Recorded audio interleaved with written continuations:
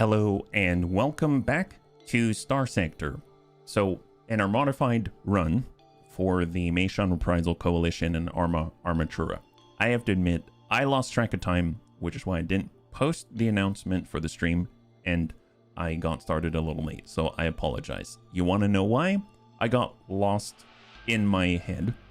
It's because we now have a new mobile home.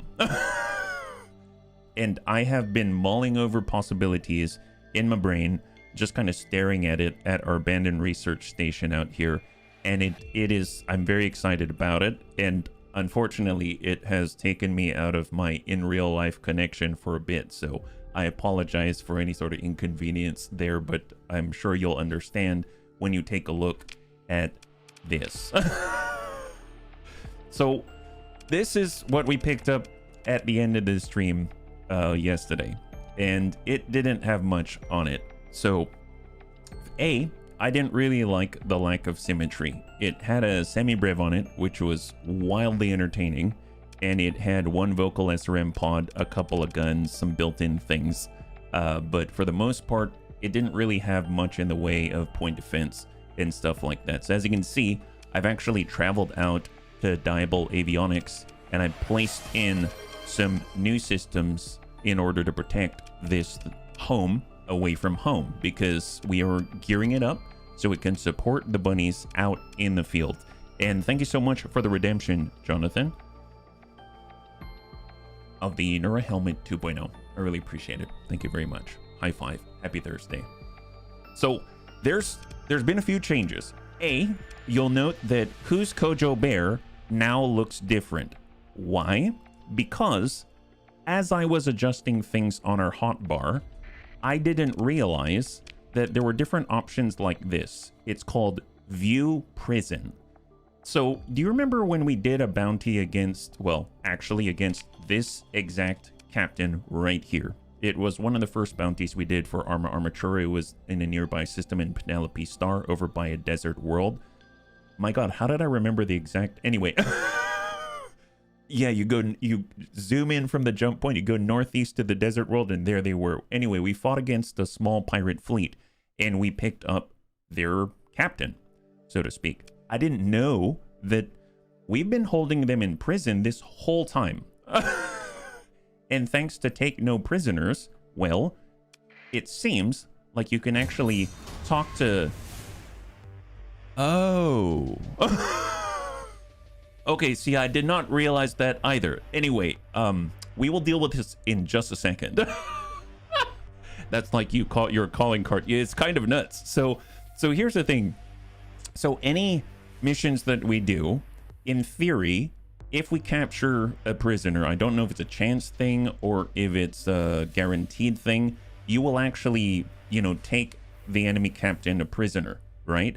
And then you can talk to them and maybe convince them to join you as an officer. So this is a crazy officer. You're probably wondering, who is this? You know what? To be fair, I am too. And then I remembered, here's a couple of things. I was going to get to it, but apparently I didn't realize that I even had this prisoner. See, this sort of just slips right by you. So I was basically reorganizing our bar, and on the second bar, I wanted to set up the first bar so that I had access to transverse jump in the same place, slip search, the places where I'm used to having those buttons. And I realized there's so many more buttons out there, including things I haven't added, like consumables, Hellstorm missiles, grab burst missiles, etc. And there was, from Take No Prisoners, the mod, an additional button specifically for interrogating and talking to prisoners in order to convince them to join the Bunny League. So I talked to the captain that we defeated from our very first, I guess, like bounty for Arma Armatura, and they joined us. So that's why I have replaced Who's Kojo Bear with this Who's Kojo Bear. So it's pretty cool. You could kind of talk your way and smooth tongue your way into wonderful places, yeah? Hey, Thrake, good to see ya. High five. So that's a big change. So obviously we have Take No Prisoners. The bunnies recommended it.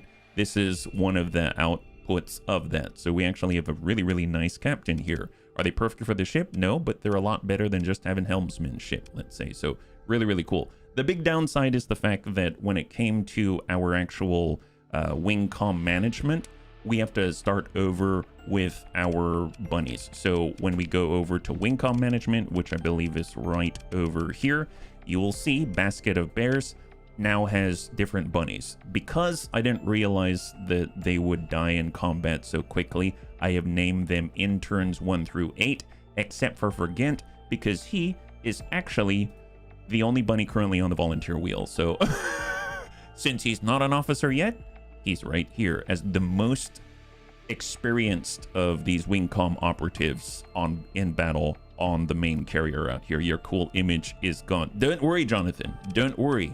Because actually, Jonathan, I think you're yeah, there you are. You're your old image. I can change the images. Don't worry about it. I can adjust them, no problem. So if it's just an image, I can go and edit that. I figured out how to do that. It's just a reference to a different picture.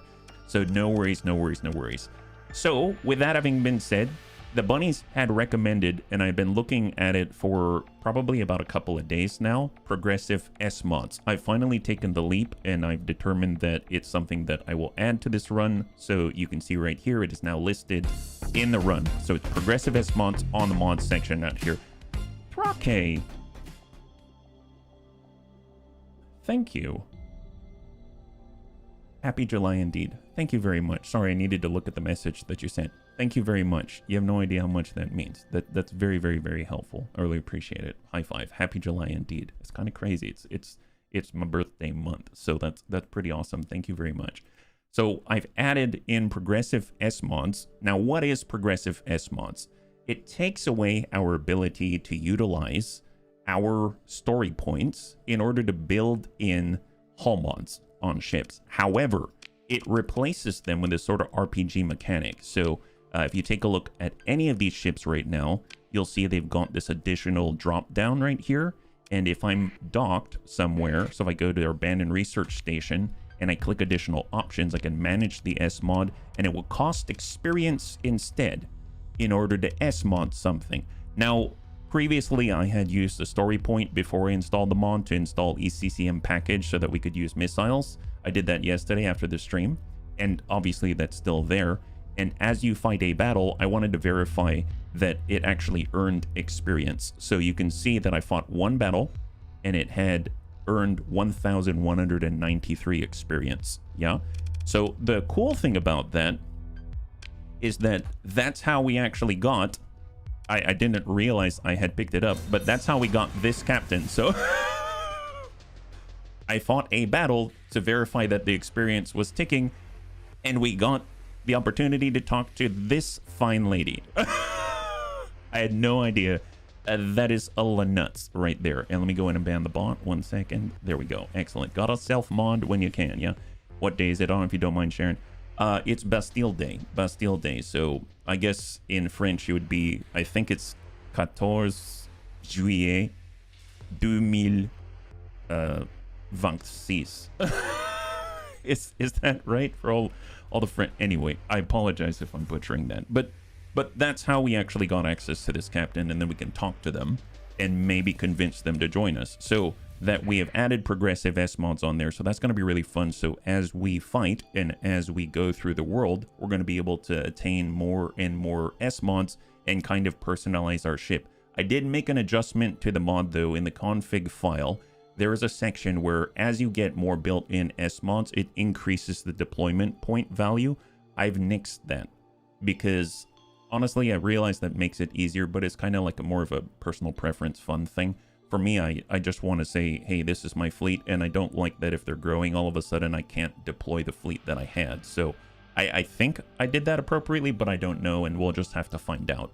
Then, in line with that, you will see that after that last bounty that I did and I went to Diable Avionics, in order to outfit things, I was able to pick up some Raptor defense systems. They're basically point defense systems, so they're matched on the front and the back.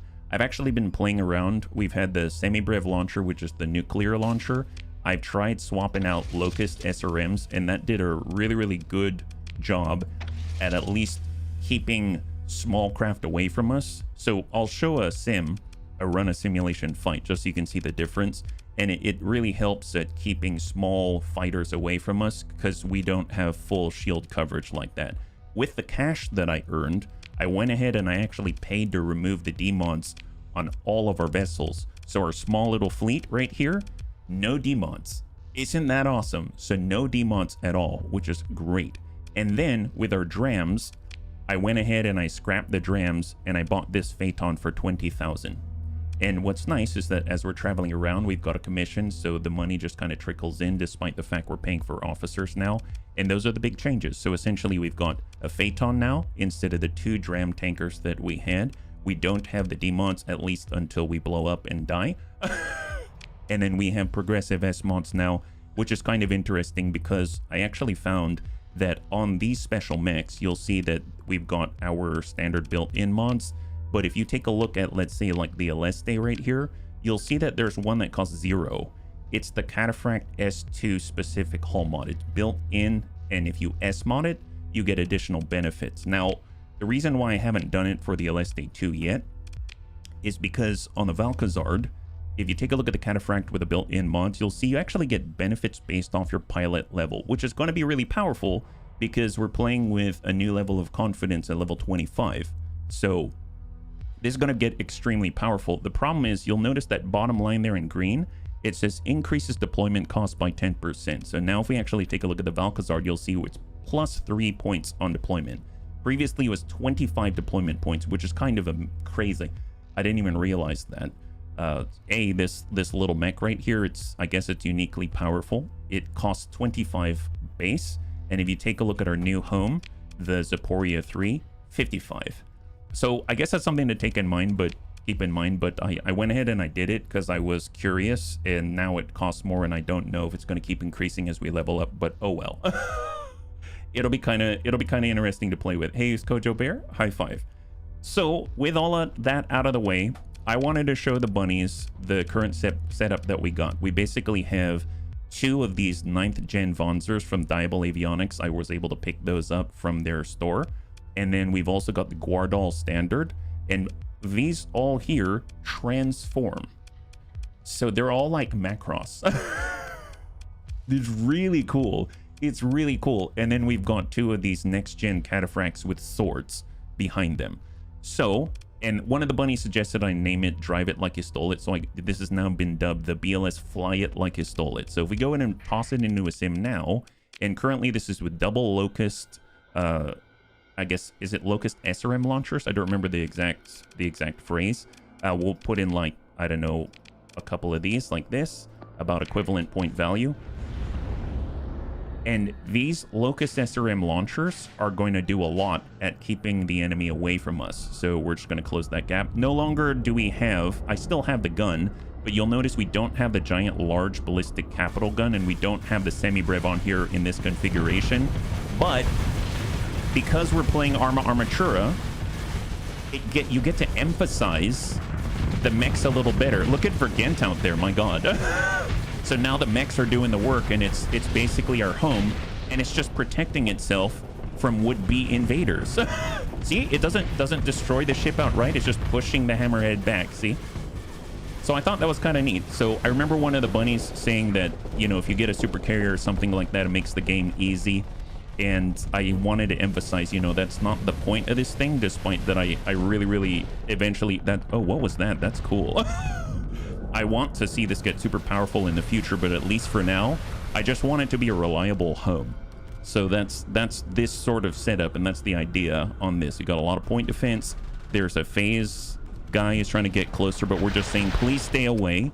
We want the bunnies to do their work and come in closer when they have the breathing room and opportunity. So if I actually do this, you can see it a little bit better there. There's the CIWS on the right side. We've got all the locusts coming on out, just kind of keeping people back so that the bunnies can do their work. And overall, it's just kind of nice. It's kind of nice. We don't have full coverage with the shields, but because of all of the missiles, we can apply enough pressure to discourage would-be interlopers. Although there's someone on our flank who's in phase, but we do at least have point defense on the rear now, despite the complete lack of shields. And the bunnies are moving to screen and intercept. So really cool, yeah? Transformer robots in disguise. Transformer more than meets the eye. That's right. So these little red Vonzers right here, they do transform when they need to close the distance. You can see right here, there's the Guardal. I don't know if I can click on that. Can I zoom in on here? Actually, here, if I... Can you see this? It's at the edge of what I can scroll, but right by the mouse pointer up here. He's currently in a fighter formation. You can see the two 9th gen Wanzers currently in an interceptor role, and they'll actually transform after launching their payload. And see, now they're mechs again. You see the red ones? Isn't that cool? So I was like, okay, well, rule of cool, are they the best? I don't know. But they transform. That's so cool. Now I feel like listening to Glitch Mob. Oh, is that a music type? Welcome, SaveX. So this is the Locust SRM setup. Now, mind you, its ability to take on another capital ship on its own is almost non-existent. It's not really... That's not really how I have it set up right now. Is that ours? Or no, that's an enemy. That's an enemy.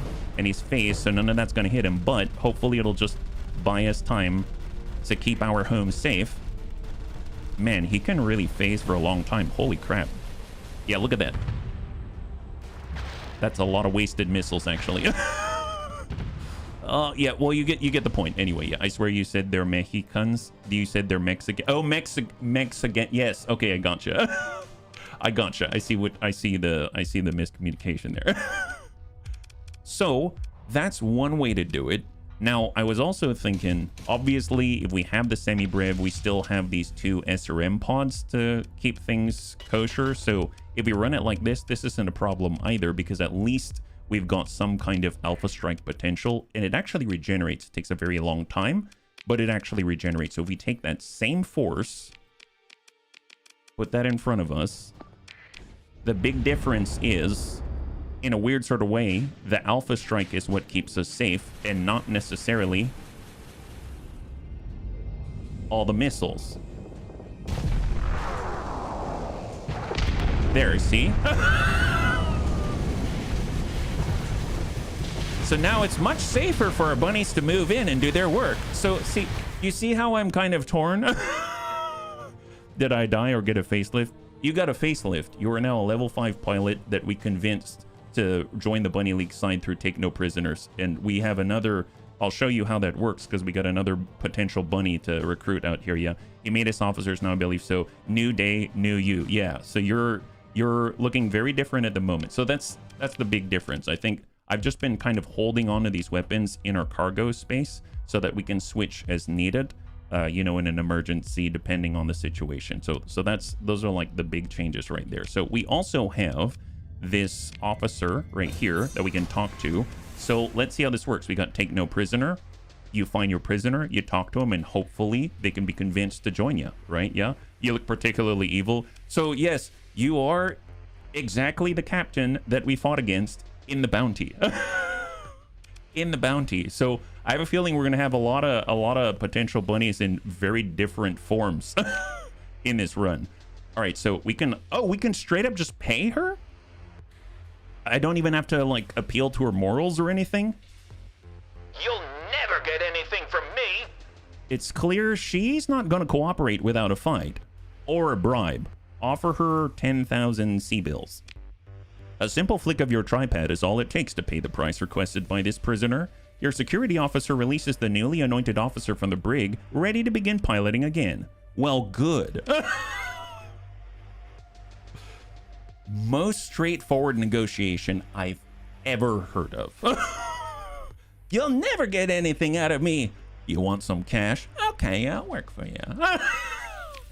Money talks, BS walks. So, that having been said, we now have a freaking level 6 pilot. That's so insane. Everyone has a price. Yeah, there's some crazy prices out here. So, auto-assign idle officer, we now have a Chilban. So here's the thing. Right now, the only bunny on the volunteer list is, guess what? Vergent. So let's find out who the new officer is. There it. Oh my God. I think it's Vergent. My goodness. Vergent, you got a promotion. Congratulations. Oh my goodness. Wow. Wow. Never would have guessed. I had to. I apologize. Yeah. So that's got to be great. So she's got 1 elite skill, combat endurance. That's awesome. So if she's going to be piloting some kind of big old Hulk cruiser or something like that, that's going to take a lot of hits. Oh, this is just painful. Actually, I'm looking at it right now. She does have missile specialization. She does have point defense, and she's got gunnery imp. Nope. Who's Kojo? Well, they've got to keep building the management. Who's Kojo Bear's in there already? So otherwise, I'm just going to keep switching it. We're going to have to keep building up the wing comm. Nope. Not going to do it. Not going to do it. Yeah, I'll volunteer. Where's the link? You just ask. I'll get you in there. No problem. So we got Rhubarb right here. Excellent. Thank you so much, Rhubarb. The cool thing is, so now that we've got Vergent as an officer, I can go into wing comm management and Basket of Bears. I can take Vergent and I'll just make it Rhubarb. How about that? Because the thing is, as I understand it, each of these wing comm, I guess, operatives or elements, they can be promoted and become officers. And apparently they're a very good way, once you're very efficient, they're a very good way of flooding your officer corps with level 7 officers. That sounds cool. I read that on the description in the forums. I was like, oh my god, yes. Because all of these guys right here, they benefit from this officer management and, well, I guess not officer management, the cybernetic augmentation and officer training. That's what I'm thinking. So they actually get more elite skills, they get more maximum level, etc, etc, etc. So really cool. So I'm very excited. So you can get officers out in the field, you can get officers promoted from wing comm management, and we'll just cycle with the bunnies that we got because we have a sort of maximum number. And any excess that we have, I figured we can go ahead and put them into their own fleets and they'll do different things around the world, but we'll get there. So obviously, when I fought that last bounty in order to get a test on the experience for progressive S-mods, we actually leveled up twice, which is kind of ludicrous. So I applied points to crew training for Wolfpack tactics, because all of our Vonzers are considered frigates. So that's extra 20% damage to ships larger than them, and other things like 50% seconds peak operating time if you're a frigate. And then I also picked up bulk transport in order to give us that extra burn level and extra fuel capacity, cargo capacity, personnel capacity, etc. So those are the big changes at the moment. Yeah, I'd be fine. It'd be a non-commissioned officer. Could have been us if we didn't get killed in another timeline. Well, actually, I found out you didn't get killed. You didn't get killed. And this is what's cool. You can, when you dock, you can see all of the current experience that occurred. You'll wonder, why does the BLS Galactica not have experience? When I did that bounty as a test, it blew up. So I had to pay to remove the demod. So when you're disabled in combat, you do not get experience, unfortunately. So that's why it's the only one with 0. You can see I haven't really fought very much. I basically fought one fight. Now, one last thing in parallel, okay? So if we go to the map, I went out and I did that, I was gonna say bribe, that bounty, and I found a derelict Legion 14. I did not get it because I did not know what to do with it yet, because I don't know if I'm ready for a ton of capital ships or something like that. But the point is, it's there for us when the time is right. So if we want to go and grab it one day and turn it into another carrier for more mechs, we can. So you can see I didn't go very far. Basically, you had Diabol Avionics and then right there, and I basically went there for a bounty, and then I found a Legion. So there's a Legion there just chilling as a derelict vessel, so I marked it up so we can come back to it later. Now, I was also contacted when I went to the bar by what you've already seen in our last playthrough. Basically, it's the beginning of the Onslaught Mark 1 quest line. We've been contacted to go to Galatia Academy. So that's pretty much it. Okay, I know that's a lot, but that's pretty much everything that's happened up until this point between streams, yeah? We didn't get killed, wink, wink, there goes my kamikaze strategy. So I figured what we can do, because if we look at our faction reputation, and you look at Diabol Avionics, you can see we're 0 out of 100, but they did stop me a couple of times, and I was worried that our reputation would suffer, because I keep going over there to get some of their Vonzers, or at least see if those things will fit, because the nice thing is, we have a gate in Gamlin, where we are right now, and they have a gate in their system where they sell us stuff.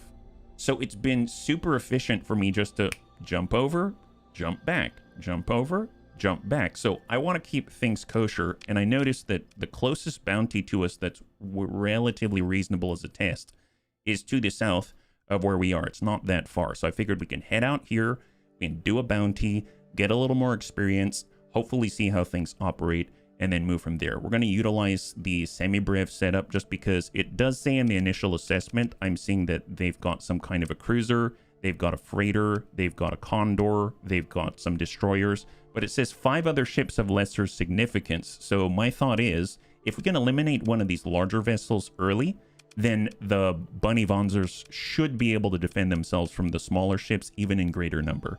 So that's why I've decided to outfit the mini brev specifically for this scenario, or I guess the semi brev, I think is what it's called, instead of the Locust SRM launcher, so that we can eliminate, disable a threat, and then allow the bunnies to operate safely. So let's do it without all of the excess talking. It's been almost half an hour. Ryu from Street Fighter had a bad day. He does kind of look like Ryu. He does kind of look like Ryu, which is kind of nuts. I think, is he in Voton? Old Ryu is rumored to be hiding out near a barren world in a system with a red primary star on Australia Nebula. Well, that's a red primary star. So let's head over there. Haven't been there yet. And let's go. I'm just going to make sure I go back to the regular traveling hotbar right here. We are at speed up 4. And off we go. So we have 800. We have a much greater fuel capacity now that we've got a Phaeton.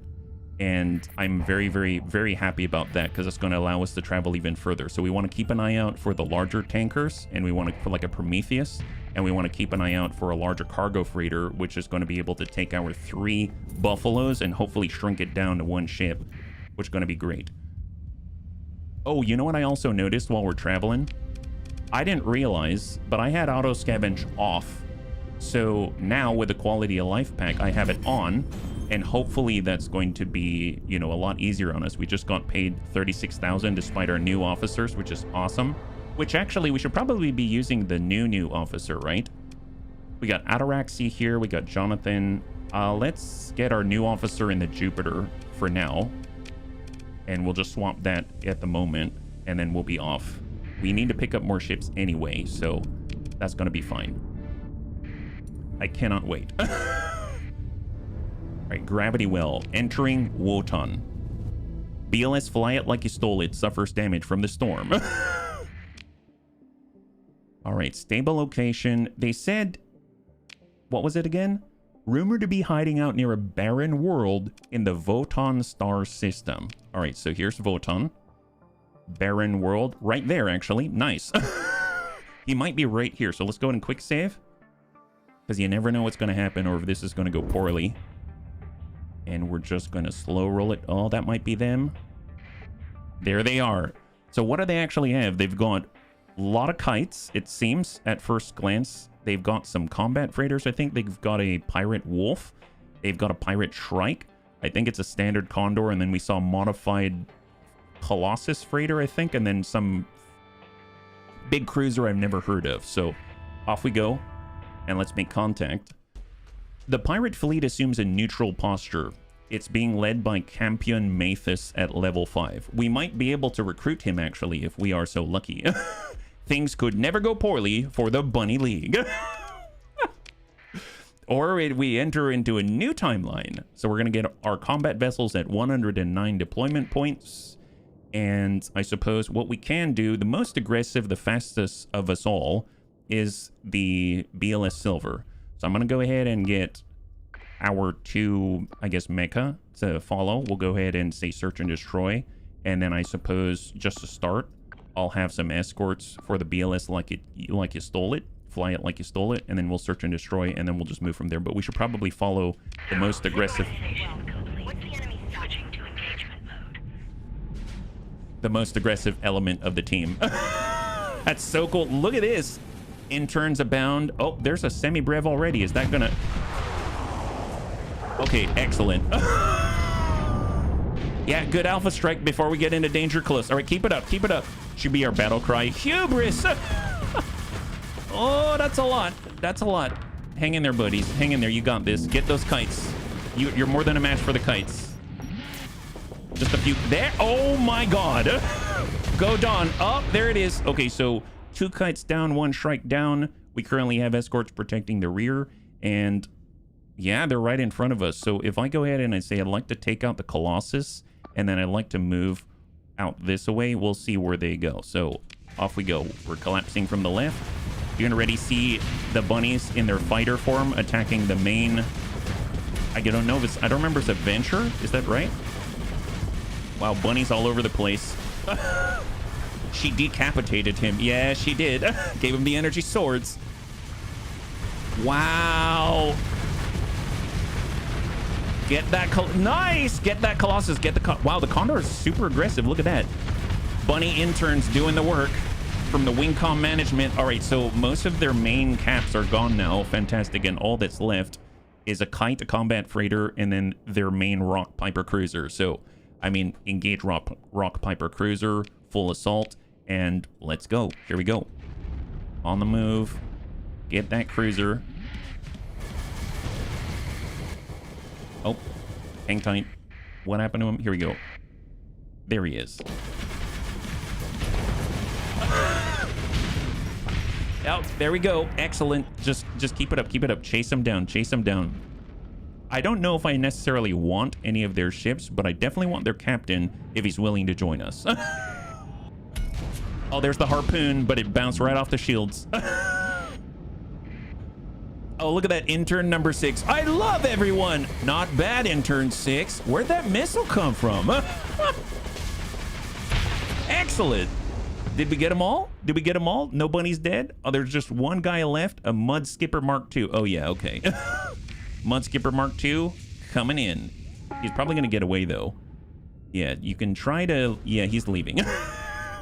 Probably the smartest thing for him to do. Wow, that went really well. And we get 77,000 just like that. Really nice. And hopefully some experience.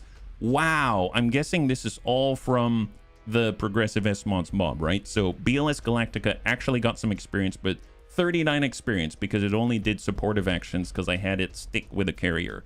The Aleste, the Valkazar, they got the most experience because they were right in the face of everybody. The Zaporia got actually more, but it takes more to level up a cruiser, a carrier, a capital ship. It goes up in how much is necessary. Things like 8,200 experience just to get one built-in point.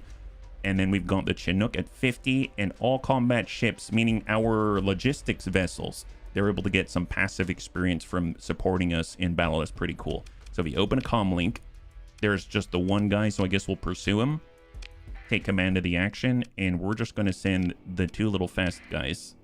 Although I suppose I could have sent them from the side, but it's okay. She's pretty fast. I think she'll be fine. Here, just tell him I died doing exactly what I warned you. Not sure about their commander as an officer. Armor energy isn't often a good combo. Well, I mean, we'll have to see. I didn't really look at it. All I know is level 5 versus our level 1s, so I figured either way, it's probably more advantageous than what we have, but we'll see. All right, so consider ship for recovery. We could get a Rock Piper cruiser. I don't know anything about this thing. This was his flagship, I believe. Does it have cargo capacity? 148. Fuel capacity 176. 16 to deploy. It's got medium composite, medium ballistic ×2, small ballistic ×3. Fighter base built in. Provides a flux cost reduction and brief boost to rate of fire ballistic weapons, accelerated ammo feeder. I honestly don't know if I want it, but at the same time, we've got pilots that aren't, or officers not piloting anything, and I guess it does have more bays, so it wouldn't be the worst thing in the world. It does have a lot of demods, though, so...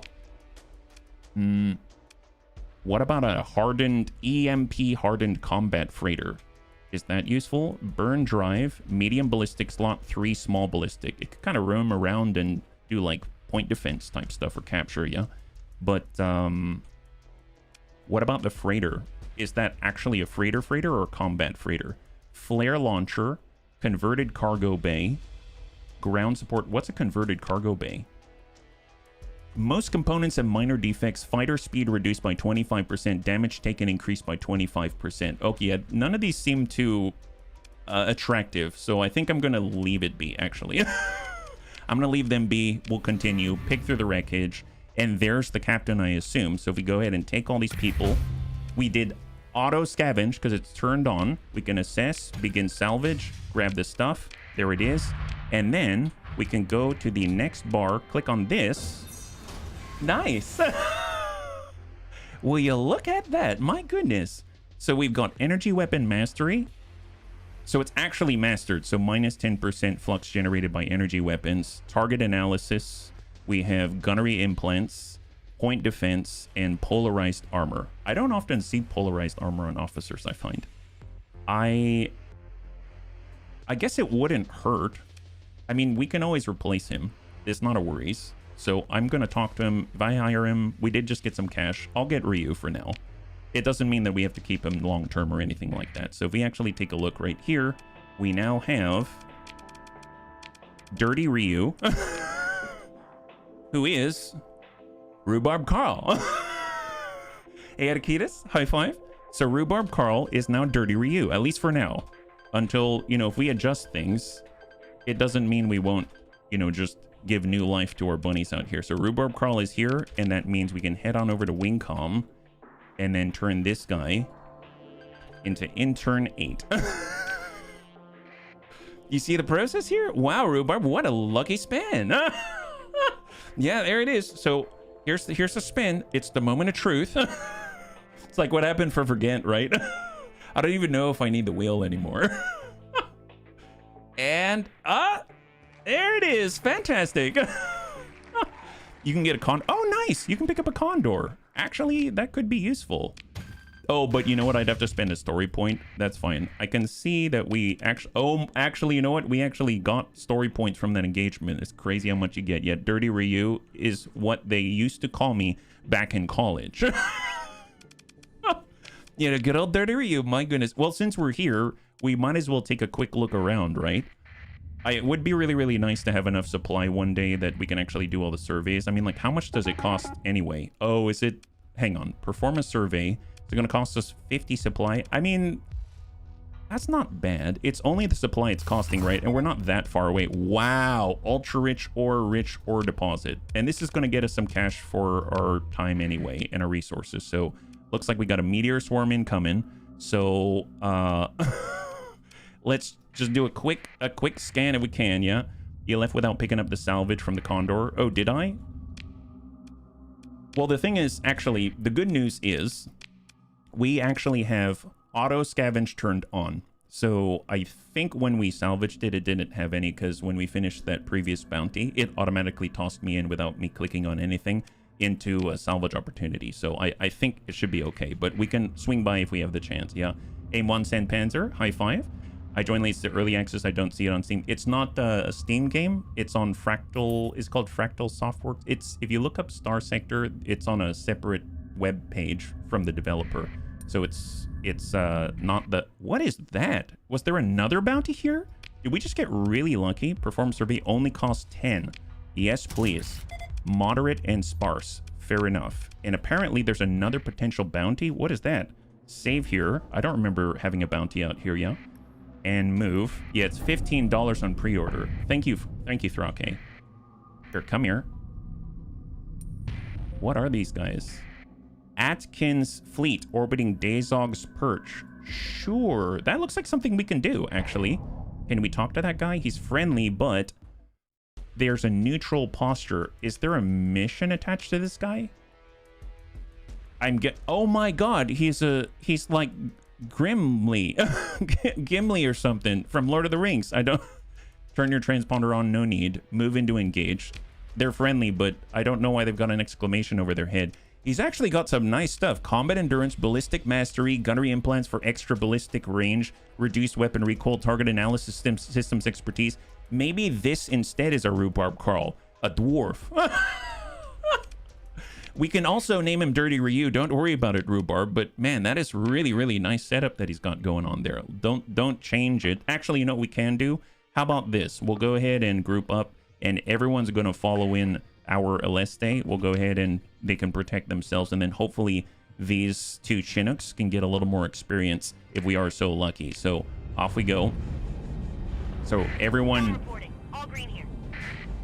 follow in the blades, and then the super carrier deploy and protect itself. So I am curious though if it's gonna launch a semi-brev. Might not be so advisable for small frigates and stuff.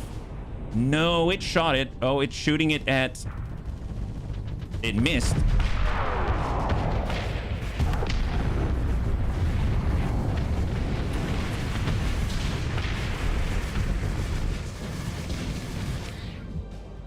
Never mind, it did not miss.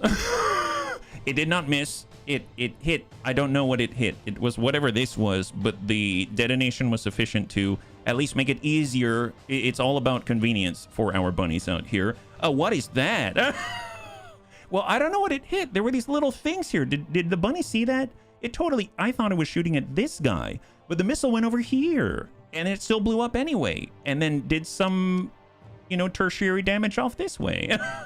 Considering it's your second playthrough, you're going hard on the modding front. Yes, so if you're looking at the mods, I guess if you talk to the bunnies, it sounds like I'm actually kind of light on the mods. Apparently there are bunnies out there with like 60 mods, but I have gotten some recommendations and I'm trying to vet them before I toss them in.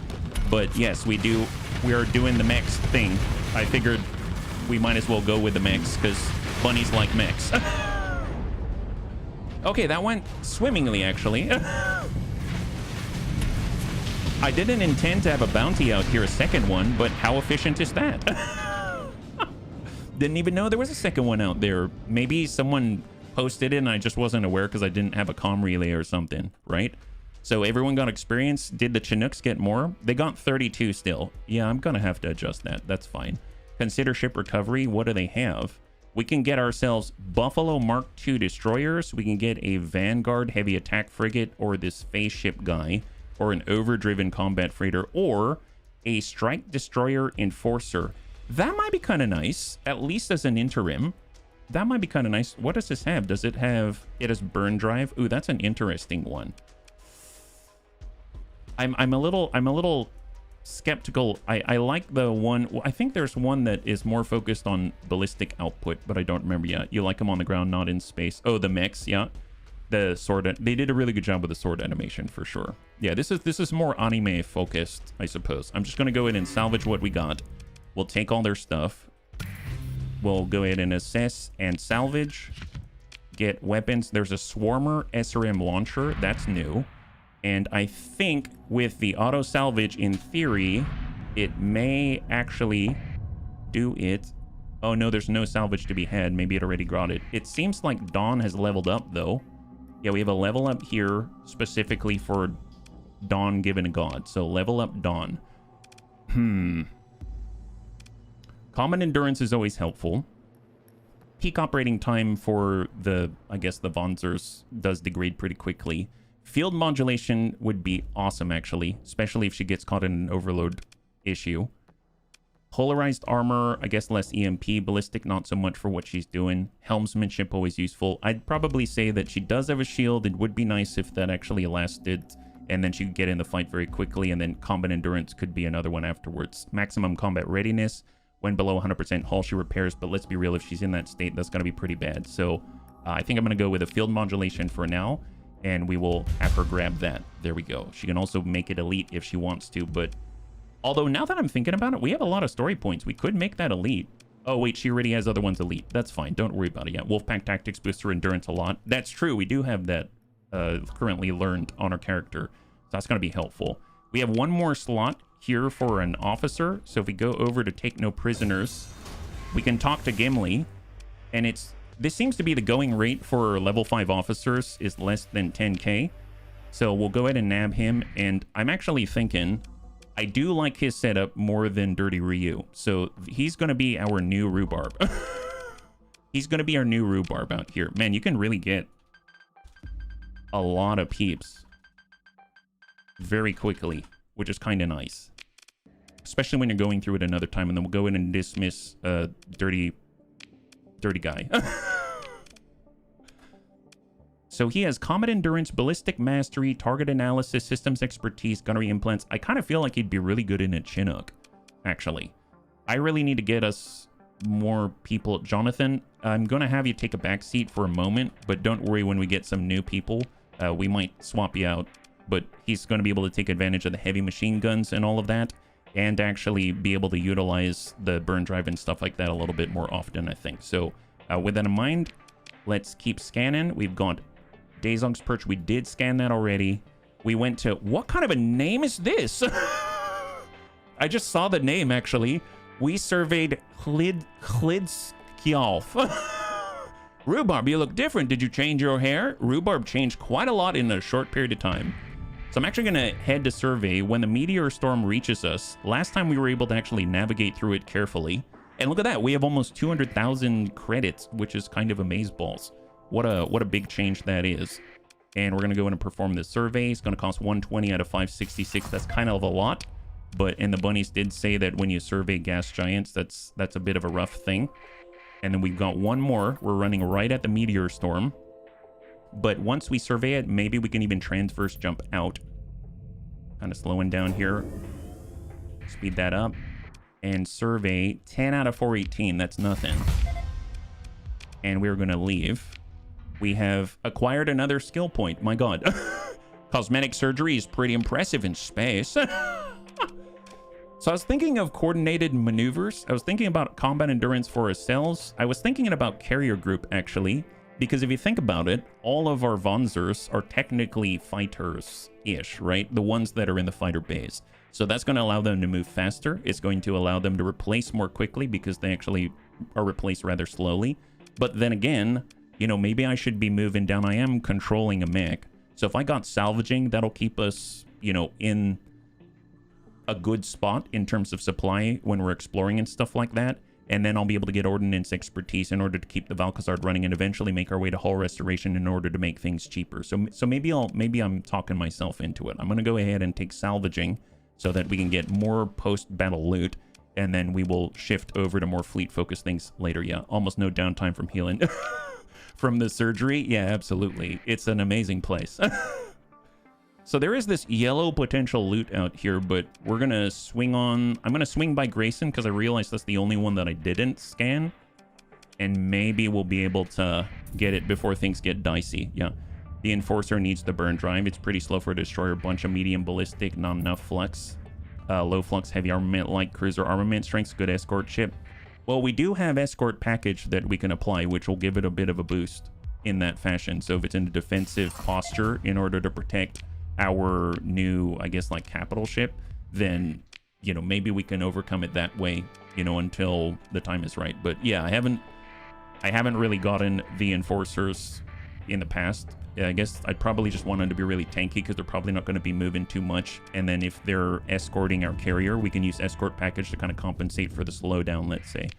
Since we're out here, let's just go, maybe we can go to some of these nearby systems and then head on back because I think we still are going to be picking up supply. We still have a really, really nice amount of fuel. I guess the thing, we're low on our supply, so we'll just keep an eye on that as we salvage our way through. Yeah, a new run. Yep, Amagi.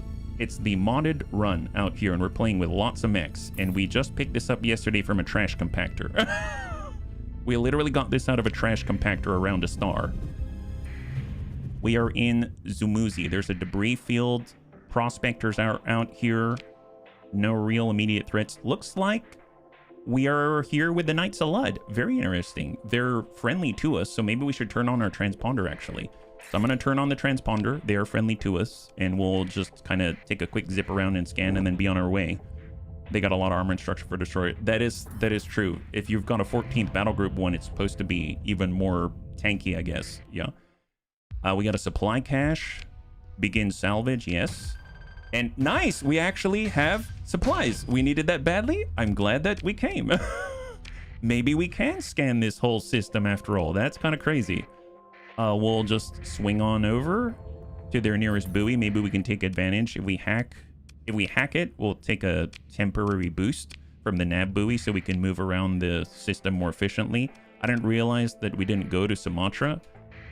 As I used to work as a barista, and I remember they talked about Sumatra being Starbucks' coffee, so it makes me think of coffee. Sparse ore deposit on survey. And we'll swing on through. And you'll notice we just flew through a debris field. I did not touch anything, we just flew through it. But because of the quality of life pack and we've got auto scavenge turned on, it just immediately brought us to the scavenge screen. So all I need to do is just fly around and it takes care of what it needs to. There's heavy armaments even, and we actually have storage space thanks to our expanded cargo holds in our triple buffalo, which is really awesome. We're going to go ahead and hack, and I'm going to do a neutrino burst to get some hyperspace topography. And we'll just keep moving. I don't plan on staying here. Manasa. Can I ping out? Maybe I'll actually use the neutrino detector. Actually, what is that? Did I miss something up there? Right, turn that off for a second. Oh, it's another debris field. Nice. Got a debris field. Free stuff. I will take it. Excellent. Okay, so now we'll head down to Manasa out here. And then we'll just go ahead and ping out. Contact right. I think that's the scavengers out there, because there was a small, tiny little scavenger fleet that we passed early on. And again, with the quality of life pack, we can maintain, sustain, burn, and ping at the same time. Looked like there was something out here on the diag. So let's just move in that general direction. Keep pinging out. Yeah, nope. Got another debris field, it seems like. Wow, they got a lot of debris. Had to prep some onions, still scouting. Yeah, we did a couple of bounties. One I did not expect, and we got some cash. We got some new bunnies from Take No Prisoners. And then now we're just in system close by, so it just kind of seemed to make sense to, you know, swing around since we're in the area and at least get some surveying done, because I haven't really done any of it yet. You discovered the what? Battlestar Libra mobile. It's a big ship? So normally I expect to see a battle station, like a ship station. The Battlestar Libra from the Knights of Lud is a station turned colony ship, turned warship, turned station again.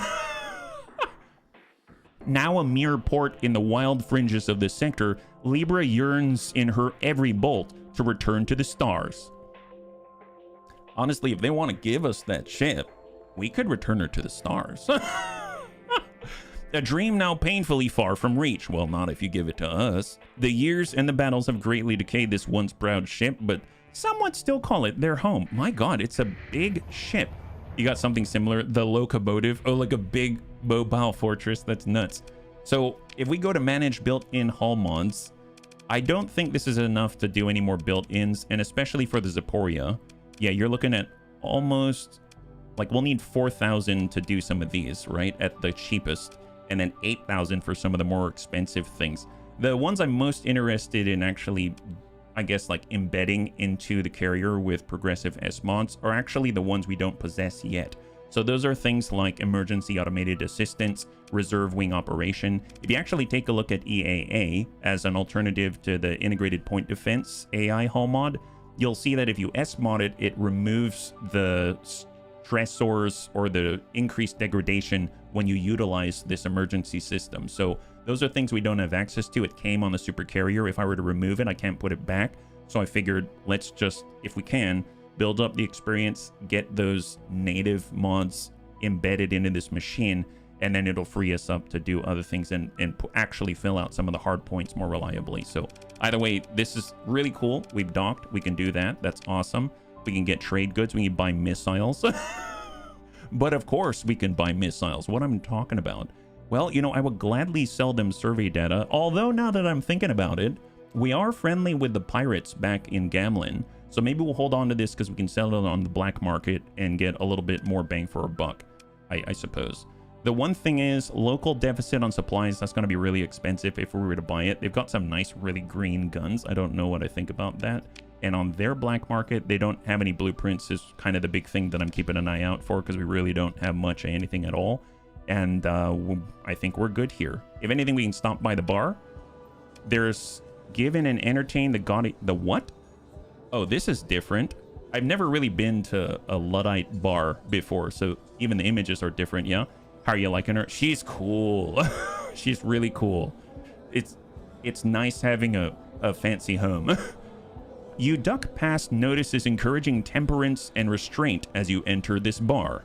Someone is playing a stringed instrument in an alcove. A row of hand-worked samovars suggests that tea is served as often as the wheat grain brew favored by the local spacer crews at the bar.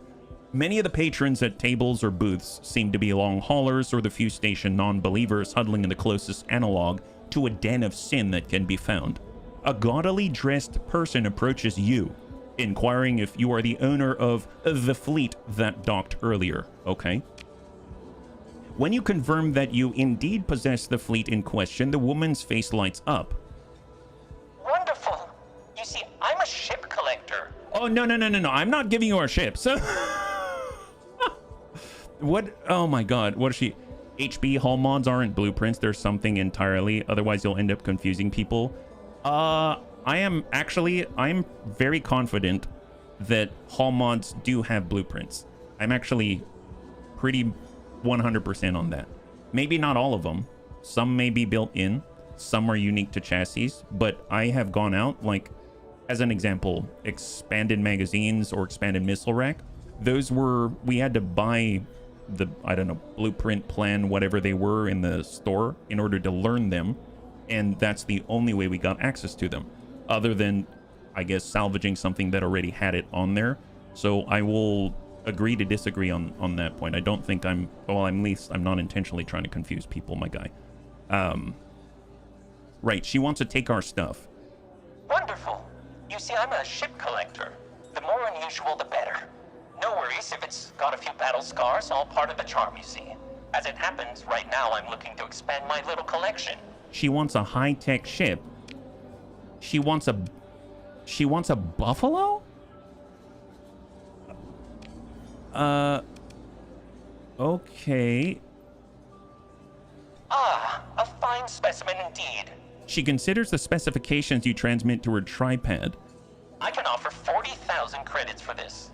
I mean, that is more than it's worth. I don't know why she wants our I mean, we can always get another one. It's fine. Yes, you are correct. But the community simply refers to hull modification blueprints as hull mods. So don't confuse people with standard blueprints. Okay. I understand that, like, I don't know what to say to that, actually. I'm going to just thank you for clarifying, and I'm not going to argue with you about it. Thank you for clarifying for all the people that may have been confused. Cool. We'll go in and confirm the sale because, well, actually, you know what? I don't really want to. If we buy another, well, we might come up with another freighter. I guess I'll just, yeah, okay, I'll confirm the sale. That's fine. Lord bless you. She says, you've gained 40,000 and you've lost the Buffalo class bunny freighter. Your relationship with the Knights of Blood have improved a little bit, yeah? All right, hang tight and we will leave the bar. Okay, so we went to the dockside bar. We sold a thing. There's maybe an officer here. She looks really cool. She's got field mod, but I guess we're getting better officers at the moment, so I'll just leave it be and let's keep exploring and we'll get out there. We did a preliminary survey when we went by, and then we'll just scan out in this place. Yeah. Thank you so much for the redemption to hydrate. Much appreciated. And Prost. Excellent. I'm not pointing this out because I mean harm. Panzer, I don't ever think you mean harm. I just want to be clear. Like, I don't ever think that you mean harm. I don't ever think that you come to the Bunny League and say something just to be a jerk. That's not what I think. I don't ever think that. So I just want to be clear. It's just that there are times where if I get caught in semantics about every single thing that I play, I don't think people who are watching, they may get turned away from this channel and they may not want to stay.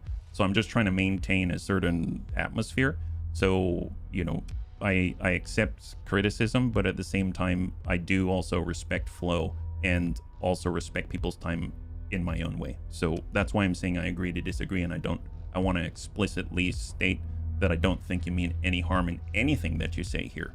So we'll just leave it at that if that's okay with you. Yeah. Okay, so let's leave and go. All right. So we went past the Battlestar Libra. We're gonna go over to the comm relay. Let's go ahead and see if we can't hack into that because we might get new bounties that are close by. We'll install a comm sniffer that seems temporary and viable.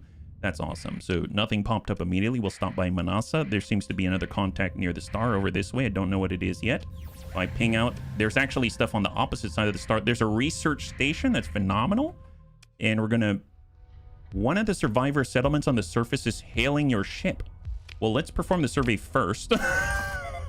Perform the survey first. And there's ruins that we will, while making a preliminary assessment, your salvage crews find an old automated repair facility. It appears to be in rather bad shape and is missing a nano forge. Okay, well, let's begin salvage. There is this? Oh, we got a United Aurora Federation weapon. That's awesome. We got a multi-purpose high explosive cannon. And we've got a Luddic Path blueprint package that we already know, so we can probably even sell it back to the Luddites. I don't know if that's going to be nice to them. And then we'll go in and answer the hail. So what do we got? You open a comm link. Your comms officer configuring the protocol to interface with whatever jury-rig system the other party is using. It's a ship! A ship! A ship! A ship! Gods, are we glad to see you! For the longest time, we were just wondering if there was even anyone else alive out there. My name is Eris Melodo. I cannot wait to shake your hand. Right, so there is something only you can help us with. There's a nearby pack of knaves and scum that needs dealing with. Look, we'd clear the whole rotten nest out ourselves, but alas, their defenses are a little bit too entrenched. You, on the other hand, with a spaceship, you could drop a few bombs on them and blow them straight to hell. What? What? Does that sound good with you? Wait, what? Eris Melodo transmits several images and the coordinates of an target. With the rudimentary defenses present, you estimate it would take no more than 15 units of your fuel to completely destroy this random settlement without context. Assuming, of course, that intervening in Manassas conflict is even a good idea at all. As a reward for bombing and destroying an rando settlement, they will give us 15 units of supplies. I don't think that's a good I don't think that's a good idea at all, actually. Did we get a job from the pilot that we drank with? What was the job again? I don't remember yet. They're paying us to run an arty strike at a rando settlement. It's a trap. It's an orphanage. I don't know, buddies. Do you want to blow up random settlement? Actually, yes. You know what? We are. Why not take a poll? Let's. What would we do? Blow up random settlement or nah? What does it even mean? Seems like a great idea if you've got nukes. Well, I guess we will get 15 supplies. How many missions do we have already in queue? I'll have to double check. I know we've got one for Cornelius. We got to go to Galatia Academy. That's the one we've already done that takes us out to the Abyss, where we can get the Onslaught Mark 1. There's that one. And then we did a bounty just a moment ago, encountered another bounty that I didn't even know was there. And we're just sort of, you know, getting survey data in order to get some cash before we head back to Gamlin. And when we get to Gamlin, we can get supply, we can sell off stuff, all the survey data on the black market, etc. So that's the idea. So right now, if you want to participate in the poll, all you got to do is type 1 or 2 in YouTube or Twitch chat. It'll tally automatically on the left side. If you're in YouTube, I'll go in and manually add it to it. So it seems like we're leaning to blowing up random. Bombing things is always a good idea until it is not. One. Oh my God. So we're actually completely split at the moment, complete flat split. But if I add in YouTube, it's one more for blowing up a random settlement. So most of the time it doesn't pay off. Oh, we just got a couple more. Okay, well, yes, we will apparently accept Eris.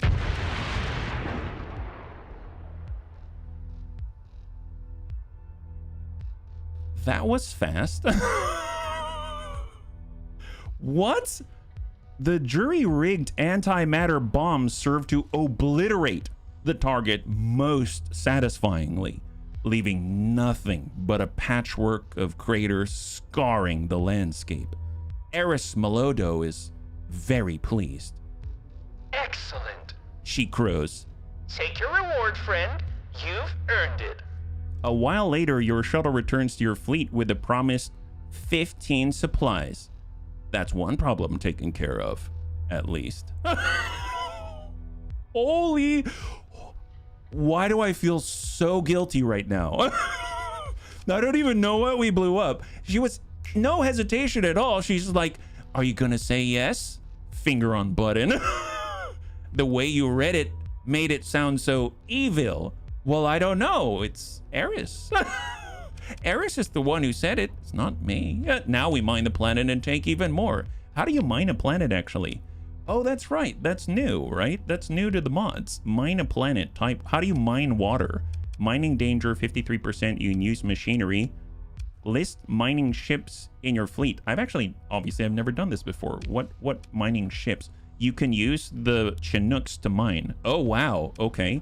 Database of mining ships, wings, and weapons. Oh my god. All right, so the ones that are capable of mining stuff. Well, glad we've got salvage rigs. Holy moly. I guess we can try mining just to see what it does. Start mining. You've extracted 42 ore and 29 organics. Oh, okay. Nice. Nice. Shame it's not a repeatable mission. Gosh, we're turning into the Frieza Force. Well, let's not think about that any longer. Ooh, what's this bar here? Does that mean we can only mine up to that much before we have to dump off or like repair our mining things or something? Well, there's a research station we detected. That's awesome. So let's head out over there. Maybe we have to stay here to mine. Do we have to stay in the area until that's full? Maybe we are actively mining right now. So I'm just going to stay in the area. What happens when it's done? Yeah, I have no idea. I have no clue. All right, go to the research station, but very cool. I'll have to learn about that in the future. Never done it before.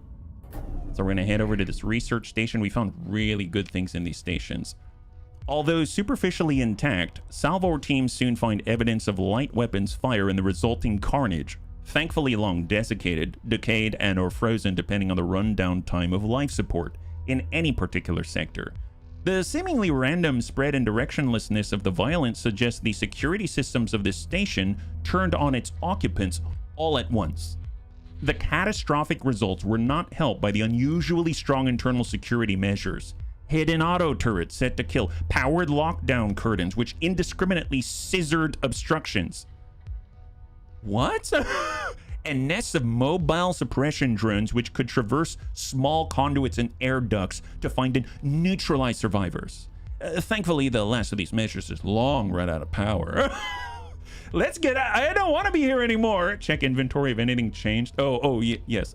Despite the station's reactor being run down and the power network itself highly degraded, your Salvors are understandably paranoid.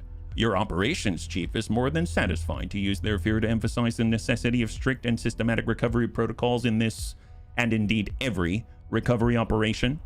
Try as they might to piece something together from station logs, it remains unclear to your technologies team what precisely used the chief administrator's executive access codes to turn the security systems inward. Why does this feel like I'm going into a Fallout vault? There's some kind of experiment right now, and the overseer decided, I don't feel like it's, we need to reset this station. Reset means cannibalism and inward. Anyway, the station's memory banks, though, are partially accessible, and they even contain full survey data for Alconomia, a volcanic world located some distance away from the center of the Komana star system. The world is notable for having very rich rare ore deposits. You receive a preliminary assessment of potential salvage.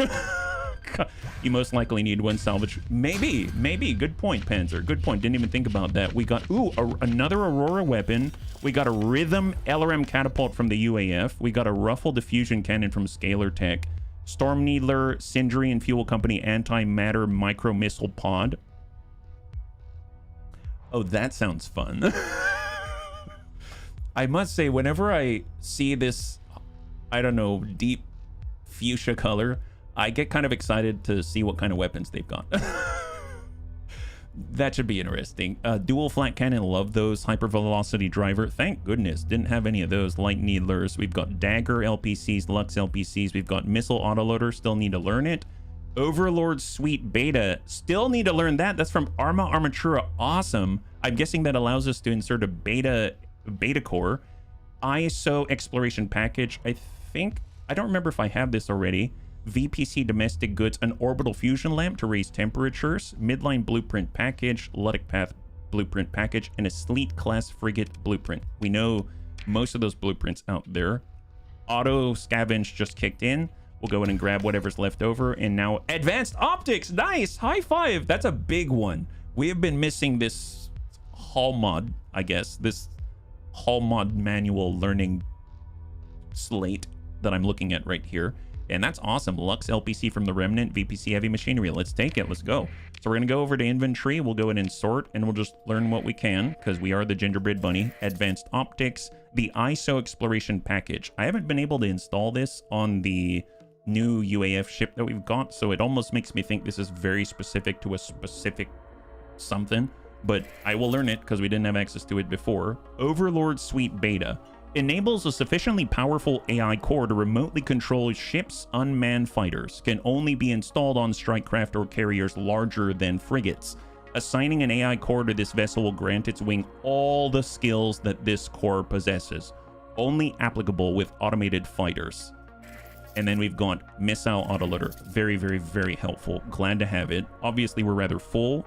And I guess I did sort. The bunny said to check our inventory. I don't see anything. It was 42 and 29 between the ore and the organics. I don't see any extra, but, you know, I'm pretty sure we picked up all these excess metals and stuff from the station afterwards, yeah. Rhythm LRM catapults are great support weapons. They work like pilums. Just have one or two on a couple of ships. Let them fire away soon. There's a wall of miss. That sounds awesome. If you think about it, what we have right now is the semi-brev. I mean, having like a Locust SRM and I guess the Rhythm LRM maybe is a decent combo if it's not too expensive, and that'll allow us to maintain a little bit of a safety bubble around our bunnies who are operating to defend our home, right? So we got an autosave. Just going to go ahead and do an explicit quick save. There's additional contacts on the opposite side of the White Dwarf. And we're just going to come down to the south and come it around because there's additional stuff down here that I don't know what that is. Oh, wow. Derelict ships. Nice. Scavenger vessel. We have a Nebula civilian. Oh my God, we're getting somebody. A Phaeton. Nice. I think, yeah, we currently have a Phaeton, but a second one will greatly extend our range because if you think about it, when we look at the main map and we zoom all the way out, it would be nice for this inner, I guess, denser circle to be able to go past the edge of the grid, just so we know we can go anywhere to explore and come back. I think that'll be really, really, really helpful. So it would be really nice to get another one.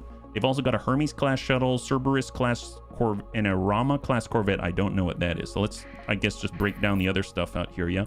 Wonder if there are mechs in the game. Yes, we're focusing on the mechs, actually.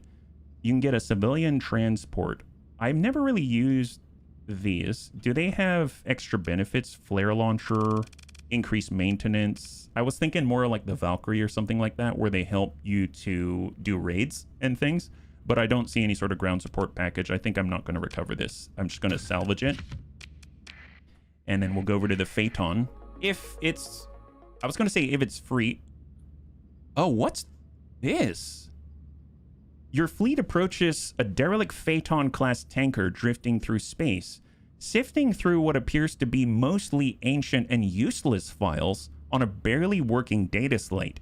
One of your salvage workers comes across some very interesting information pertaining to Syndrian fuel machinations. Sending the data slate back to them will surely raise relations, but their competitors might value it even more than them. Honestly, because we are allied with the MRC, or I mean, we are commissioned by them, our natural enemies are the Syndrian Fuel Company, the Hegemony, Iron Shell, etc., right? Oh, and Tritachian, which kind of sucks. So all of them are natural hostile factions. So building up reputation with the Syndrian Fuel Company, I don't think is going to help us at all. And the UAF is kind of a lot of tech that we want comes from them, so I think I'll send it to them and we'll see, yeah? Send it to the AF, yeah. You send the slate towards the Auroran Federation space in an emergency courier drone. The response comes surprisingly fast. A receipt note and a rather long commendation for your services in formal script. However, Syndrian Fuel Com channels light up at the same time. You get the sense your little stunt might not have gone unnoticed. So it actually says you lost 5 rep with the Syndrian Fuel Company. You're now at negative 100 out of 100. We were already at negative 100 out of 100, but we gained a massive 14 reputation with the Aurora Federation, and now we're at 14 out of 100. So what a nice pickup that was, actually. Really, really great stuff. I think I will actually use a story point because we actually have a decent amount of them, and we'll go in and grab this. So now we're down to 13 story points, and we've got ourselves a second Phaeton in order to get us to go even further. Swing on by the Hermes. That was excellent. I've never seen one of those before. Explore, attempt to open the pod on the... Nice. Nice. The thawing process completes and the pod opens. It contains an experienced officer who joins you out of gratitude for being rescued. Level 7 Commander Walter Themis. Wow. Did I want... No, I didn't want the ship. It's a Hermes, right? Yeah, take all, grab that. So we have a new... Oh my god, we're getting officers left and right. What are they? This is the guy. He has 5 elite... Oh yeah, this guy. So I guess... Any volunteers? Is that my new... Yeah, actually, Jonathan, that is your new character. Yes, this is Jonathan. There we go. This is Jonathan. Thank you for volunteering to be the badass that you are. Holy crap, dude. That's crazy. All right, Jonathan. Old Jonathan, new Jonathan. My god. So what exactly did he have again? This is level 6 helmsmanship missile specialization. We've got... Jonathan has helmsmanship. He has combat endurance. He has field modulation, elite. He's got elite point defense, very nice. He's got elite target analysis for all the damage boosts to everything and weapons and engines. He's got elite gunnery implants to provide extra ECM capabilities for the fleet. And then he's also got elite ordnance expertise. That is a nice spread. That is a very nice spread. Weirdly, I mean, God, I don't know what to put him in. I want to put him in the Valkasard at this point.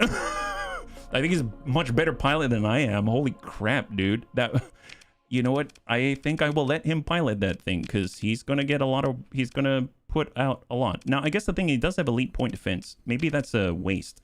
The thing that has the most point... I guess the heavy machine guns are considered point defense on these, right? Yeah, they're point defense. So you get another 200 range out of that. That's huge. 650. So if he's on one of these, that'd be fantastic. Obviously, we've got copious volumes of point defense currently on our super carrier, but he'd have to start his own wing comm management from scratch again. So there's that. Yeah, only stated personality, close to perfect. He's crazy. He's crazy. So what's the difference? A rhubarb has ballistic mastery. I mean, that helps. Gunnery implants for the extra range. That helps. Target analysis, systems expertise, combat endurance. Honestly, that's a really nice setup. For Vergant, he's got helmsmanship, impact mitigation, missile specialization, which doesn't really help this specific ship. Combat endurance, point defense, but not elite, so he doesn't get the extra range, and gunnery implants. Honestly, I'm going to go ahead and put Jonathan in one of the Chinooks right here. And then I suppose... we do have some missiles. It'll at least double the missiles that we have there. And then we could get, you know, Vergant in the BLS Fancy. How about that? It doesn't exactly line up perfectly, but it's okay. It's okay, I think. At least the missile spec, you'll get double the Gorgons until we get other ships. Very nice pickups here, bunnies. Really, really nice pickups. Hey, Riddick, good to see ya. High five. All right. So I'm now flying a cargo ship. Still a young fleet, very young, very, very young. Holy crap, what a glow up it has been coming out here. Hermes, we already got. Cerberus, Explorer, continue, salvage. And then there's one more ship, the Rama. I don't know what the Rama is. What is a Rama? Rama, oh, it's a UAF corvette of a frigate size. It has a ship flare system, launches a series of very bright flares and disruptive chaff countermeasures to distract incoming guided threats. So it's a frigate, 5 deployment points. That's handy.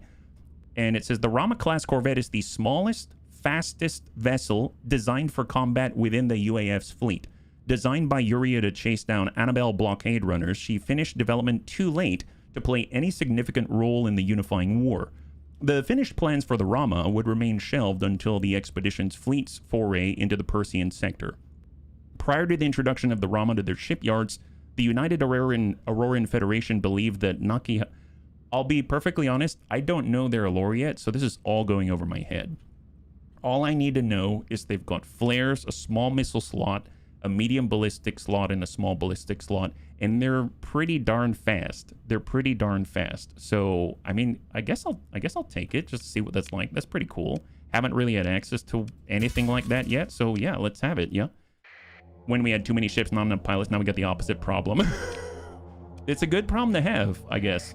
The lore surrounding... Yeah, no, the lore is really, really cool. I think I'll just understand it more when we're actually working for the UAF. So, if you're curious kind of what I'm talking about, right now we're doing the armature of focus. I would assume at some point we're going to max out relationships. We're going to get more stuff.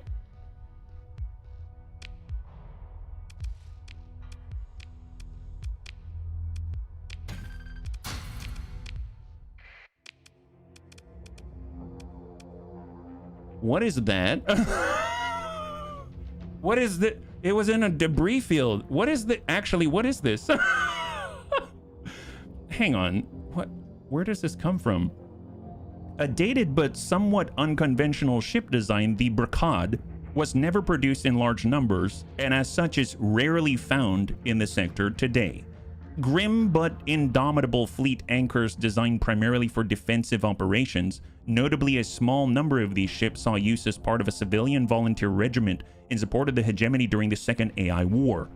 Originally designed by Nakar O'Poole, former member of the Ivo Technocrats, he would eventually leave the group on bad terms, stemming primarily from his disagreement with the Ivo Technocrats' hands-off policy regarding domain politics.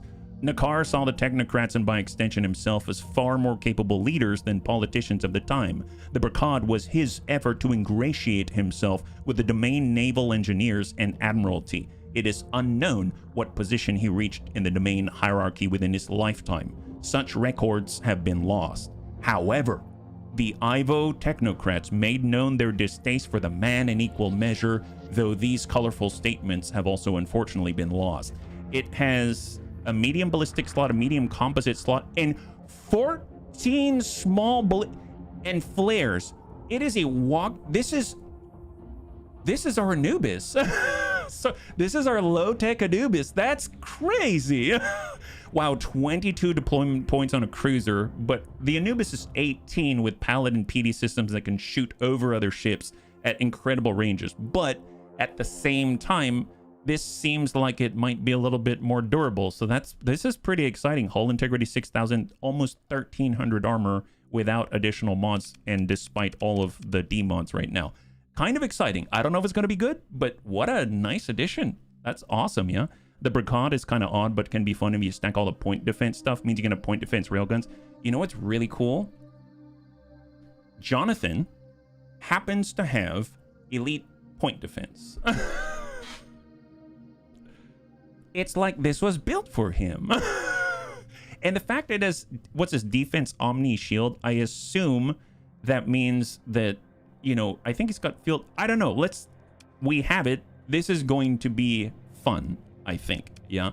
So I'm just going to go ahead and mothball what we got right now as we travel around. Although I guess I'll keep the Eno up. Nope. What about this one? Nope. I'm just looking at how much we can actually carry. The Aurora can carry a decent amount, and that can carry a decent amount. Okay, I'll just let them chill like that. It's all coming together now. God, I keep moving people around ships. Okay, did we get everything? We got most things, I think. God, you know what? I don't even know if I'm going to keep scanning all these systems. We actually have to go back and store some things. So if we take a look, contact out here, and then contact back here, but this is what we dropped off. So as far as I'm concerned, we scanned everything of immediate note in this area, and all we did was go to these two. That is so crazy. If we found another gate, that'd be amazing, because it would allow us to continue this. But I'm gonna go back to Gamlin because we are full up. Holy moly, that is ludicrous. Yeah, wow.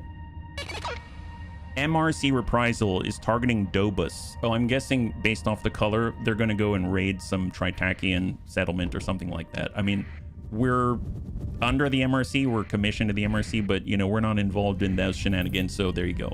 Nice. Wow, we get I was a little bit worried, I admit. Even though we've got this fancy super carrier or whatever it is, it does have a big old hole in the rear, right? And it will be nice to have something that is rather tanky that the enemy can focus on, and then you can keep your distance, you know what I mean? Because right now we don't have a front line of any kind. We just swarm or try to alpha strike our way so the enemy is somewhat stunned, and then we sweep through and hope we have enough DPS and output in order to catch them off guard, and then go from there. But now maybe we have some kind of a front line-ish, which will be kind of nice. I guess what I can do, I do want to, so I'm a little torn. I want to stop by the abandoned research station because we've got all our guns and stuff like that there, but I also want to sell off and clear out our hold a little bit. And the best place to do that's probably the black market, and I know our holds are full. And we also need to keep an eye out for a cargo vessel of some kind. I guess selling stuff off early is probably the thing I want to do. So I'm going to go ahead and do that first. I'm going to keep the transponder on, because otherwise the pirates, they get kind of antsy. But we'll turn it off when we get there so that we can do our black market thing. So Genius, turn that off, hop on in, and we're going to trade goods. Pirate military, that's not black market. We'll actually have to go over to the station, I think, yeah. Quick save, good call. Thank you very much. Good call. We did this before, and I had to go back anyway, because I did not quick save. I'm from old Halo gameplay. Used to run around with one energy weapon for shields and a magnum once they were depleted. If you got some backups, yeah. All right, and we are here. Now, I realized I didn't turn off the transponder, so I probably want to do that. So let's turn off the transponder and then jump on in. I'm going to go to trade goods, black market, and then let's sell off the survey data. 31,000, I'll take it. We'll sell off the organics. We'll sell off the rando ship components, the rando ore. We'll sell off the vast majority of our metals. Maybe just like keep a couple hundred.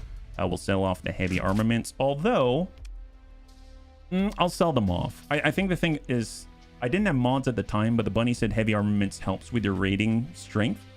So maybe I should hold on to them, but I haven't been raiding anything just yet, and I don't really have any Marines yet. So I think it's okay to sell them in the meantime. I'm just like talking myself through it, if you're wondering. So we'll do that. Let's go ahead and confirm that first as a start.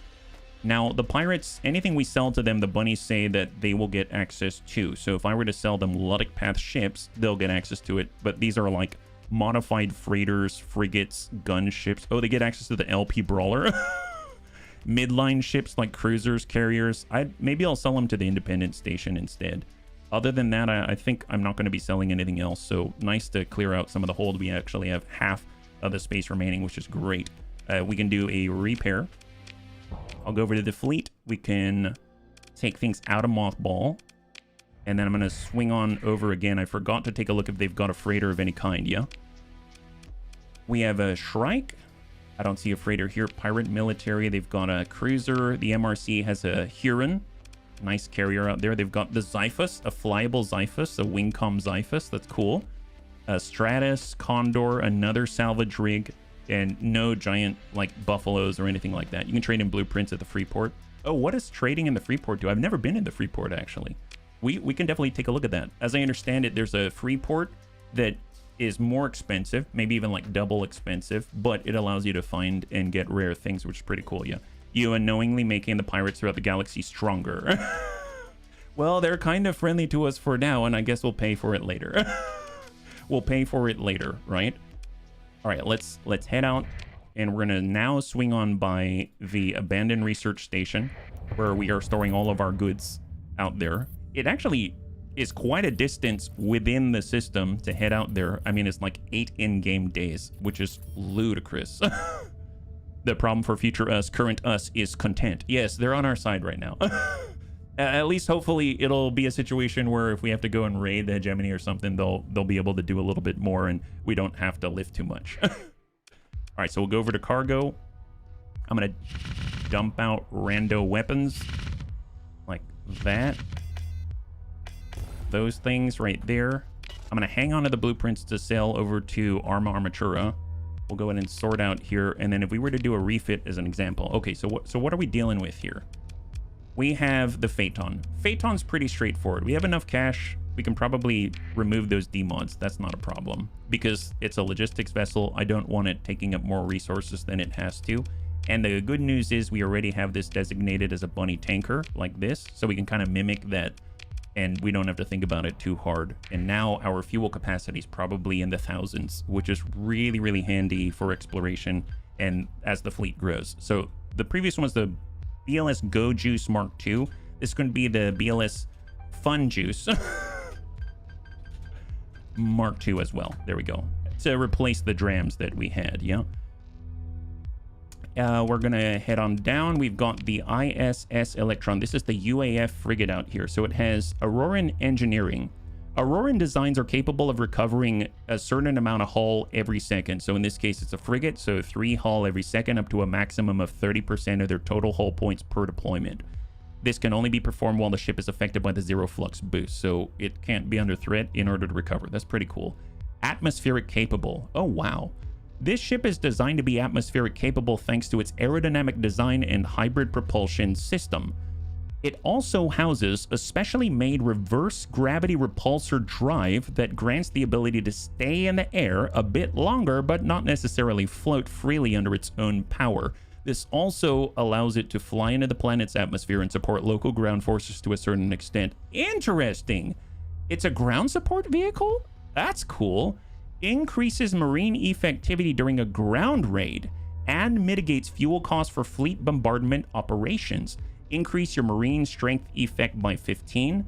Reduce your fuel costs for orbital bombardment by 5. Raid effectivity will depend on the amount of marines on board your fleet. Interesting. Not what I expected from a frigate, but a nice, I guess, addition. That's cool. We don't really have a fast mover like this outside of our Valkazard, etc., so it'll be a nice support that can maybe follow them around or something like that. Degraded shields, we take 10% more damage to the shields. Increase monthly maintenance, I don't like that. How much is it going to cost? 34. That's not bad.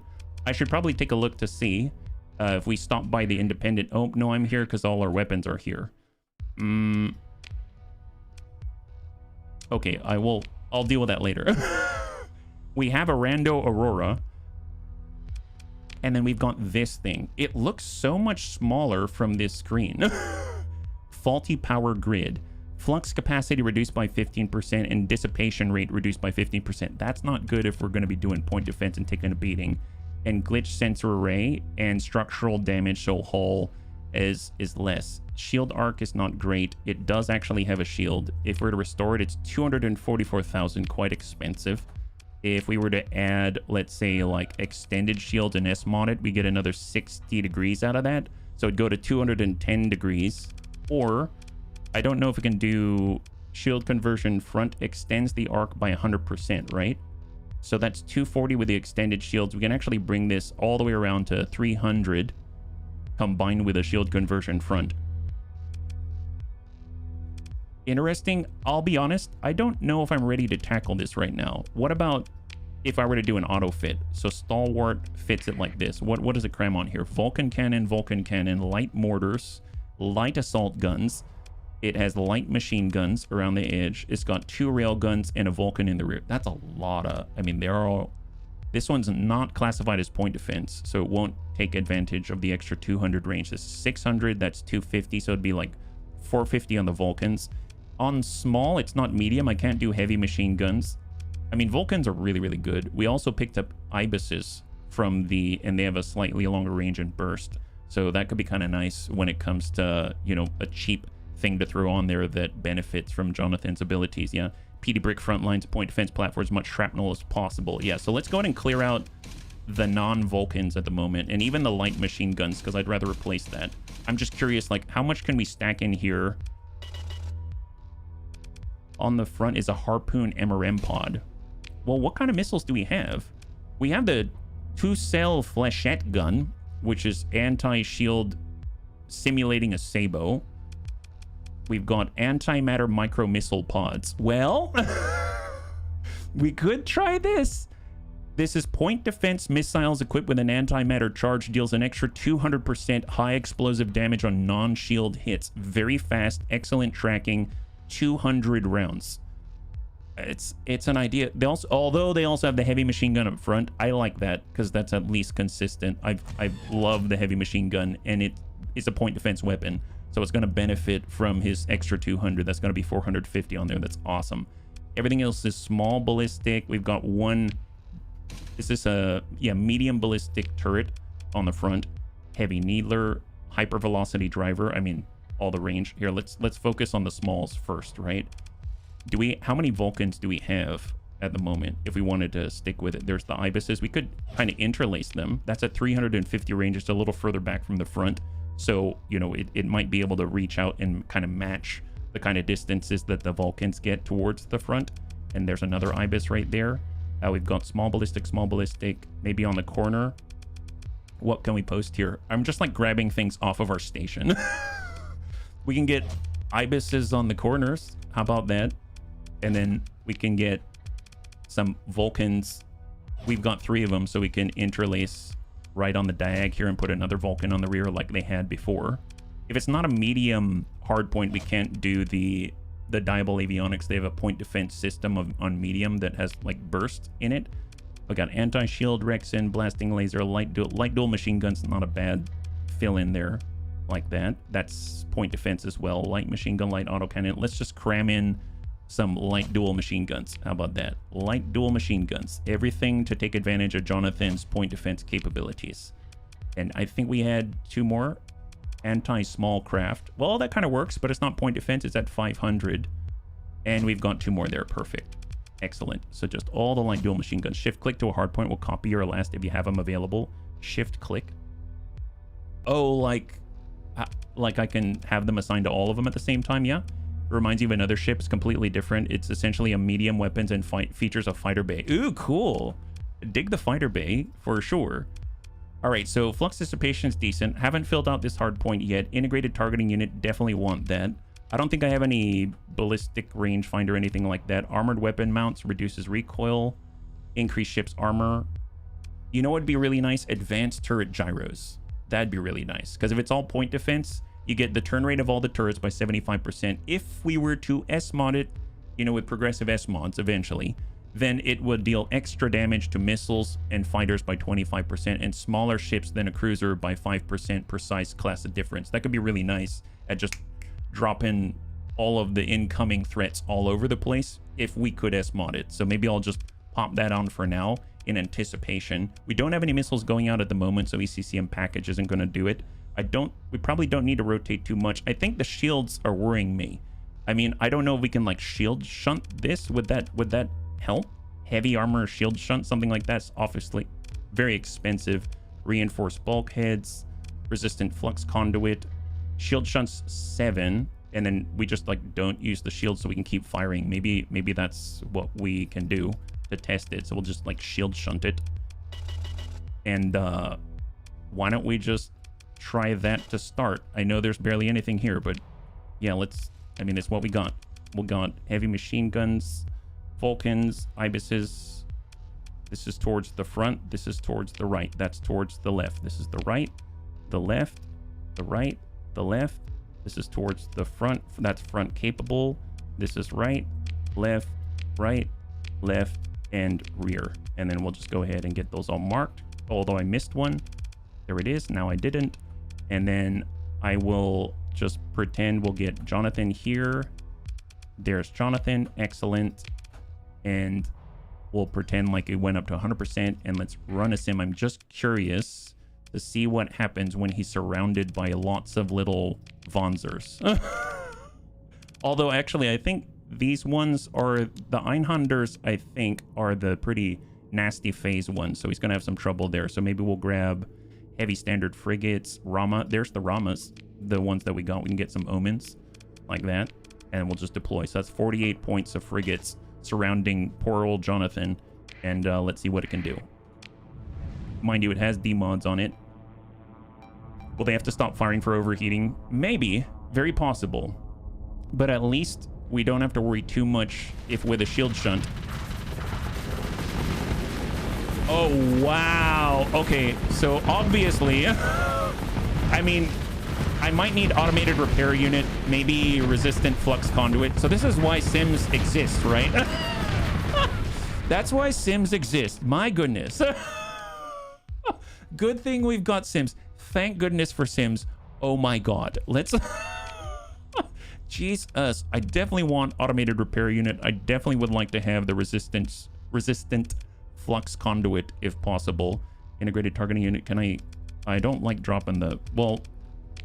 We'll do resistant flux conduit and expand. Well, not expanded. They are burst. Expanded mag would be helpful, but we'll do automated repair. See if we can. I'm just curious if they'll be more resilient and they can at least continue to fire, which would be helpful. We'll just get a bunch of these frigates there and then we'll go like that. All right. This might be something we have to shelve for now, but it's nice to know that we got something to play with. This is very exciting.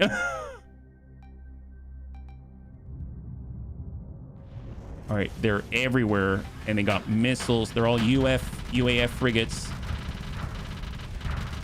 But they're able to kind of do some interception. He does have gunnery implants, so that's really nice.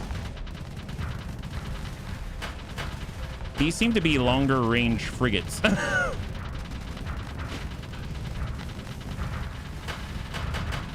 Actually, you know what? Kind of. Okay, so this disabled, but for how long? Wow, look at the flares. Oh my god, that's cool. And then they're back online.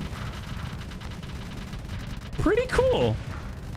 I mean, it's not S-modded at all. It has rando stuff on it. Doesn't even have all the turrets set.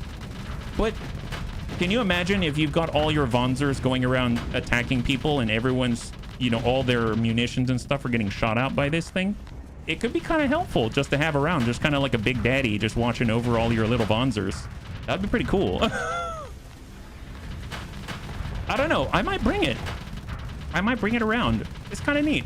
And the nice thing is, with his helmsmanship, he gets the maneuverability. I don't remember if he's got impact mitigation deleted or not, but he has decent turning rate, despite the fact that he's a big immobile brick, yeah? This could be helpful to protect our bunnies that are trying to level up. I mean, is it there to hurt and destroy things? Not really, just more to... It's like our version of a really low-tech, expensive Anubis. Fair enough. I'll take it. Swap the front heavy machine gun for something offensive like missiles. Yeah, I can see that. Like how this is 10 OP, right? I mean, the moment I stick on missiles, though, I gotta think, do I need ECCM to make it work? PD ship, pilot be like, spin me right round, baby, right round. Harpoons, there's only 12 of those. I mean, even like a Pelum would be awesome. Heavy mortar, flak cannon. I mean, a flak at least has area of effect. Maybe sprinkling some flak around would be helpful. We do have a medium hard point. It's I think we have I think we picked up, yeah, we've got a dual flak cannon here, and that does AoE, which could be very, very helpful, especially on significant swarms. These are all small. That's a medium composite. Can we fit, what kind of, is it missile and what? Medium composite? Do they do the, yeah, they do ballistic. So you could put an AoE point defense dual flak cannon on the front, and it would be at least be able to drop out some stuff. I'm obviously like, this is somewhat problematic when we don't have this kind of, or we're getting capacitor issues, but maybe we'll just cram that on there, and if we could afford something else, we'll stick it on here too. But I would imagine that as we're moving and as we're getting rid of demods and stuff, it's only going to get better from there. I'm going to bring it. We're just going to call it the BLS Big Bro. He's the big bro. He's just out there just to watch over the bunnies. Prow slot is a very limited arc, so not great for point defense. Oh, fair enough. Fair enough. We'll cram it on this one then. This one actually can point in many different directions, so good call. Thank you very much. And maybe we'll just leave that one empty for now, and that works, yeah? That's awesome. Let's see. So let's just get this guy in. We'll slot it in. Ahoy, my captain, my captain. Hey, Eric Zach, welcome. We just picked up this rando thing. You're joining us at exactly the right time. And do we have any free bunnies right now? I know I just stuck Vergant into the Valkazard. I'm going to get Vergant. There are no missiles there, so maybe I'll just be inside of this thing instead. No, actually, Arakzak's here. Let's get Arakzak piloting. He's got some ordnance expertise, a little bit extra, you know, flux dissipation, etc. It's going to be very helpful. I like it. And I'll be out here with... Oh, Ataraxi. Polarized armor, combat endurance. Okay, maybe I'll slot in Ataraxi. I didn't realize that he was chilling on a tanker. And as we get more ships, see, we got Arakzak here. We do have 2 other ships potentially. We've gone, oh, that's right. We picked up the Aurora. I've never really piloted this thing. I don't know what to do with this. I've read that this is really good in a player's hands, but it's not good in an AI's hands. So I don't know if this is necessarily my thing at the moment. You thought you were a fighter mech pilot? Well, we have gotten new officers, and the officers have been promoted. Is kind of how that goes. Like, if we were to auto-fit this, is there a recommendation for this thing? For the Aurora? But I'm guessing you... Is that right? You have to pilot it, though. Like, you're not going to get away with just allowing the NPC to pilot it, or no? I don't really know. So maybe we'll just do an auto fit for, this is for Raider Clarinet HE Mervs on it. Holy crap. What's on it? harpoons, a revolver cannon, and a light machine gun. On standard setup, it's got an Atropos, a mining laser, and a Rexin, which is anti-shield ballistic on the left side. The suppressor variant has the Swarmer SRM launcher. We just picked that up. Limited ammo, 80, anti-small craft. We've got ballistic anti-shield and a light autocannon for more shield pressure. And the tactical variant has a freaking Reaper on it, a heavy machine gun at, wow, look at that turning radius, that's nuts. And a light assault gun for anti-armor, anti-shield. I like that. That's pretty cool. And it comes standard with ECCM package. It's pretty nice. That's pretty neat. So let's just toss that one out there as is. And we'll just call this the BLS Test Boy. We got all faceless. We're lieutenants now. Yeah, that's right. And we'll go ahead and grab that. Well, it has the Reaper. I'm going to get Eric Zach in that. Let's get Eric Zach into that frigate. He's going to be in the thick of things. This will be interesting. 266. Ooh, we do need the capacitors. Capacitor's life for the frigate. It'll do. It's fine. Oh boy. Okay, this is fine. We gotta get fighting at some point. So, and then I think I'm gonna bank the Aurora for now, and then we'll just go from there. Okay, excellent. So all of our bunnies. I'm in a tanker, looking good. Let's keep that rolling. On the cargo, we'll deposit excess. We'll swing on by the independent store, refill our supply, and we're getting back out there because we actually have some decent-ish amount of cash now, which is great. This is awesome. HB was like, free facelifts with every promotion. You get a facelift, you get a facelift. Everyone gets a facelift. Well, with Take No Prisoners, we have no prisoners because they join our crew. You pilot a Le Glaive. It's a very pretty ship. And I'm smacking into asteroids left and right. All right, head on in to the station. And here we are.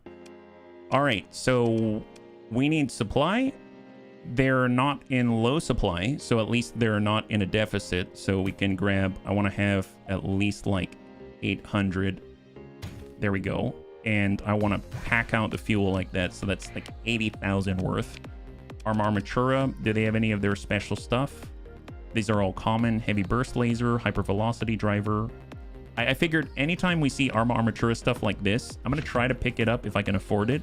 Just because it's specific to what it is that we're doing right now. The Aleste is kind of expensive, but I haven't seen that often. The Spriggan, the Koto, the Gallant I've never seen before. So let's nab those and confirm. On the black market, do they have any, I guess, hull mods, right? Do they have any hull mods available? And then I'll just go ahead and sell these 3 blueprint packages that we already know. And then I suppose I'll go over to the fleet and see if we can afford to remove any D-mods. On the BLS Test Boy, 34K, that's not too bad. We can probably do that. This one we found is like 200 and something thousand, so that's quite a lot. And I think we saw that they... Oh my god! Now, okay, I don't need this right now. We've got 2 Phaetons. They do have a Buffalo. And I do want to save up for one of these Arma Armatura carriers, but wow, that would be really nice. But I used up a lot of cash just a moment ago, so that's fine. I guess we can probably get our... Do I need another Buffalo? I'm gonna grab the Buffalo. We sold it for 40K. That's 28,000. And how much to restore it? Yeah, I don't think I should have sold that Buffalo. It's okay. Didn't you just sell a Buffalo? Yeah, I was not thinking straight. Storage capacity, this is now reduced by 25%. Oh boy. Yeah, that sucks. Oh well. I did not come out on top on that deal, let me tell you.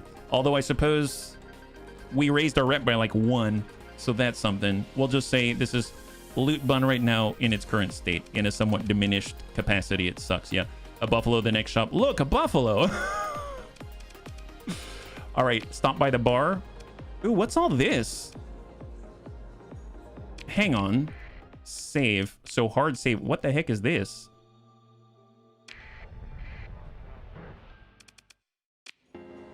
So we know the charismatic man. We need 200 points worth of ship in order for us to do that thing, but I haven't seen this. Speak with the person in the spacer's clothing. The agent meets your eyes and smiles. Hello, Captain. You have the look of just the kind of bunny that I'm looking for. She beckons that you join her at a nearby table. I represent a certain party that has a certain problem, and it requires someone with discretion to solve it. Are you interested? Oh, we don't have discretion, lady. Leaning a little closer, the agent speaks in a low voice. If you've been paying close attention to the news, you may have heard of the recent political issues on Ilm in the Zagan star system. Despite our best efforts, the situation has escalated to the point where armed force may be required. You haven't, at least not to the point of having heard of this before, but nod for her to continue instead. We might have work on the planet for an entrepreneurial third party like yourself. If you are interested, simply head over there. I'll submit the relevant details to your tripad. If you decide to accept, you will take a ground battle tutorial. A what? Well, we saved. What? But how do I know if I'm ready for this? Excellent. I knew you could be counted on. You look over the details she sends to your device. It includes the name and contact details of the interested party and a mention that bringing Marines that you don't have would be good. Possibly also heavy armaments that you sold a moment ago. Is there a time limit on this? Go to Ilm in the Zagan. Oh no, that's why it's a tutorial. Well, I didn't. Are we? Hang on. So hang on a second. Where is this thing? Is it? It's new, right? And I like ground pound. That's the one. It should be under important. Here it is. Go to Ilm. 74,000. Go to a cryovolcanic world and contact a Captain Ross Diamond. I need unknown amount of Marines and some heavy armaments. I guess we do have some ground support, right? Oh, we don't have that anymore because we fed it to a giant garbage compactor to get our carrier. Never mind. We used to have like the Valkyrie and stuff, which had benefits for raid strength, but yeah, that we don't have that anymore. They're trying to interdict us. Let me think. I need Marines. Okay, well, how much for the Marines? That's all our money. Oh god. Oh god. What about just, I don't know, what about like 200 Marines? That's like a decent-ish amount, right? Yeah, that's all our money. It's fine, don't worry. We've got a commission for a reason. Oh. Well, broke again. Okay, that's okay. That's fine. And heavy armaments, 400. Yeah, I sold that. Nope, I'm not going in with heavy armaments. I'm sorry, lady. We can't afford that right now. You have no idea.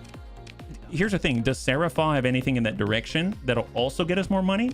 Because that'd be very helpful. Sarah, do you have any work for the Bunny League? She has bounty docket. She asks about a spy sat deployment. Ask about Zon Empire security codes. Oh, I'm not picking on a faction, but what about the spy sat deployment? That's in the general vicinity. That's awesome. Like I said, I need eyes on Kulan in the Hybrasil system. Oh, wait, no, Hybrasil. Normally, I'm all for it, but you realize I'm like negative 100 out of 100 with the Tritakian force. They're going to kill us. Mommy said spy sets are BS. Yeah, I don't know about that. She's trying to get us killed. She's sending us right into the vengeful, literally, that's what it's called. They're vengeful against us. I'm so sorry, Sarah. Not gonna do it. What about a bounty? Is there anything in the northeasterly direction? That is the northeasterly direction, 67,000. That's definitely something we can do. What about other targets? What about whatever you got works? That's in the other direction, 110,000. But that is a beautiful ship. That's a gorgeous ship. Wow. A breacher cube. Okay, don't, it's the wrong direction, HB. You barely have any cash. What about a challenging target? Can we even handle that? 160,000, sort of in the direction, but not quite. And you would be fighting against Griffin missile cruisers, Herons, Manticores, Enforcers, a Phaeton. We could do it and do a Tempest, but you know what? I guess I'll take the cheaper one, the manageable target, just because it's in the same direction as the cryovolcanic territory out there. She casually taps on one of the entries, enlarging the report with an air of indifference. The holo display flickers to life, revealing the unimpressive visage of a scowling face from an arrest record. Well, look who we've got here. She remarks dryly. Charming pirate hiding away in the distant Elura star system, a whole 33 light years from civilization. Apparently, they had a little falling out with an associate who just couldn't keep their mouth shut. How convenient for the Bunny League. The reward, you ask? It's a grand sum of 67,000 credits, meant to entice someone with nothing better to do. And to add a touch of excitement, we'll generously grant you 120 days to carry out this oh-so-thrilling job. Are you up for the challenge? Yes, we are. HB needs a handler for as much as he gets distracted by all of the shiny. Yes, I do. All right, cut the comm link. We better go before I get distracted by more shiny. First, I'm going to turn on the... People are trying to interdict us. That's not cool. We have everything turned on. Now, I want to see, are there any gates in the region? We really need to start unlocking some gates if we can. There is a gate out this way that's going to help us a great deal. It takes us straight to Diable Avionics territory. So we'll go straight to the gate, hop on over, and we've got a decent amount. We've got now a capacity of 4,000 fuel, which is amazeballs. So off we go. This should be easy peasy. Easy peasy. A ground battle. Yes, we just don't have any heavy armaments, but don't worry about it. It was just recommended. Get 40k to place a satellite near a hegemony naval base. Yeah. All right, quick save. Good call, Ragnar. And we're going to head on to the next. So we're going to go important, because it's also going to depict the other locations as well, right? So if we take a look, oh wow, Alurus is way up there. It is technically in the same direction relative, but that is 34 days out, and that one has a time limit. Ah, gosh darn it, I did not. You know what? I better go. All right, we'll start with that instead. Well, that's much farther than I had anticipated. Okay, fair enough, yeah. Don't worry, I'll keep you honest with your saving. I appreciate it. We need all the help we can get. Oh, I love that. I didn't realize it, but they auto turned off the transponder, which is phenomenal. And we're on our way. I realized I just passed by a derelict ship. I could have taken a look at it, yeah. Get it on the way back. Yeah, at least it doesn't have the time limit on it. That's unidentified contact. Keep moving. We'll do a quick save here as per Ragnar's recommendation. Good recommendation. And we keep dodging. I do have some solar shielding on some of our vessels, so I'm just trying to minimize the supply cost, but also be direct with this. And although we actually have... That's a blue giant. I haven't been utilizing the slip surge, so I need to remember that I have that capability. So since we're here, we'll just brute force it, but on the way back, hopefully we'll remember. And let's go ahead and auto in. And there we go. So we're at Tamail.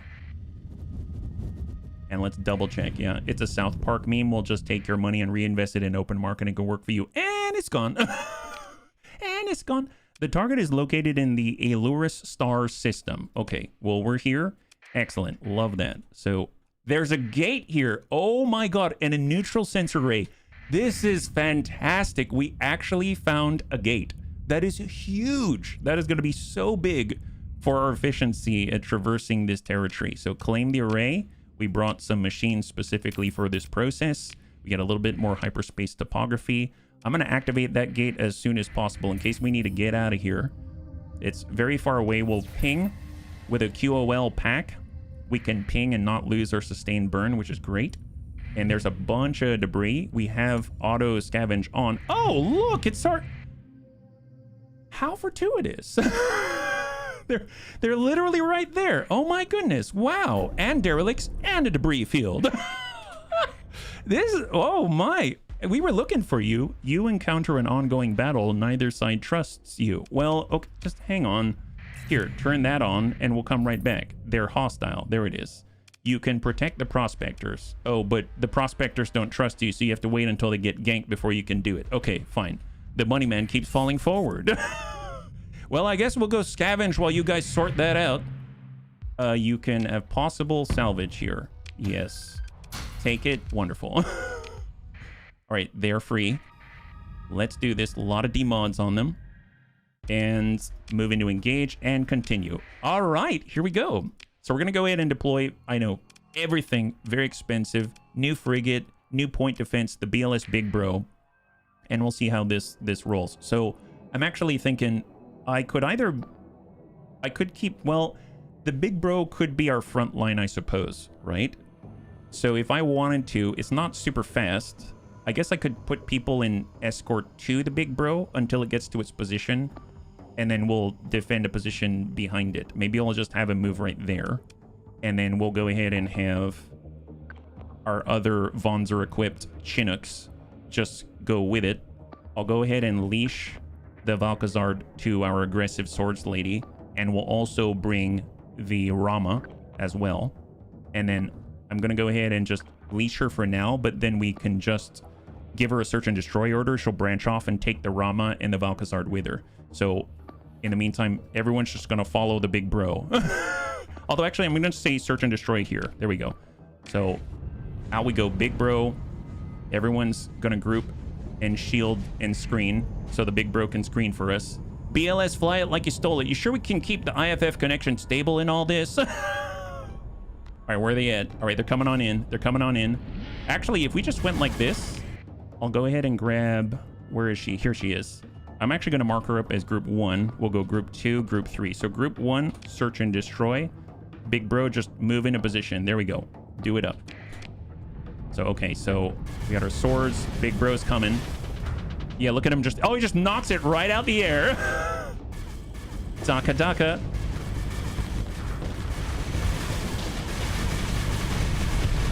Nice. Yeah, stay on it. Excellent. Ooh, is that a freighter? Oh, I forgot about... Ooh, I forgot about the semi-brev. It's all right. Don't worry about it. It's fine. It's fine. Oh, you know what? Everyone just attack everybody. Who's left? Oh, no one's left.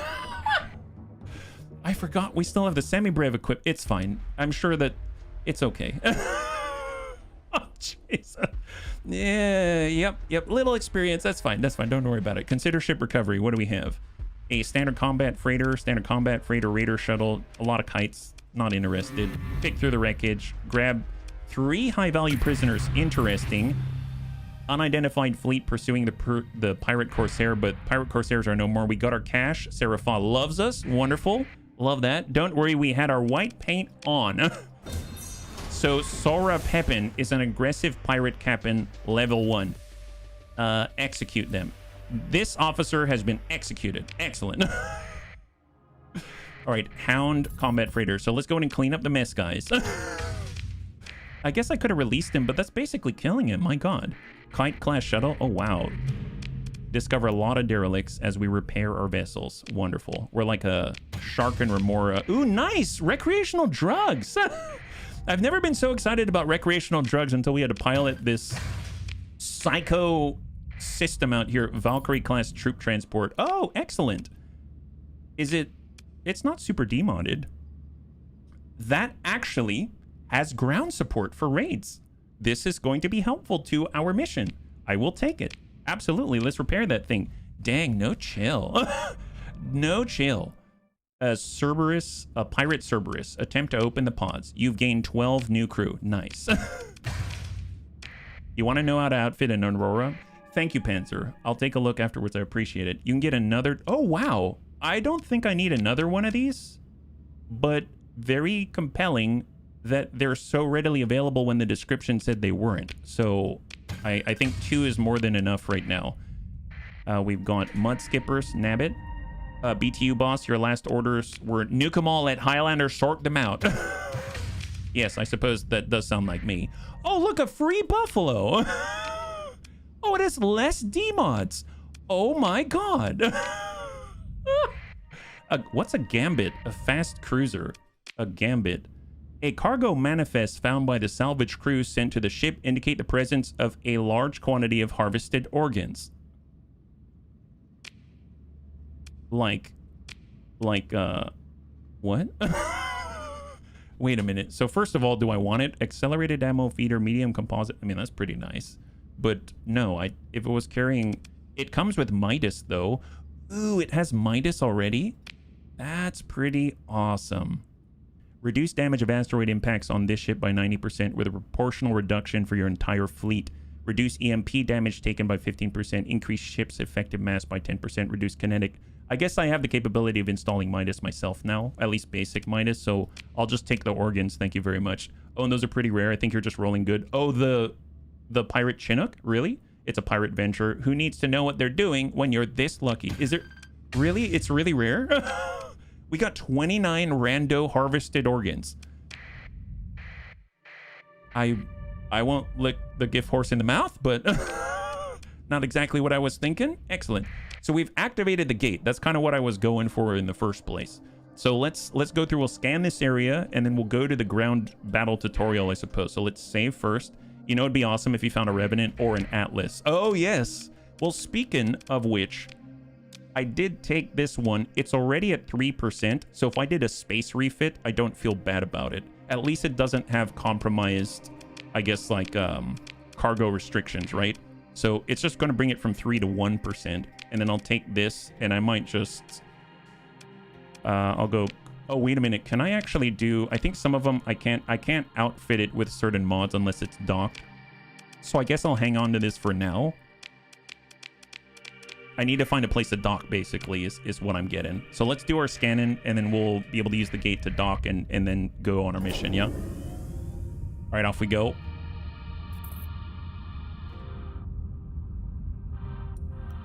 And contact. So this is a gas giant, right? Oh, wait. Oh, I'm sorry. There's more. I totally thought, oh, it's a gas giant. We're doing the survey, so I click through stuff. But apparently there's more. What is this? Your sensor officer frowns at a blinking indicator. Hey, Cap. Appears to be a faint signal coming from low orbit. They pull a detailed scan of the transmission source to the primary bridge display. An orbital nav grid overlaid with icons and telemetry. Look, the transmission is really weak. We only picked it up as the survey array ran through its calibration cycle. It looks like an automated instrument package deployed in low orbit. Power source is degrading. It's gotta have been here for a while. And the signal? Your sensors officer activates the audio output, a garbled loop wailing in and out of coherence. A recorded voice? Transmitter must be damaged, but with a little work... A hint of pride enters their voice. There. Of the Galatia Academy, if found, I implore you, return this data core to the Academy for a reward of 18,000 credits authorized by Provost Thomas Calichor. Message will repeat. Order the data core retrieved. Nice, free money. We got to go there anyway because of Cornelius Elick and the Onslaught Mark 1 quest line, right? So we retrieve the mission by the book, inspect the data. It's a lot of data. We've seen this before, actually. This was part of vanilla, I think, yeah? So we'll say, what is it?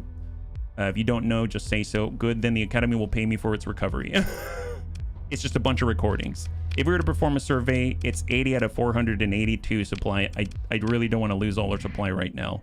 So we'll just do our preliminary. There is the orbital habitat nearby, so maybe they'll have some supply for us if we're lucky. Attempt to open pods. You gain another 130 crew. Wow! A lot of rando cryopods out here, my goodness. And then auto salvage from Quality of Life pack. And we can have a Zontech fighter craft package. When you actually can build things, you can make a Polka wing and a Zakan wing. I mean, I'll take it. Excellent. Always like having options. That's crazy. All right, so we did the orbital outpost. We're heading on close by. I guess we can go to the sensor array. That's ours. So we're going to an unidentified sensor contact southeast. A derelict vessel. A pirate Vanguard heavy frigate.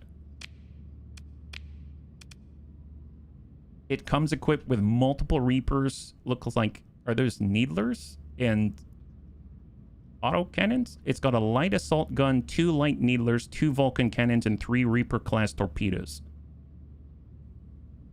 Yeah. It doesn't have D-mods. Holy crap. Yeah, I'll get that. Did you also get some ground weapons there? Maybe. I don't know. Wow, no D-mods. Well, I'll be. Wow, holy crap. I guess we got another ship to pilot. My goodness, wow. Toss that in the fleet. We've been getting crew as well, so it's not like, you know, we don't have people to fly stuff. So what is it, a destroyer, or what is this thing? It's a frigate. Okay, so it can follow around the testy boy. It's like a strike thing. Excellent. I've got something to fly now. Fantastic. Not a fuel tanker. This is crazy. Well, I mean, it is what it is. We'll just call this the the BLS chunks. Welcome to the BLS chunks. Thank you very much. Vulcans, light assault gun. This one's to the front. These are all to the front. We'll have these on the side right there, and I guess we'll have the torpedoes, the Reapers. We'll put it on alternating, and those can be linked. There it is.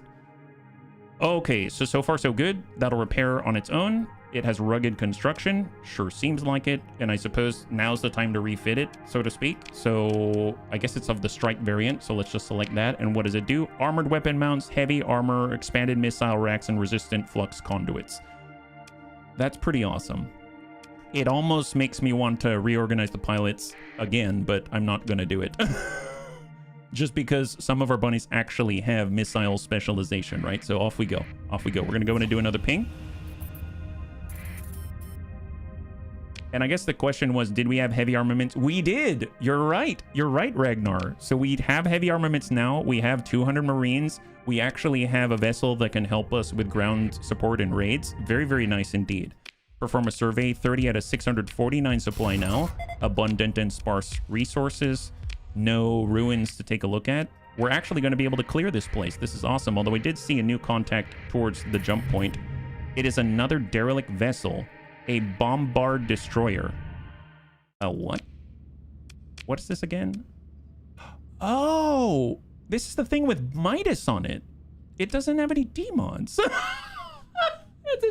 This is wow. Didn't we turn this into the garbage compactor to take our super carrier? It's like we got it back better than it was.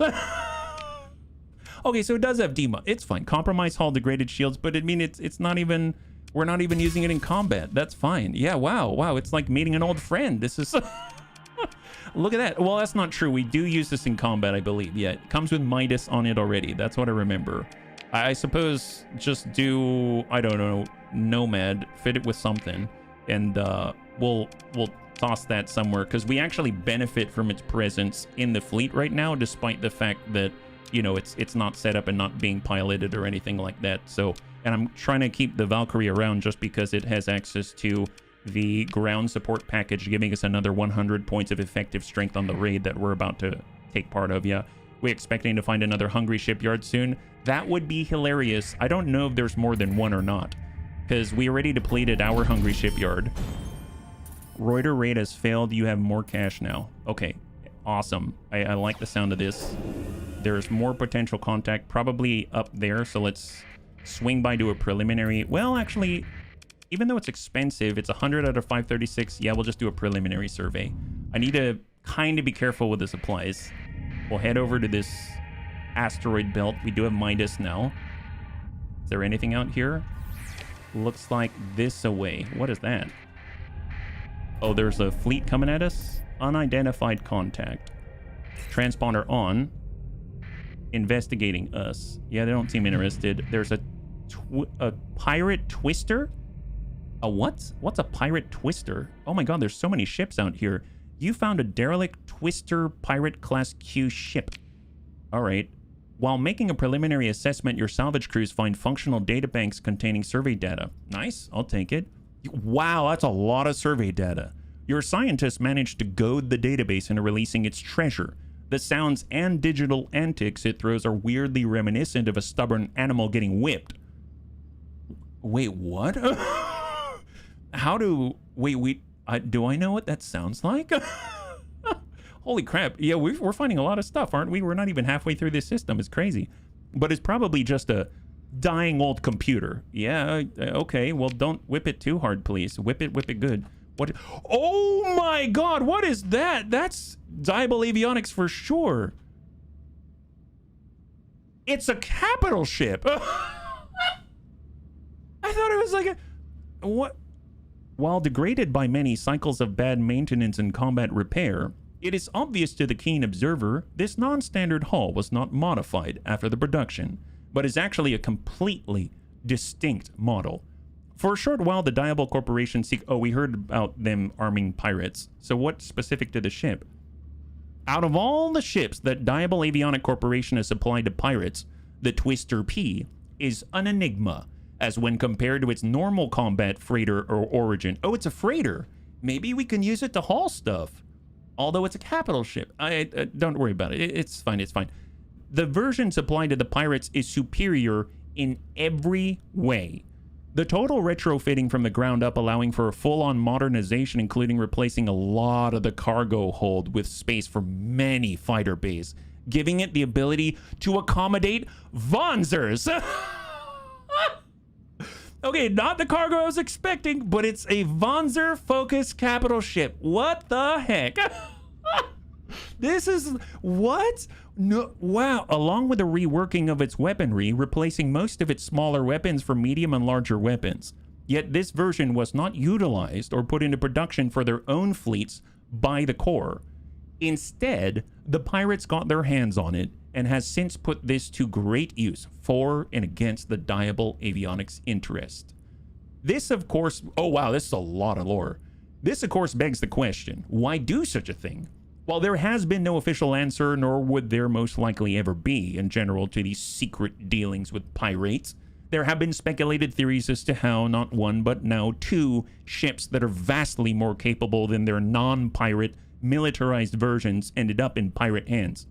Wait, there's two of these things total? Or do they mean like two chassis in general that are better than their normal versions? The first being some form of incompetence or mix-up that led to this outcome, but is widely shot down by the fact that by the time the mistake should have been caught, the corporation wouldn't have continued production or even kept giving pirates these high-performing ships, but yet, from several accounts, both inside and outside those around for these dealings, they either did not realize or more simply and far more likely just did not care. Another theory... I admit, I appreciate the lore. I do. I just hope the bunny is... If you ever get tired of this much lore, please tell me. I'll read it a little more quickly. Another theory poses that someone within a high-ranking position decided to give up these designs in order to use them as plausible deniability, should these secret dealings come to light. After all, why would a corporation like Diable Avionics willingly give these designs to pirates instead of using them to improve their own military fleets? In addition, it has even been speculated that the ships themselves are only 80% completed, with the last 20% having to be completed by whatever little shipyard the pirates could get their hands on. The biggest piece of evidence towards this is that despite having the room for more fighter bays on the Twister P, it only comes with one ready by default, straight from the forge. Wow, okay, and it has plasma jets to increase its top speed and maneuverability. That sounds great, yeah. Disable Diable pirate ship sure seems like it. Lore's welcome. I'm glad. Thank you. Okay, well, this is awesome. Very strange and very unique, but apparently nice. So it has vast hangar. The only time I've ever seen vast hangar that I can remember is on the Invictus. So on the Invictus, if I recall, you could install converted hangar bay and it would function at full capacity. So that goes in line with the description right here, because it says strange that it doesn't come with it by default, but you can utilize its vast hangars to your advantage, right? So if we were to take a gander, first of all, I will spend one of our 10 story points, please. Recover that. Fantastic. What was that? What was that? Oh, now we're under strength, but here's the... wow. Vast hangar. This ship has a huge hangar and a commensurate small fleet of support craft. The number of fighter bays added by converted hangar is increased by 1, and its performance matches that of a dedicated fighter bay. All penalties and modifiers, including those to ship deployment costs, are debated. And it comes with its own 6th generation Frost Wanzers with a Covet handgun, an Ibis. I think that's the point defense weapon, a mono barrel Ibis, and a monofilament blade. Wow. Micro missile launchers with the goal of saturation of high explosives. Out to 2,000 units. That's crazy. I have the ship in my museum. Really? That's crazy. Laws of demods, though. There are a lot of demods. Demods. Plausible deniability. Diable can do whatever they like and blame it on the pirates. Well, I'm going to mothball this one just because, you know, crew under strength and all, but really crazy. Holy moly. Yeah, this one comes with a converted hangar like it, but I'd have to be in a dock anyway to utilize that. So yeah, in order to continue moving forward, we're just gonna mothball that. But wow, that's pretty awesome. That's pretty awesome. What a find. I'm gonna save, actually. So let's go ahead and quick save right there. We swung through here. That was a scavenger group. And I guess let's continue to still try to scan this system. All I've been doing is just getting preliminary surveys and watching our supplies. Now, this was a gas giant, so that's why it's preliminary only. There's wow, 3 gas giants? Holy moly. I guess if you ever want volatiles, this is the place to be. Jeez Louise. That's very impressive. All right, so off we go. Yeah, actually, that's a lot of gas giants. 221 ordnance points. It doesn't sound like too much when you have that many hard points, but I suppose, because if you think about it, some of the Vonzers that we have are over 20 points worth. Oh, we found a mining station.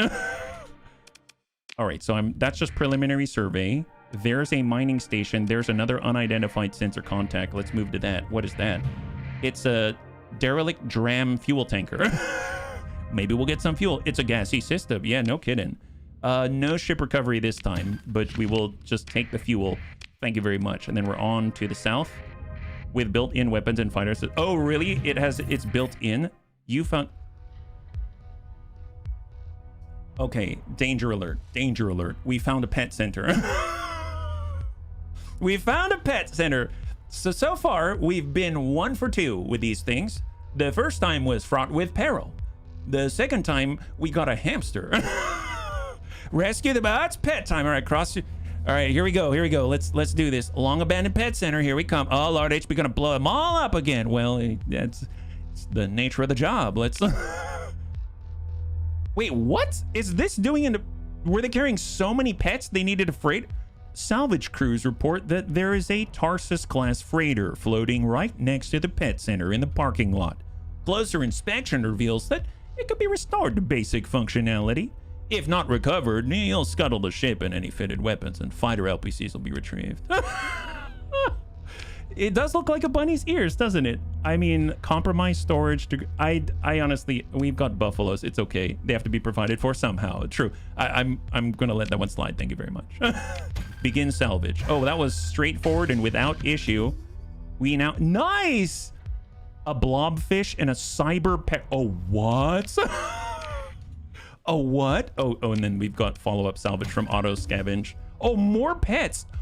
A rare one. Oh my God, we got a Tammy, whatever that is. Wait, what's a... Okay, hang on. What are these pets? This is a cryo chamber with a blobfish. Blobfish have nothing to do with their old Earth counterparts. They're a weird lab-made land-born animal of the probably a fish variety. Who wrote this? Of the probably a fish variety.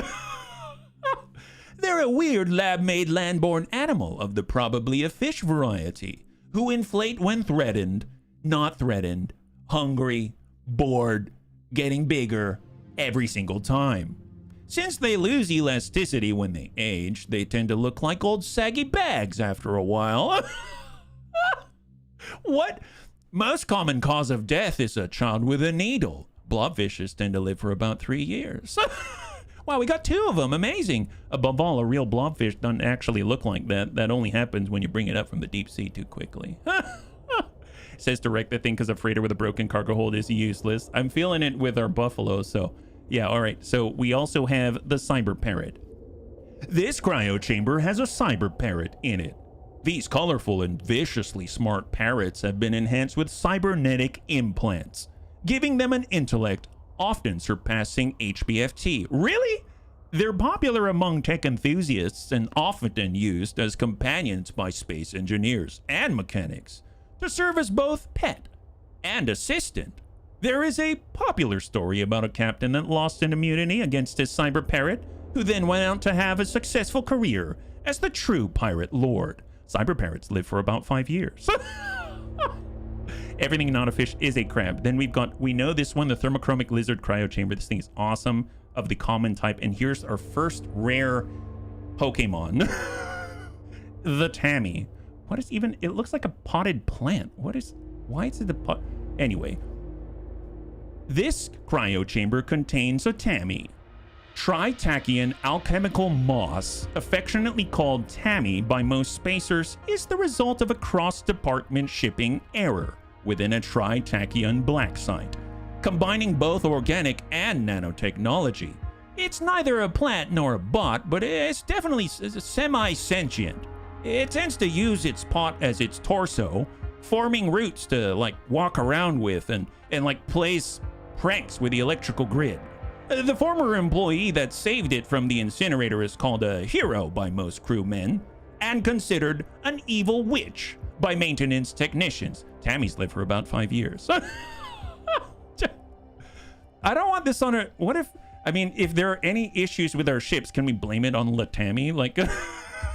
Sounds like it's a little mischievous, and it's going to live for a long time, so it means, like, do we get, like, a D-mod called Tammy or something? You never evolve out of a clay. You are a fish. Oh, boy. Well, glad we got him. We'll add him to our growing pile of pets. Let's do a survey out here. We've almost completed this one system. This is the most jam-packed system I've ever seen. All right, excellent, excellent. Not even gonna mine this place. Not even gonna mine it. And now we'll go to the actual mining station in Alarus. There's the mining station. Abandoned mining station. Oh, it's a special thing. A cargo manifest found by the salvage crews sent to the station indicate the presence of a quantity of transplutonic ore, likely to be found if proper salvage operations are conducted. Well, I really do need transplutonic ore if we want to keep doing... What is that? This is a relay hypertransmitter. This is a very sensitive proprietary piece of technology enabling interstellar communication. This is the centerpiece of a domain-era relay, technology now controlled tightly by Tritakian and not accessible to anyone without good relations and very deep pockets. In a military base or high command, this will remove the military base construction requirement for relays in the entire sector in an interstellar relay. It will improve the comm relay stability bonus by +2.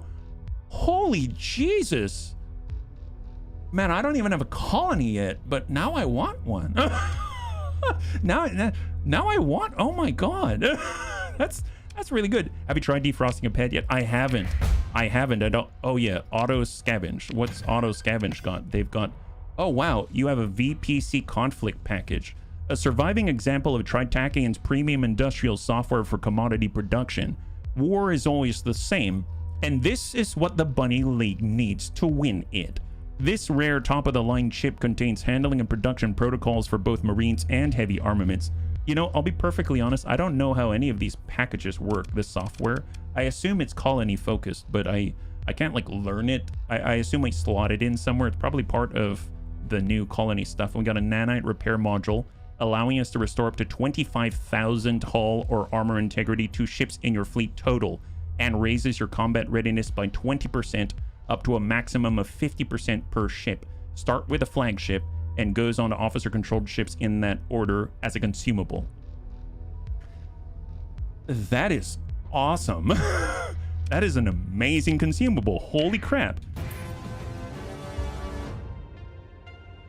Oh, someone won a surface battle. Okay. I remember you. Oh, H-Hog.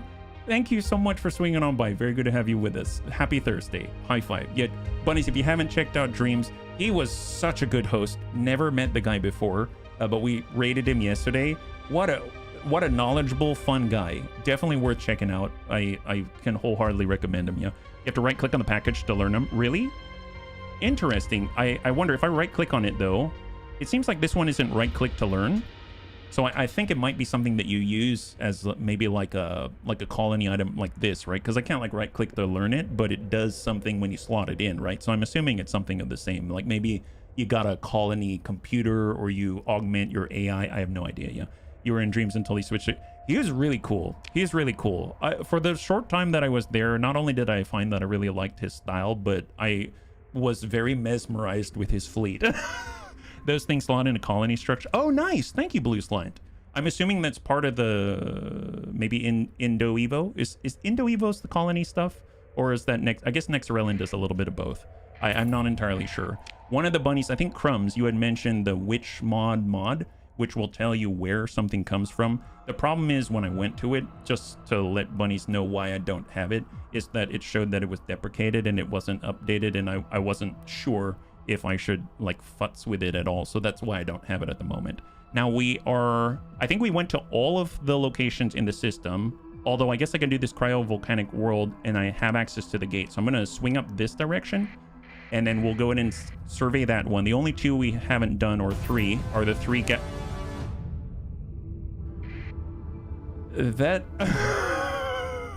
that scares me every time. Oh, we are over capacity. Whoops. Wow, we're really over capacity. What do we have a lot of? Well, I guess there's the ore. Ore is rather cheap, so we'll go ahead and drop that off. And we actually, that frees up a lot of space, actually. That's fantastic. Yeah. Hey, Hedgehog, thank you so much for the follow, and welcome to the Bunny League more officially. Really appreciate it. High five, yeah? Someone already explained what it is. I haven't written anything just now. No worries. It's Indo Evo. Some structures require them to build. Others can use them to have buildings capable of outputting multiple things. 30 supply. That's fine. Although we're at 388 right now, so I gotta be careful. And leave.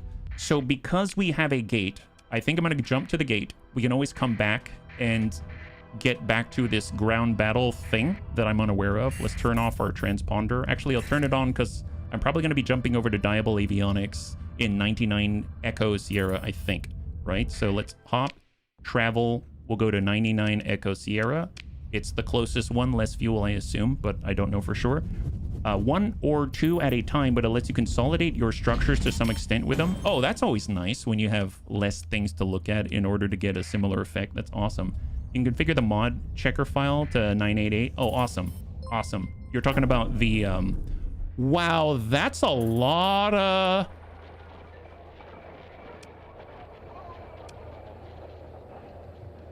Okay, note what is happening right now. Pirate raiders are friendly to us. No.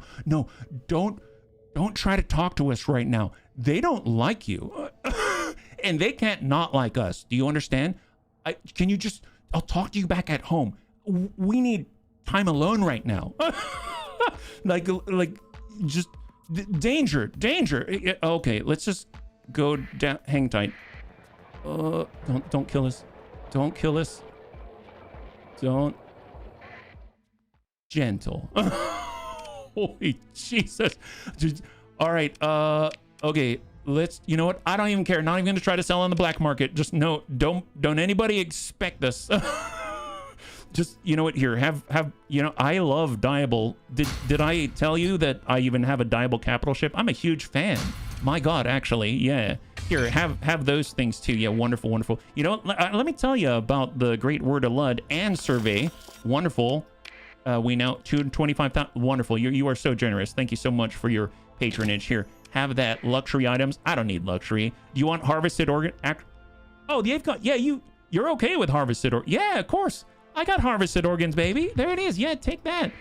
Not everybody is into that. You know what I mean? Domestic goods. Yeah, domesticate this. Yeah, take that. Wonderful. What about you want a blobfish? No? Okay, I'm not gonna push my luck. Anyway, thank you so much for your help. We definitely need some supply.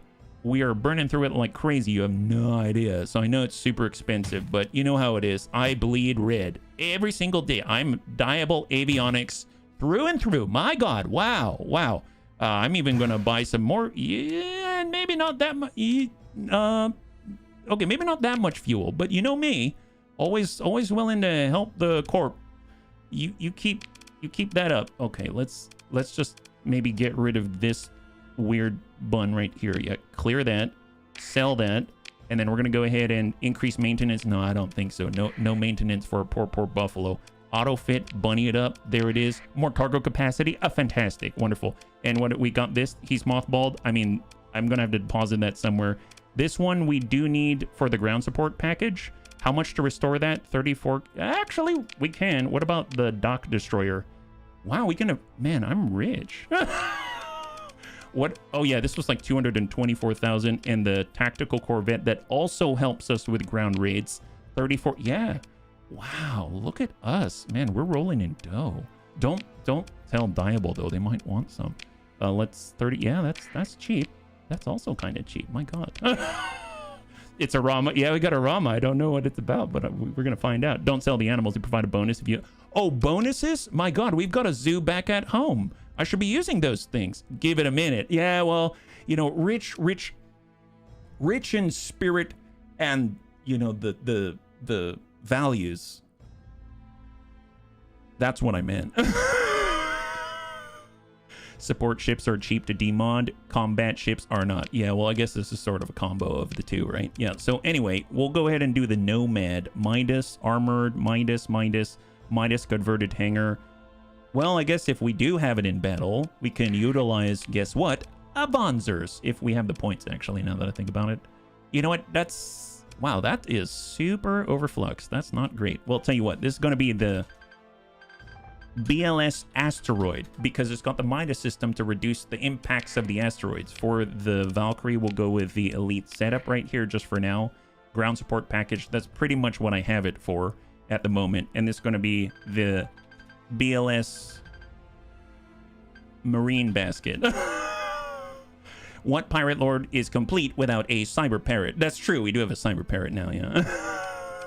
We got a cyber... Oh, that's right. We got the BLS chunks. Oh my goodness. There's so many things. Well, actually, I am curious. So we cleared most of the demods except for this, because that's going to cost...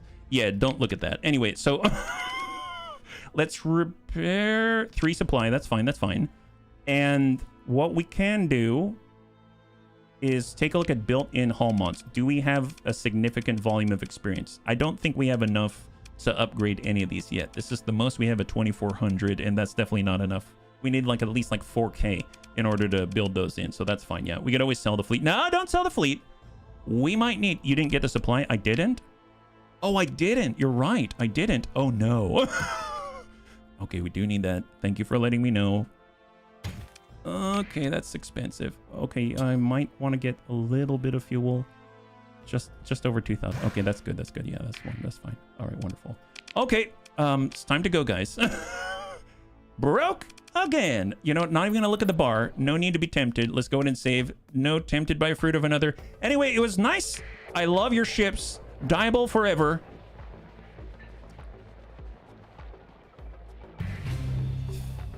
Holy crap, dude. That's so many ships. Can we... Okay, where's the job for Sarah? We don't want to disappoint her. We need to go to a ground and pound, right? Hybrasil. Oh, it's north of Hybrasil. What if we do a layup? Who doesn't hate our guts?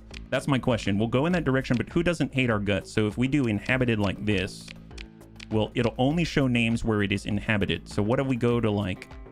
We'll lay up to the pirates, and then we'll move to Zagan just in case things go wrong. So let's just take it in short bouts, small movements. Let's go, bunnies. Let's go.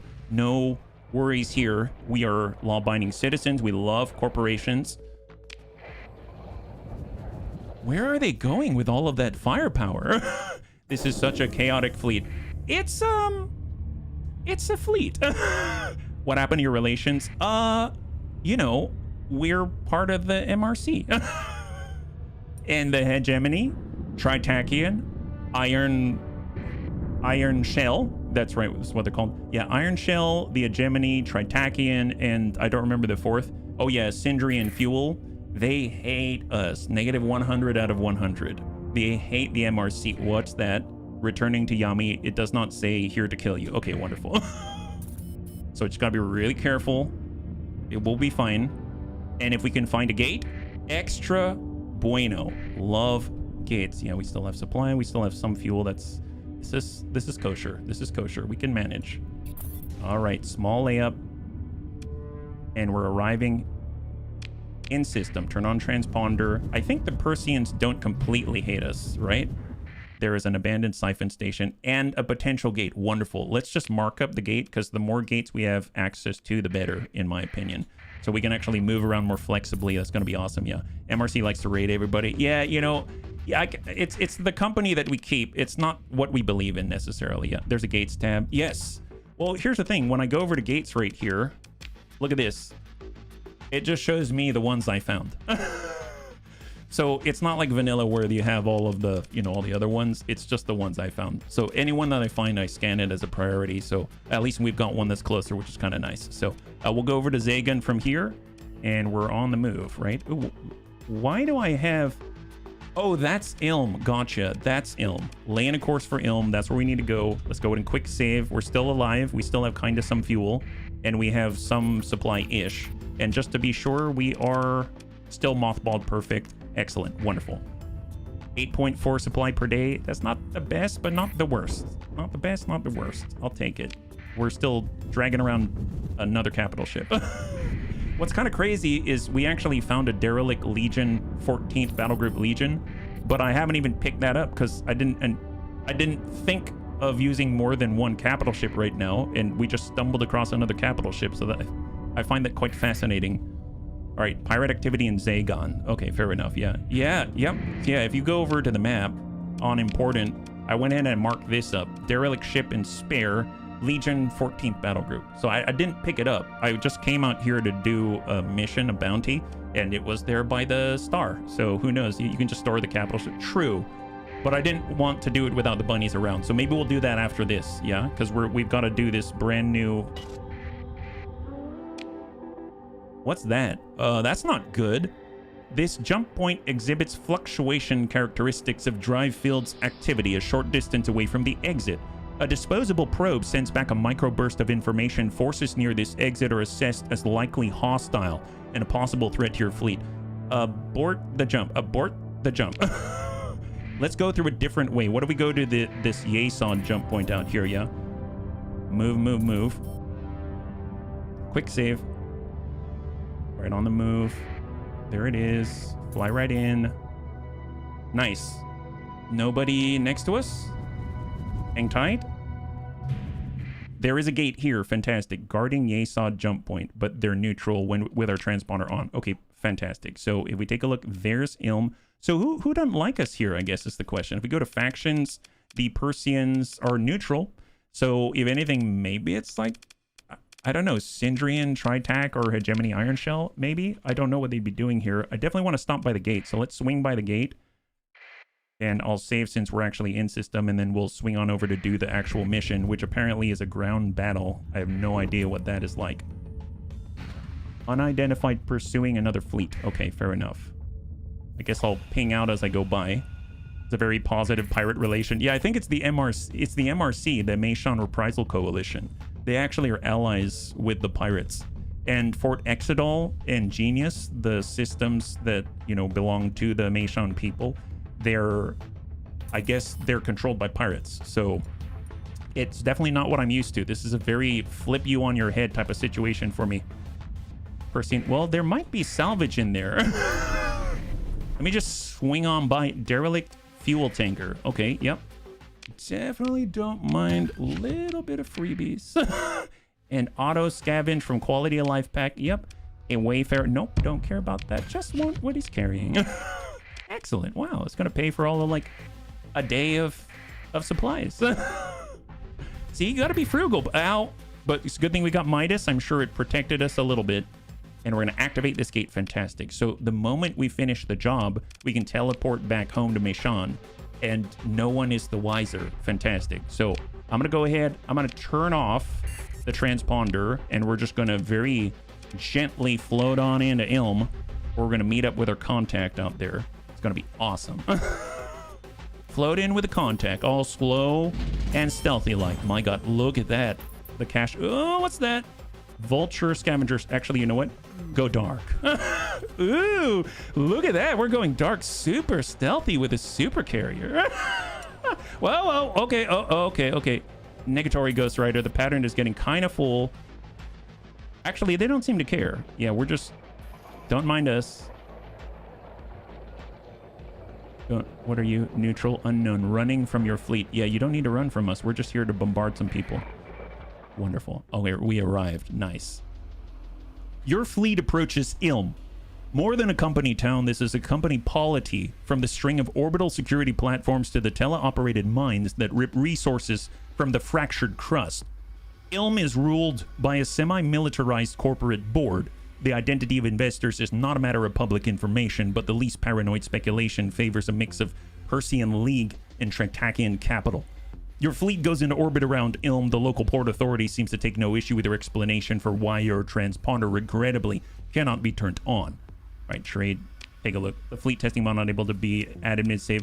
So I did not do the fleet testing mod because it required me going into missions to do. So when I read up on it, I'd have to leave and pull bunnies out of the experience in order to test it, which is why I'm not using it. But I don't... That's why I'm not using it. And I'm not here to argue about it, but... Yeah. Black market. We can get nice defensive targeting array. That could be very useful. I'm going to get that, confirm, learn it, and that's going to be helpful for our battle cruisers and things like that. And we are good to go. So let's back out. And I think we got to talk to a contact, the open comm directory. Gabriel Fizbay. Here's Ross Diamond. The comms display shows a static, distorted image of a blonde officer, surprisingly boyish looking for one with the insignia of a League fleet captain. Who gave you my comms? Oh, I see. You're one of the people here to volunteer your assistance with the crisis? Well, tough luck. Unless your assistance consists of a war fleet or a battalion of Marines, we don't need it. Our problems became a little too big just before you got here. Explain that this is indeed the kind of assistance that the Bunny League is offering. Oh, well, yes, you do have a combat-worthy fleet. Diamond seems to contemplate this for a few moments. Well, I guess beggars can't be choosers. Wait, what does that mean? I'll explain the situation, you can help me with it. The short version is we've got an unknown hostile party invading this planet and I don't have the resources to deal with it. All we got standing in their way right now is the Ilm Planetary Militia. Under the Zagan Accord of 154, one of the products of that bloody business on Mazalot, the League is supposed to guarantee Ilm's safety. With a fleet base on Yesod, that's been no problem right up until now. Only now someone has launched a direct assault on this planet and I cannot get through to the fleet presence here, or outside the system for that matter. He seems to repress a snarl. What are those idiots doing? Are they stonewalling me on purpose? Anyway, it looks like you're the only person I can count on. All you need to do is help defeat the ground forces on this planet and save Ilm. Easy enough, right? Say, how many Marines do you bring anyway? I brought 200. That's, not a lot. Couldn't you have told me what is a decent amount? The last lady said, you might want some Marines. I'm like, that's some Marines. I've brought Marines in the past. Oh, boy. Well, nothing to it. We'll just have to rely on your fleet, then, to make up the difference. Deliver support to the troops we've got, we might turn things around. Alright, so the battle's already ongoing. I've got to liaise with Colonel Shaddad on our defense strategy. I'll tie you into our commnet, let you deploy your own forces at your discretion. I would strongly suggest punching out their invasion fleet first. It'll cause us no end of grief if allowed to hang about. Good hunting, Captain. You must defeat the hostile forces invading Ilm. Can you explain how this works, please? Alright, fine. Just make this quick. He grumbles, tapping a series of keys, and an informational display appears on your screen. Combat resolves in turns, each taking an entire in-game day. You'll start with your Marines and heavy armaments, if you have any, organized into units of a suitable size. From the Units tab in the Intel screen, deploy them to the surface. This will cost you supplies depending on the unit type and size. Once they get there, they'll spend their time shooting up anybody occupying the same industry as them. You can also order them to move to another location or withdraw to the fleet. Extended combat drains unit morale, so keep an eye on it. It's going to be unpleasant if your troops break. You can also support your units with one or more special abilities found in the corresponding tab. These have different requirements and cooldowns, so check the tooltips for more information. Fire support can inflict a good deal of damage on enemy forces at a location, so if you can disrupt their operations with electronic warfare, or give an inspirational speech to the troops, I mean, that's kind of good too. Of course, just sitting in orbit with specialized ground support ships helps as well. Makes the troops fight more effectively and helps transport them to where they're needed. But beyond that, you should be able to work it out as you go. Consult the Help tab for more info if you need it. All right, thanks so much. Talk to you later. Oh my god, yeah, invasions are cool. 500 is a decent amount usually. I'm currently running around with 1,000 plus ships equipped with the best possible. Yeah, I'm not, I mean, this is that's awesome. That's not me. Ground forces of the pirates are invading Ilm in Zagan. Unit size company, troop count 30 minimum, 200 maximum, damage multiplier 50, I guess like 0.50. Turn 1, 24 hours to the next turn. Our units movement points 150. Resources on our fleet, cancel movement orders, auto move your units, auto move at turn end, auto move can deploy units. You got Alpha Company, which is 62, Bravo Company with 138. And oh my god, what I'm guessing they all seem to be pirate controlled or independent controlled, I assume is what that is. And I'm assuming the numbers there have to do with their resistance and their capabilities. We do have support vessels in orbit. He did say click on help if you need it, right? So go to the units tab and click on the action button of a unit. Deploy the unit to an industry of your choice on the surface. Repeat for a few more units. After the industry has been taken, move the unit to a new target. Marines and heavy armaments are assembled into units. You can deploy units to the surface and move them around when they get there. Opposing units on the same industry will shoot at each other. Turns are resolved every day. The winner of each engagement on an industry in the overall battle is whoever is still standing at the end. The unit card displays each unit's statistics and current location. Click on the action button on the unit card to give it an order. Enemy commander will also move their units around in response to your attack.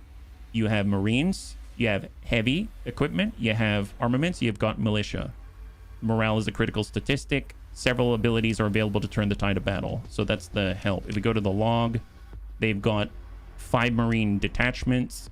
We have hazard rating modifiers, but as a defender, ground support, ground defense, spaceport. So that's, I guess, to their benefit. And our abilities, we've got fire support.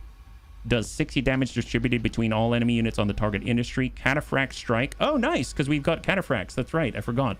Launch one attack that inflicts damage based on the chosen unit's strength, etc. Inspire. Raise morale of all units by 40%. Remove 1 turn of reorganization. Atmospheric artillery support. Fleet is out of atmospheric munitions. Can't do electronic warfare. Can't do rogue wave landing. So they did mention if we use the fleet, we can do more, right? And maybe we can also stop by and try to get some more Marines if we're able. Oh, did we already deploy all the Marines? So if I were to get Marines now, can I also deploy them? Black market Marines?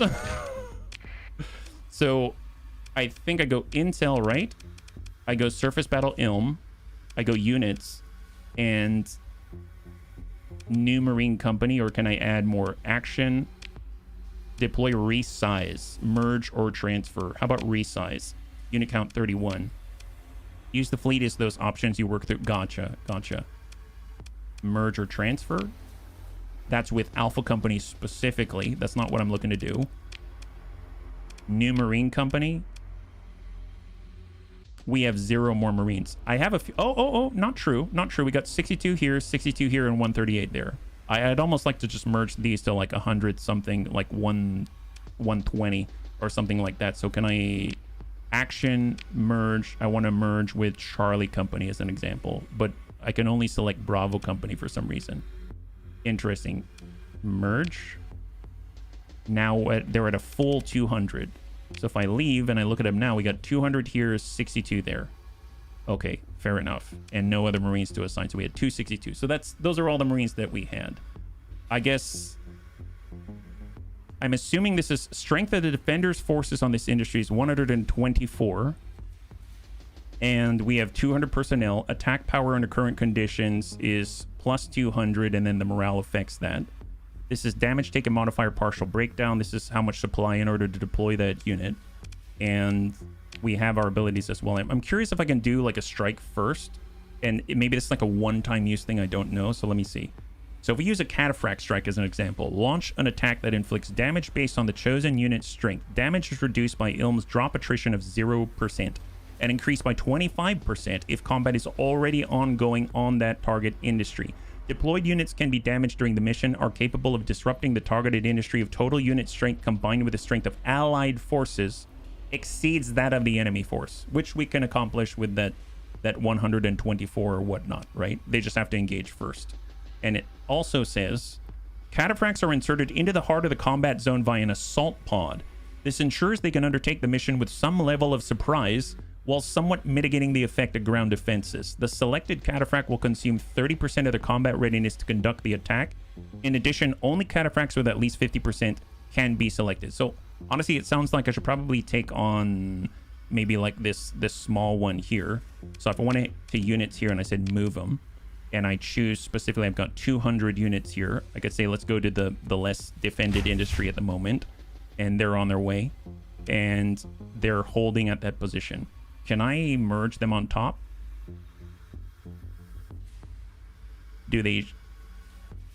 I don't know if I'm already there or not. I'm heading here. There's 342 strength now. I guess they moved in response. Is that what happened? So if I now move Alpha Company to the 342 is where I sent the other company. Now I sent 262 Marines, and now it's at 528. Strength of the defenders forces on this industry. It's like I've drawn them all to that position. So I'm guessing if you want enough Marines, you want to be able to split their forces. We're like drawing them into one place is my guess. I'm definitely going to need to strike that. This does not bode well for us, I don't think. Fire support. Does 60 damage distributed between all enemy units on that industry. Damage increased by 25% if combat is ongoing. And reduced by target unit defensive modifiers, if any. Cost 48 fuel, yeah. There's no pirates at that location, just friendlies. Here? I thought these are the places that we're attacking, though. Ground forces of the pirates are invading Ilm. Oh, gotcha. So if I look at their icon, there are no forces here. If I look at the pirate icon here, there are forces there. 3 marine companies, and here there's none. So I moved all my forces to a place where there are no pirates. Yeah, you're on the side of the independent. Okay. Okay, well, I guess I'm not going to bombard that just yet. I guess since I already moved them, I don't think I could probably reassign them, right? Like if I were to try to move instead to a new location, there's no one here. There's no one here, so let's, I guess, like move there instead. It will allow us to reassign, I think. Well, let's, I guess, auto move the units, cancel move orders, auto move can deploy units. How do we pass the day, I guess? Info, log, help, units. If I do auto move at turn, let the AI move all deployed units as it sees fit. That's not what I'm trying to do. So in theory, we've already given move orders. Move to light industry. This one's holding, though. So I guess I'll send them just to reinforce this location without pirates in it, yeah. Moving to restoration docks, moving to light industry. And then I want to wait 24 hours. Yeah, you literally just wait on orbit. Oh, okay. Excellent. Thank you. So we just pass. And if I look up here, it's May 4 at 1457. So I just wait in orbit. Oh, someone's coming at me. Pirate invasion fleet. Oh, we got to fight them off? Oh my god, okay. Fine. Fight them off, I suppose. Here we go, continue. Not quite what I expected. I'm not going to bring in the Midas, but I will bring in all of our officered ships so they can get experience. And hopefully we'll be able to maintain discipline. So let's just grab everybody. I guess I'll have our Rama on our Aleste. I'll have our new frigate on the Aleste, and then I'll have the Valkasard also on the Aleste. We'll have 2 supporting our point-to-points big bro. We'll move up here, we'll search and destroy, and we'll leash to the carrier like that. So let's go. You have to exit the menu and let a day pass. The problem is the videos I watch were a bit old and nobody really wanted to explain things in depth. Well, I guess we're kind of, I'm trying to figure it out efficiently, but I admit it's a lot of info. Oh, there's a... Oh, yeah, I never took off the semi-brev.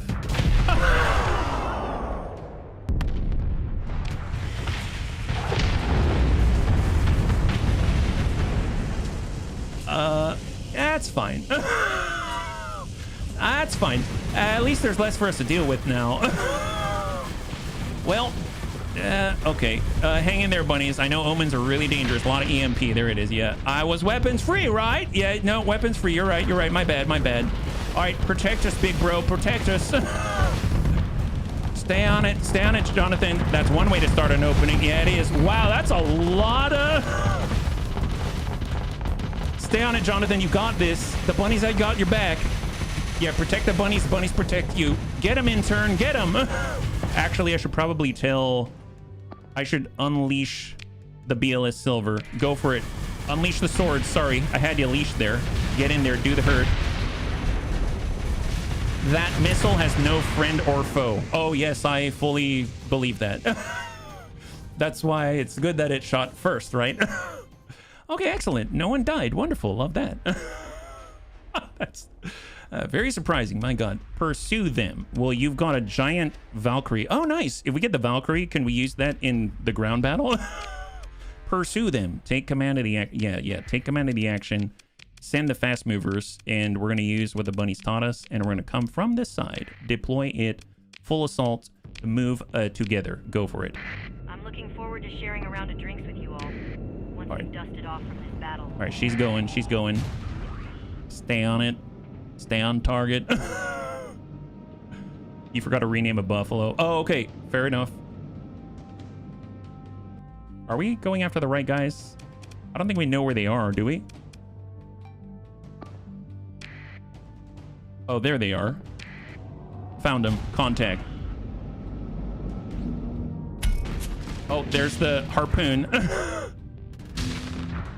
Yeah, she's chopping it right at the butt. Oh my god. Mission you talk about for the fleets is it's not on the save. An extra mission. Yeah, see, I don't want to go. That's just it. I don't want to pull, once we're in the game, I don't want to pull the bunnies out of the main menu to test something. I'd rather do it in the sim in the game, because I just don't like how it flows. But I think it's a nice thing, but it's not something I'd probably use for the stream, if I'm perfectly honest. But good suggestion. I don't mean to communicate any disrespect or anything like that. It just didn't seem to work for the stream, in my opinion. But thank you. Consider ship recovery. What do they have out here? Well, there's the Holtz destroyer, there's the Shrike, there's the Standard Wolf, the Omen. I mean, Omen, we don't have any electronic warfare stuff. That could be kind of nice. And then I suppose the Valkyrie would help us now, in the sense that it has ground support. So if we recover it, maybe it's going to help us in this specific situation with the ground invasion and battle. So I'm going to go ahead and save in place. We got a little bit of ATAC combat analyses. 2 units of drugs have been used. And we are on May 4, so we need to wait till May 5 for the next day. So let's go and pass in time. There's May. Oh my god. What the heck's going on the surface battle? So if we take a look, none of our Marines are dead. I'm guessing we need to go to where the pirates are, right? The mission you talk about for the fleet. Let's go. I mean, I guess there's no pirates here. There are most of the pirates on the ground defenses held by the defenders. So I guess if we go over there, we can help out with that. Yeah. All right. And like I said, I don't. So when I'm on, how do I say this? I don't plan on adding it, is what I'm saying. I appreciate it, but I also don't want to. Actually, that's all I'm going to say. If you want more of an explanation, I'll tell you on Discord, but I don't plan on adding it. I have a lot of mods right now, and I'm not looking to expand any further just because I can barely track the mods I have already, okay? But I appreciate it. Thank you. What am I... So I'm learning about ground invasion. We just went through one day. We had no interaction or impact. Defenders attacked locations at ground defenses that now have an effectivity of 49%. That's where the majority of the pirates are located. We need to reform 262 Marines, bring them in counter, and then probably, since they'll already be technically engaged, we can then send in cataphracts in order to do additional damage, maybe do a bombardment of some kind with the fuel icon that was present in the intel screen, I think. So if I go intel, I go surface battle here, 19 hours until the next turn. We're going to go ahead and move, and we're going to focus on the biggest fighting. There's 2.7 Marine companies, 2.8 Marine companies on the ground defenses. I'm going to go ahead and just flood one area. So we got one group going. We're going to send Charlie Company. We're moving to the next like that. And I'm going to take a look at abilities. The morale's not down right now. We do have electronic warfare now, thanks to the Omen, actually. All enemy units reorganize for a turn, and effects of enemy ground defense is reduced to 0.70 of normal, which, honestly, we're the defenders, so it doesn't seem to make too much sense. Requires nearby friendly fleets to have a total of 6% ECM rating, lasts an additional turn at 12. So I don't know how useful that's going to be at the moment. What about fire support? Deals 60 damage distributed between enemy units on the target industry. Damage increased by 25% if combat is ongoing. It's not ongoing yet because we're still moving there. But I'm going to go ahead and use fire support, use up some fuel. We're going to apply it to the ground defense, I guess, industry specifically, and go. Inflicted 75 damage across 2 of the units. So now if we take a look at it, they're down to 266 attacking forces there, and we're moving our forces, I assume those are what the red lines are from, to that position in order to reinforce the defenders. Okay, that makes a little more sense. So the top number are the attackers, we are the defenders. We have 365 here. We're going to reinforce that with 262, and we just bombarded this right here. Okay, so I will pass this. There's a cooldown now, it seems, on that ability. So we're on May 5, we need to go to May 6, and there's May 6. Okay. You lost 11 Marines and 1 heavy armament. So if we now click and we take a look, here's the ground forces, right? The attackers have 532 present, so they've got 1.5 heavy armament companies. They've got 2.1 marine companies. Defenders have our boys there with 70% morale. And then we've also got our heavy stuffs, I suppose. I could use an inspiration, raise morale of all units by 40%. That'll max them to 100%. I could also cataphract strike, actually, and there will be an increase by 25% with the damage because combat is technically ongoing. So I'm going to go ahead and do that. It's going to consume some combat readiness. And we're going to, but I can't activate it. Why? Because I have to select these first. So select BLS Silver Unit Strength 103. Let's take the strongest, the Valkazard. We'll activate, and we're going to direct where our forces are located, right at the ground defenses, right there. Confirm. Inflicted 129 damage across 3 of their units. BLS Fancy suffered 27% combat readiness. That's fine. If I then send in the silver... No, I can't. Okay, so now it's now 320 versus our 377. That's a big difference. That is a huge difference. That's awesome. So let's just keep letting them duke it out. We're on May 6 right now in the upper left-hand corner. And we'll just pass the time. There it is. You lost 28 Marines and 3 heavy armaments. Okay, so now if we take a look at the situation, they're at 398 strength to our 315. Weighted average morale of the defenders' forces on this industry. We definitely need to boost our morale. Right now we're at 50% and 46%. We're going to give ourselves a 40% morale boost. Story pointed up. Nice! And now we are sitting at 90% morale and 86% morale. It's still a bit out of wonk there. 398 attacking strength, 353 defensive strength, but you know, it's what we got right now. I don't think we can like buy and shuffle in more Marines, so let's just pass the day. We're on May 7. May 8, there it is. You lost 18 Marines, 3 heavy armaments. And if we're taking a look at now, nice, it's starting to weight a little differently. So 619 strength for the defenders, 123 for the attackers. If we take a look at all of the other industries, they're sending heavy companies down to this industry, but we're basically dealing with one single heavy company now. I feel like we can divert forces. Charlie Company is the largest. We could merge, but I think they can handle themselves. I'm going to go ahead and move Charlie Company, and we're going to reinforce this industry down here where they've got their 1.1 heavy companies. And then we will, on ability, we're on cooldown, already used this battle. We have one more turn for cooldown. So it looks like we're kind of turning the tide of battle. We're on May 8 right now. We need to go to May 9th. There's the tick, and May 9th. Surface battle, Ilm Defender victory. Nice! High five! That's kind of complicated, but also kind of makes a little more sense. And you got 8 story points to spend. Gotcha.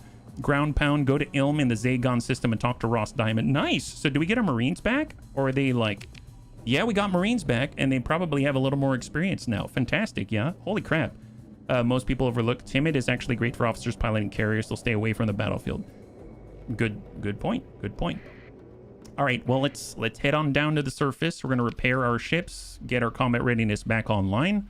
I probably should start to collect more Marines when the time is right, and we'll go in and talk to Mr. Ross Diamond. What do we got? Hey, excellent work, friend. The invasion's been thwarted and Ilm is safe. We picked up a bunch of prisoners and Colonel Shaddad wants me to sit in on the interrogations. I imagine Fleet Sec would be very interested in just who sponsored an unflagged invasion of this planet. I mean, who do you even think it was? Diamond rubs his chin. There are a few obvious suspects, aren't there? The Hegemony would just love to expand their influence in our backyard, embarrass us at the same time, and then there's the Church. I mean, they've never really forgotten the Mazalot uprising. On the other hand, this sort of skullduggery just doesn't seem like their forte. And there are still a bunch of unanswered questions, like what the fleet was doing all this time. And look, I expect we'll be going over all the evidence with a fine-tooth comb. He shakes his head and then looks straight at you. Well, I'm done with tonight's business. How about you come down dirt side with me for supper? Certainly earned a couple of beers. Sure. You cut the comm link after exchanging a few pleasantries. A few hours later, a message from the captain arrives in your inbox. It contains the name and address of a local middle-class establishment, clean, moderately fancy, with reasonable prices by the standards of its customers. Do you feel that he could have not been so miserly and treated the hero of Ilm to a suitably posh place? Or conversely, would you be more at home with the rowdiest watering hole the place has to offer? Take a shuttle down to the restaurant. Diamond meets you at a table outside the restaurant. In contrast to his appearance on the comm not a day ago, the league captain before you now is a worn, hollowed-out imitation of a man. As if he was the one he'd been locked up with the interrogator. Hey, HB. He says wearily.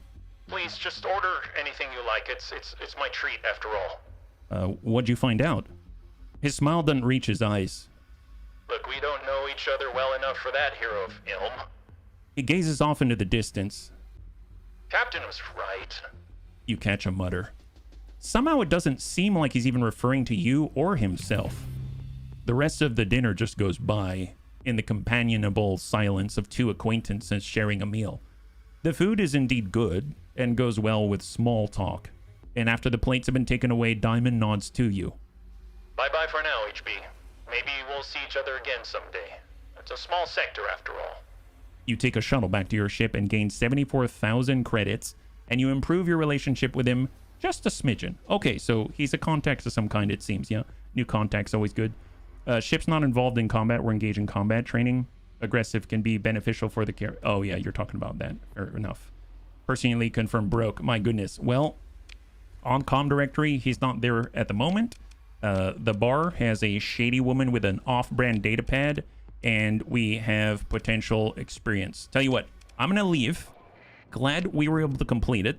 I was a little worried there. And we do have Abyssal Space Oddity. We need to go to Galatia Academy at some point, and there is actually a gate there. I think we have an active one that we've activated, so let's swing by the gate and we'll see what we got. Since we're already here, let's just go ahead and save, and then we'll move. Yeah, check for mothballs before burn. Oh yes, that's right. I'm gonna want to make sure I deposit the mothball. I don't know if I necessarily want to have the trail, the capital ship with me everywhere, so we're gonna stop by Gamlin where we can drop that off. Excellent. So we're gonna swing on by the research station. And I did tell the bunnies that we could pick up the Legion. Do you want to pick up the Legion, bunnies? Aggressive carrier captain defensive targeting rate can work in a neat way. I've heard of that, and I've always wanted to try it, which is why I'm very happy that we just learned defensive targeting array today on stream. So I think that would be really, really cool to play with. So I'm actually pretty darn excited about seeing how that works out, because I've heard things like you can almost think of each of the bombers that you have as an additional like hard point that just keeps regenerating, sort of. You know, and if they're really, really close to you, they're just constantly spewing out torpedoes, and you need an aggressive officer of some kind in order to get into the kind of range that you need in order to do all that. So yeah, we got a lot of pets that we haven't utilized, including a leopard. We now have the heavy armaments that we're carrying around, I suppose. We have the new mothballed ship, and we've got the Interstellar Rain and the ISS Come and Gone. Now with the Valkyrie, I don't know if I'm going to be using this in combat, so I'm going to go ahead and deposit the marine basket. We'll deposit this, and the Omen would be nice in terms of, I guess, EMP emitter support, so I may mess around with that. I might go auto fit, just stick on the EW, and we'll have that with us. I'm going to take this. I'm not too sure. If we were to...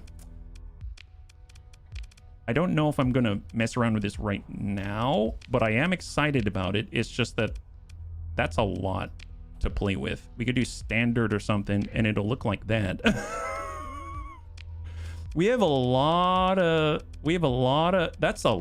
That's way too many. I mean, like, how would that even work? Like, if I took this, crammed that up there with no officer in it, and threw up against, I don't know, good old trusty Hammerhead, like, what does that even do?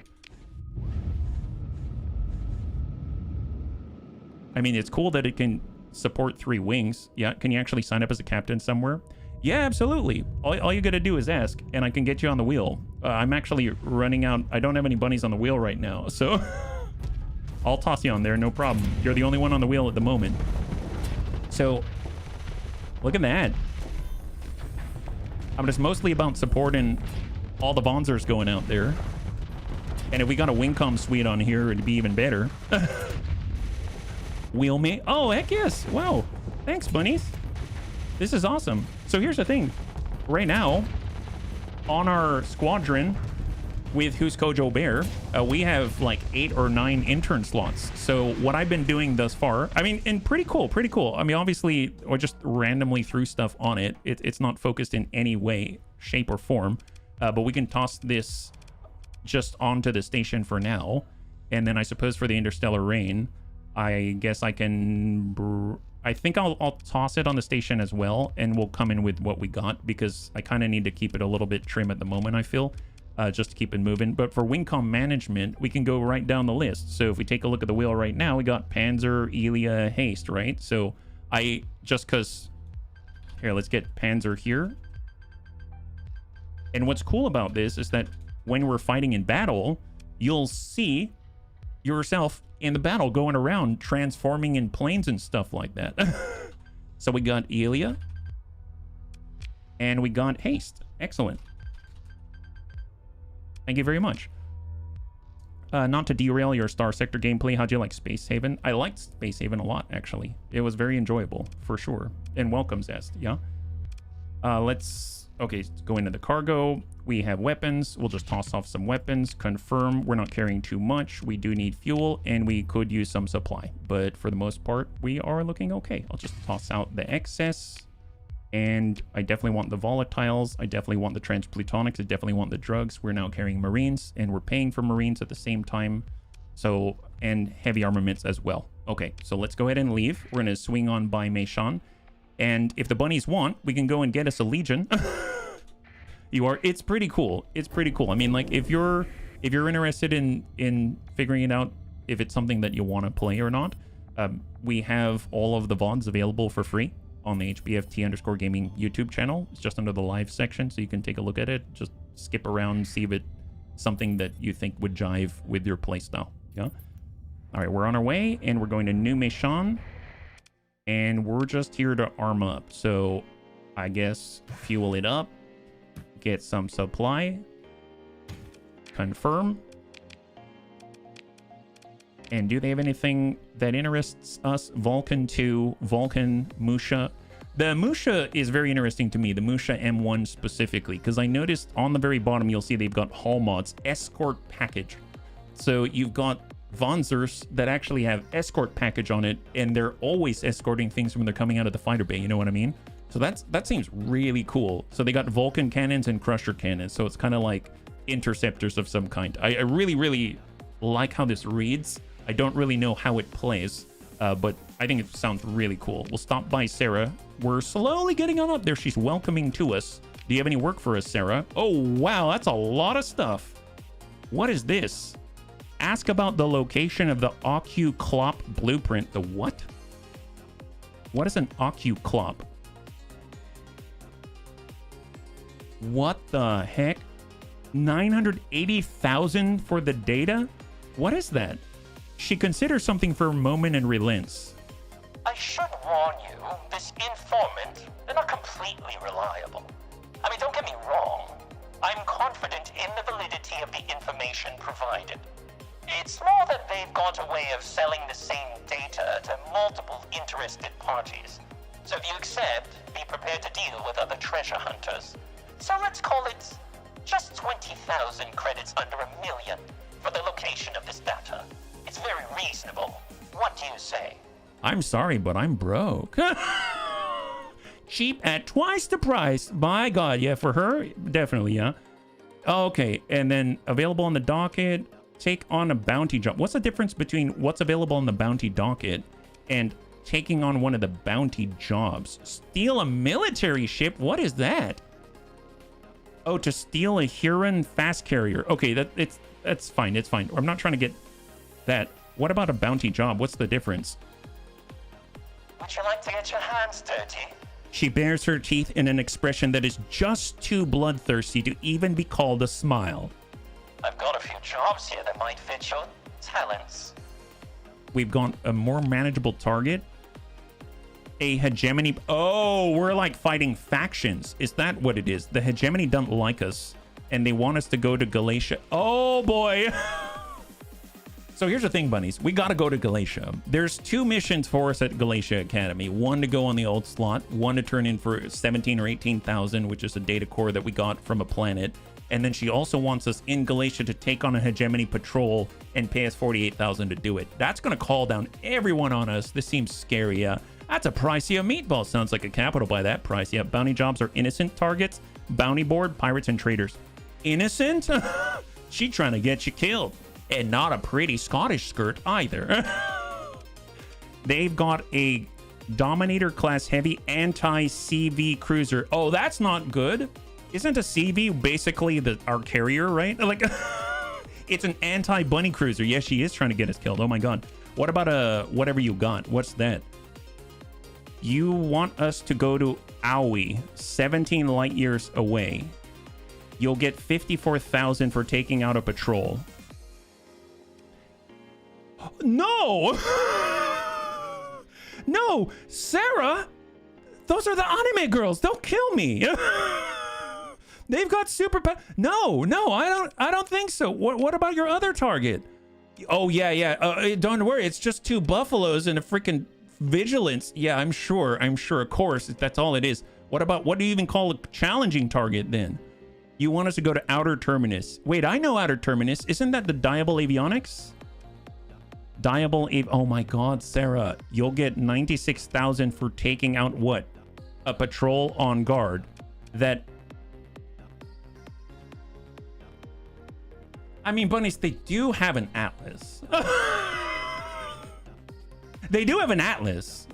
And we are looking for cargo capacity. But it's Diable Avionics, and they have a giant fleet right next door. I don't know. That's a merchant fleet. Dominator's a ship heavily armed at the front, but relatively poorly armed on the sides. Just attack 1 pro... All right, bunnies, should we do this, though? But look at this. The assessment notes that this fleet may contain upwards of 5 other ships of lesser significance. But they're going to know it's us. If we're ready to bomb a settlement, what is just a patrol? Yeah, but, I mean, who knows who's around them? Too early to make a wave, in my opinion. Save first. Well, in order to save, I got to back out, yeah?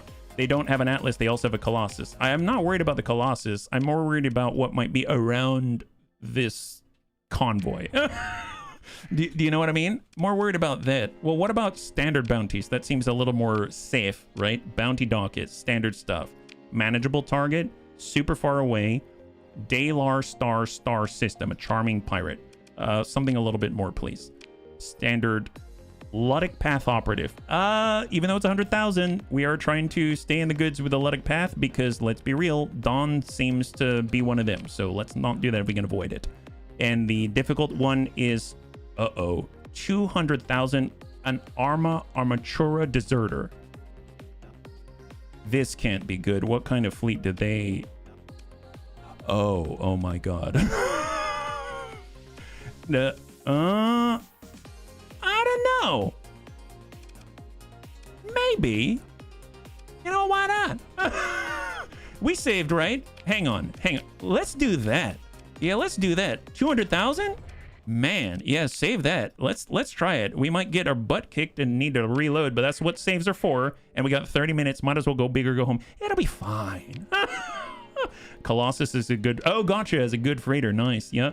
If Dawn heard you say that, she'd shoot you. She's a Luddic follower, not a Pather. Well, you know, we gotta keep our mind open. Are you mistaking Luddic Path and Luddic Church? Oh, maybe. Maybe I am. All right, we're gonna do the bounty docket. Sarah, what's the toughest thing you got for the Bunny League? My god, we're ready. Look, I'd take this one on myself if I had a war fleet to command. She makes an expression like she bit into something sour. Sorry, Nessus is a betrayer, a deserter from Arma. An example has to be made. We know she's hiding out in the Alpha Australia Nebula, which is only 13 light years from here. Look, there's a reward for 200,000 credits, and it need to be done within 120 days. Are you up for it, bunnies? Yes, we are. A profitable exchange for the both of us, Captain. She says. Bounty deserter accepted. God help us. All right, here we go. Okay, all right. Yep. We saved already.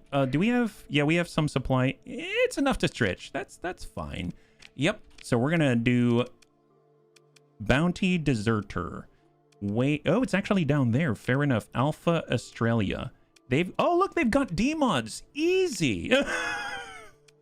So easy. My God. They've got so many D-mods that we don't have yet. The mech with a backpack looking thing is nice. Salvage it if you can. It's a good support vessel. Darn straight, we're going to salvage whatever we can out of those guys. Look at that. They're super friendly with us. All right, just quick save.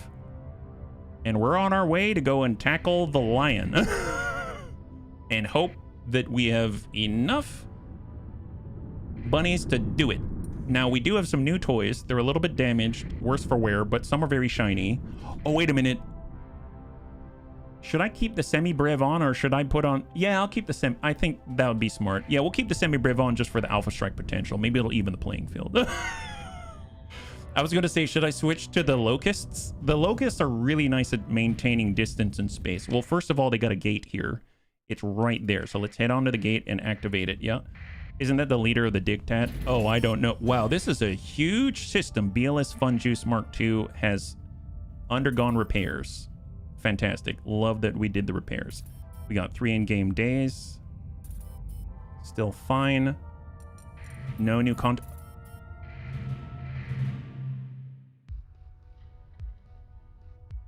Sarah's taking care of us.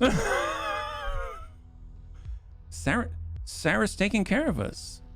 My God. Well, I'll be. That's not bad. Here we go again. Okay, well, what kind of ships do we have today? You have another Aurora-class cruiser, another Phaeton-class tanker, a Shepherd drone tender, a Protea-class frigate, an Inazuma-class cruiser, a Wayfarer-class combat freighter, and 4 more... What kind of... Hang on, what's a Protea? A Protea-class frigate, so it's small. And it's... Oh, it's a Knights of Lod thing. Cool. It has an ability called Condemn. The frigate will supercharge one of its Hex drones and send it after a target. That drone will then deal 1,200 energy damage and 600 EMP damage on impact, and charging it generates 600 flux. Is it a bomb? Did you say a bomb? Is it? I mean, God, that's a judgment if I've ever heard one. That's a frigate? My God, we got to get that. Sensor pig. That's smart. That's smart.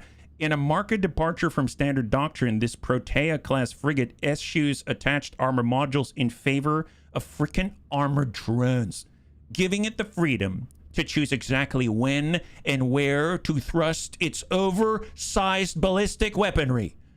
I mean, I don't know why.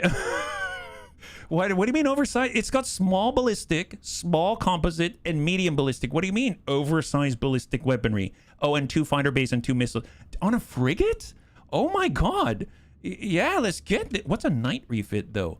This ship has been overhauled by the militant arm of the Luddic Church, considered antiquated by some. These hulls were outfitted with extensive modular armor plates for protection, optimized primarily for ballistics, and equipped with primitive capacitor base shield emitters. What?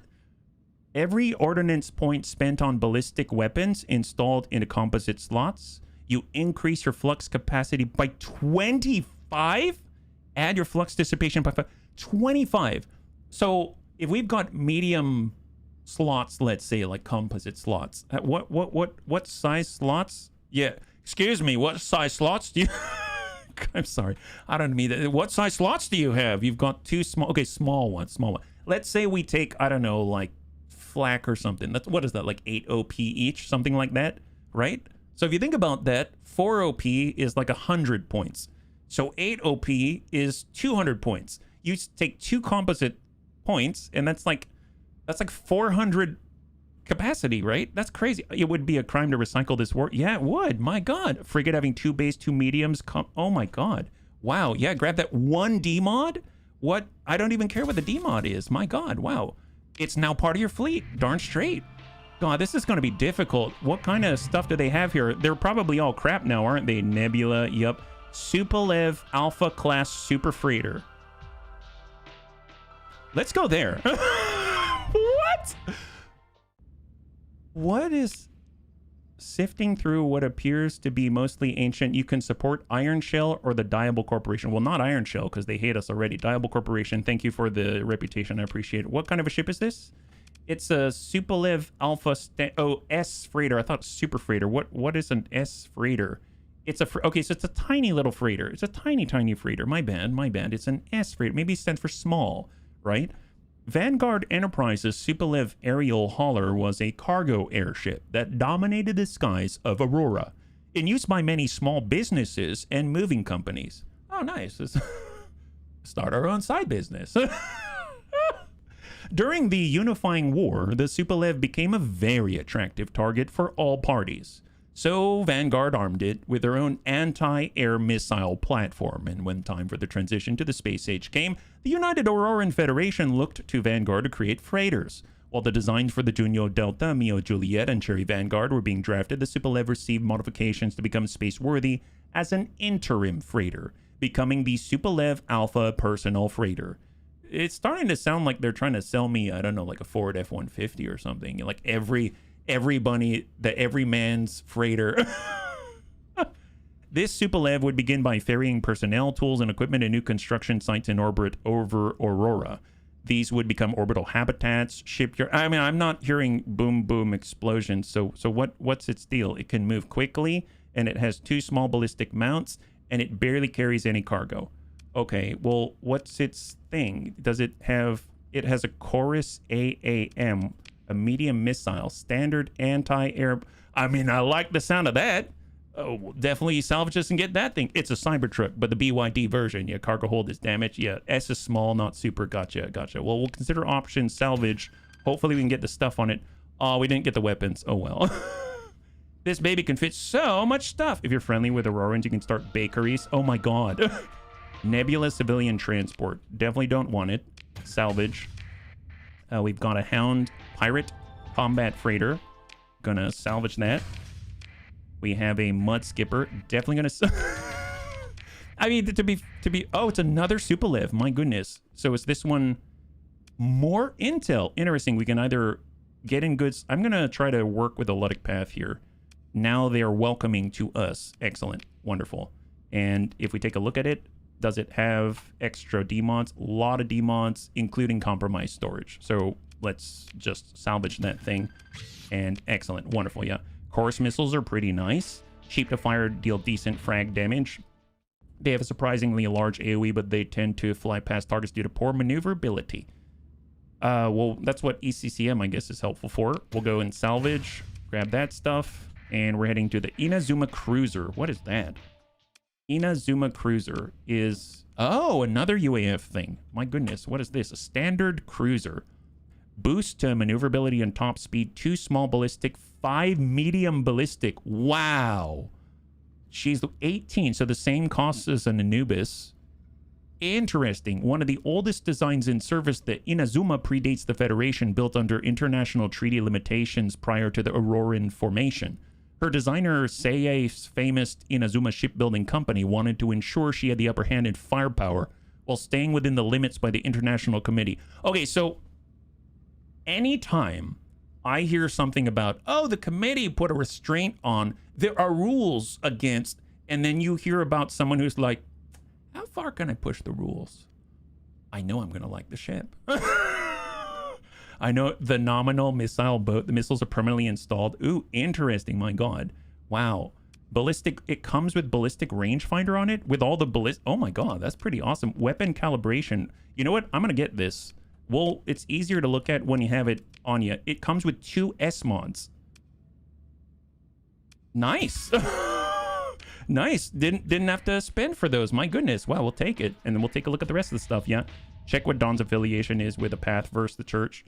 Well, okay, so you probably, I'm guessing based off the comment, bunnies are wondering why I chose to boost rep with a path. Here, let me just scrap this. What is it again?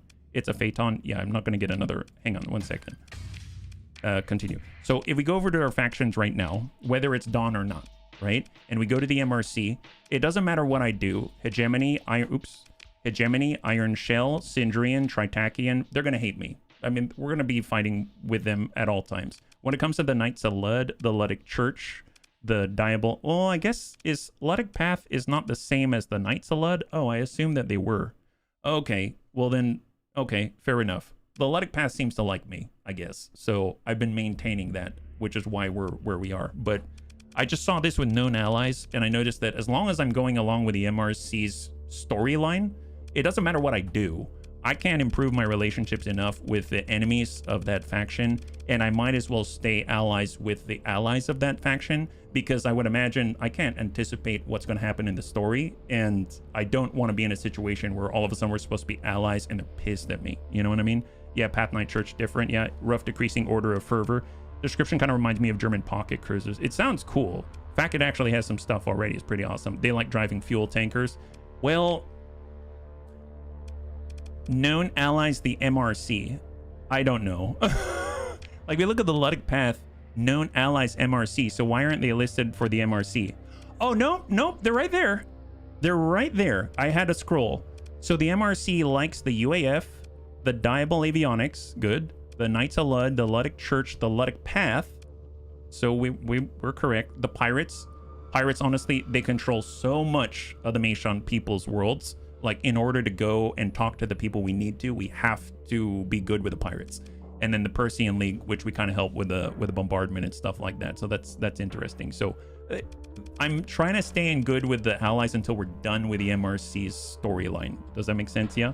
So I normally, like, if I play in my own game, the first people I would run to are the tax collectors, and I would ingratiate myself with the Iron Shell because I think their stuff looks so cool.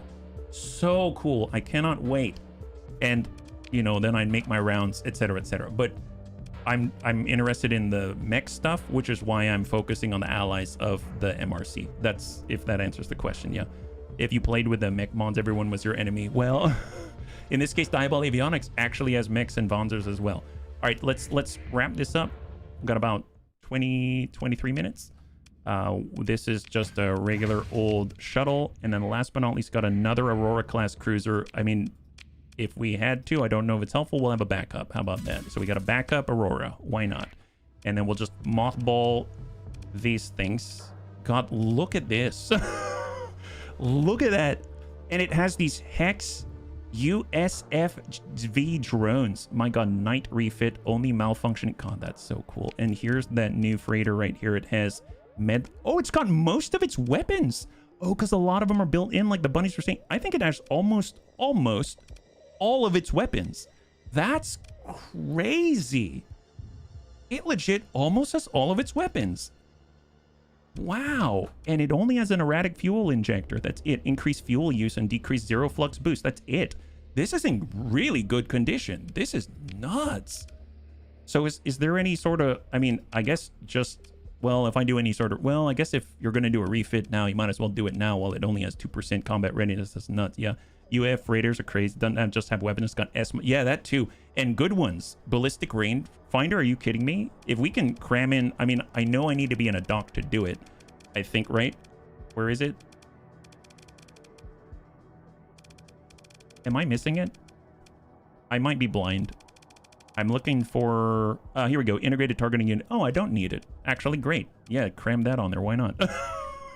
Why not? Definitely want as many vents as possible. I mean, I'm just doing a refit now because we're at 2%. And even if it lowers our combat readiness, I mean, honestly, I mean, who cares? Because it's going to go down like 1% at this point. I'm guessing some of these things, are they magazine? Are they burst? They have a burst size. They do have a magazine. So if we stick in like expanded magazines, that's going to help out. They have missiles. I don't think it has missiles, so I'm not going to worry about ECCM or anything like that. Automated repair unit's always helpful. Armored weapon mounts has recoil reduction, and we can get capacity, and maybe that's like a decent start. We'll just kind of do that. It's going to go down to 1% from its 2%, and I don't think that's going to be an issue. And who knows? Maybe it'll be able to help us out before we know it. That's pretty awesome, yeah. Only 2 small mounts at the rear gain range from it. Oh, well, it's built in, so I'll take it. All right, well, let's continue. So we activated the gate already, did we? Inactive gate. Oh, so I didn't even activate the gate. I came here to activate the gate. Scan the gate. There it is. Wonderful. We're going to go ahead and do a hard save. We're in a good place right now. We have 88,000 credits. And we came here to do a freaking bounty. So let's make that happen. We got a assault. Oh yeah, the 200,000 credit bounty. The target is located in the Alpha Australia Nebula. Well, we're here. Doesn't tell us exactly where, so we might as well just start traveling. Let's go around. We're gonna find them. Keep scanning, make ourselves known, keep repairing, all at the same time. Burn the supply in order to get us back into action. Hang out. We got a volcanic. Perform a survey. We actually have a decent amount of supply, so don't have to worry too much about all the surveys. There's another potential contact right here. It is a phantom phase transport. Is this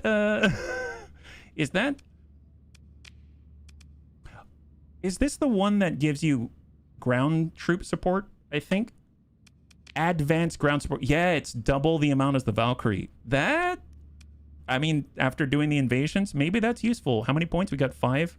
We'll still have enough if we... do I want it that badly? No, actually, I don't. Okay, I gotta save... Well, I guess if we fight, we'll get points, right? Yeah, if we fight, we'll get points. So let's just mothball that for now. Well, we mothballed this, we mothball that. Honestly, I'm gonna... even though we've spent resources on this, I'm gonna mothball that. I'm just gonna leave this cruiser as potentially something that we might bring into battle if it's repaired enough. And then that way we can focus kind of the repair efforts out there. It's the best ground support. That's so cool. ECCM can upload their ships too. It's far less significant when you have ships equipped with missiles. Established colony, good. It depends on who you're fighting. If you're up against high-tech factions that tend to carry ECM, for instance, can actually make a lot of sense. Oh, I didn't... Well, I guess... Yeah, I guess it's a counter to the ECM. Covert Bunny Raiders. Frozen World.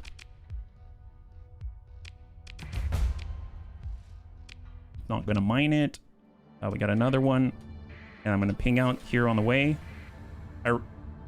Okay, I should not be speeding up. I'm kind of trying to speed through this because I'm trying to be cognizant of the bunny's time, and I do want to actually do the fight and not feel rushed. So, but if I slow myself down, this will be a better experience for everybody. I gotta remember that. After all, that's why we're here. We're here for the experience of the bunnies. Don't try to rush through it, HB, or just robbing them. That's what you're doing. Okay, so we're just moving one at a time. If I really wanted to be thorough, I'd go to the northeast, because there's actually a field up there. Moderate ore deposits. Very nice. I would probably go up here. There is a stable point. Who knows? They might be up there. Let's go ahead and quick save while we're at 491 supplies, so it's getting a little bit shy now. We're here for a good time, not a long time. Thank you. All right, to the northeast. Forward operation base deterioration. I mean, that's not ours. Oh, please. God, these places are huge. Stable location. Let's go ahead and ping out. Negative contact. We're impacting on asteroids. Hopefully, Midas is saving our butts. They'll try to attack you if you struggle finding them. Try enabling the transponder, setting a sensor. Pulse. Gotcha. Thank you. And we're going to do a sensor array, specifically so we can try to detect them more easily. Let's go ahead and do a quick save because we're running low on supply. There's mostly central and below, so on the way. Full speed with the transponder on, and we're just going to ping as we go. Just ping out. 4 days until we arrive at the next marked destination. Ping out a nebula.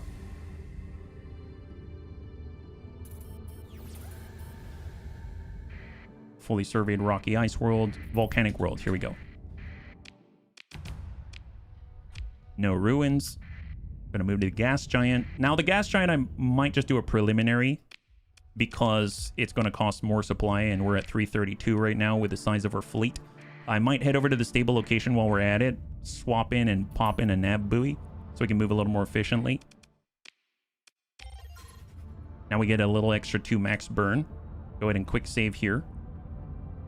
And we're going to head over to the next. Oh, we're running out of marked places. No return on the ping. And there are ruins. Oh, great. Explore the ruins. You can get a brand new wolf. Wolves are nice, although, yeah, why not? Doesn't cost a story point. That's fine. Begin salvage ops. We got a nice wolf. We got a gamma core. Excellent. The cool thing about that is we actually have a hull mod, I believe, that allows us to utilize gamma cores as pilots for Vanzers. So now that we have a gamma core, because I not sold, but I gave the rest of them to Serapha, it'll be cool to see how that works just because we have one. We have another one for beta cores as well, I believe. Preliminary survey data for Kitten. Perform a survey. Negative contact. All right, save in place. We have 156 supply now. We're super dangerously low. If we take a look right now, 61 days to complete. We are in Alpha Australia. Show on the map. That's this right here. If we go inside, we've at least scanned and marked each of the planets here. We went out here. We went over here. We went at least to the ice giant. We definitely went to the gate. That's for sure. We arrived through this jump point. We were wrapped all the way back around. We went by this gas giant. We marked this up. This is ours now.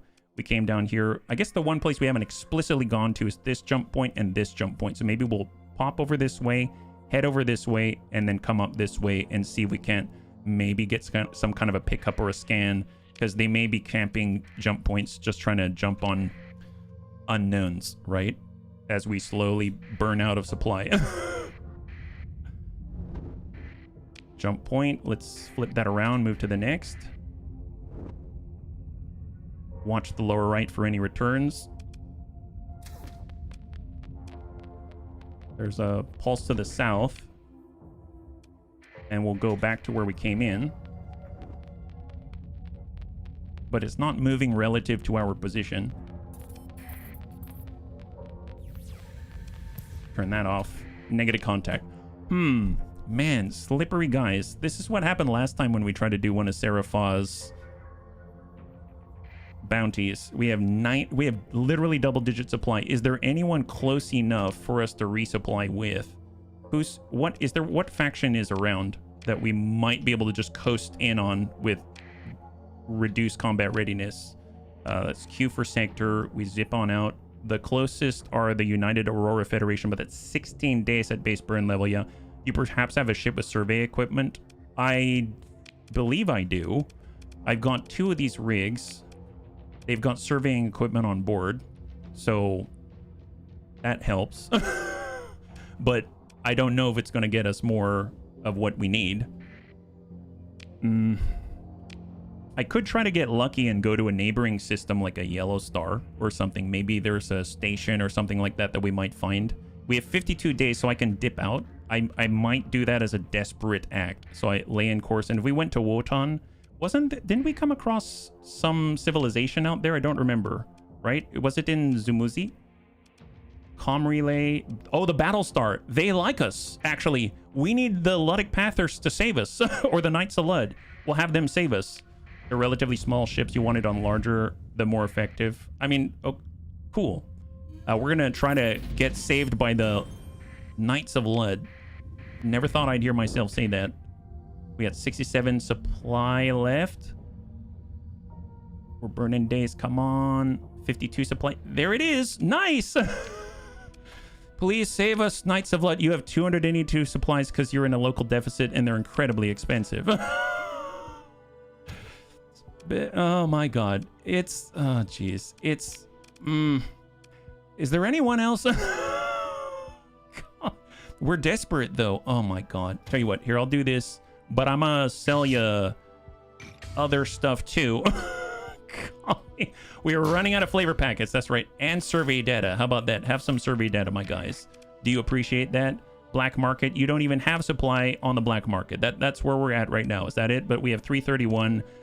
It is what it is. You can go down south to the Aurorans. Oh, because we can make it now. The thing is, we're running out of days. Well, let's see. We got 10 minutes left. With 330, we can do one more pass, or we can go to the Aurorans. If I go to the Aurorans, that's 12 days out. And then to come back, there's not a gate here. So will I make it in time? In theory, if I blitz it. So if I blitz it to the Aurorans, I could buy supply. I can then blitz it back. And the thing is, I'm not seeing any black holes, neutron stars that I can use as a slip surge. So it'd have to be like old school. Yeah, those are just nebulas and stuff like that. So I could go this way for 12 days-ish. Although we're going through a nebula, it'll slow us down. And then we'll go right back. We'll barely have enough time.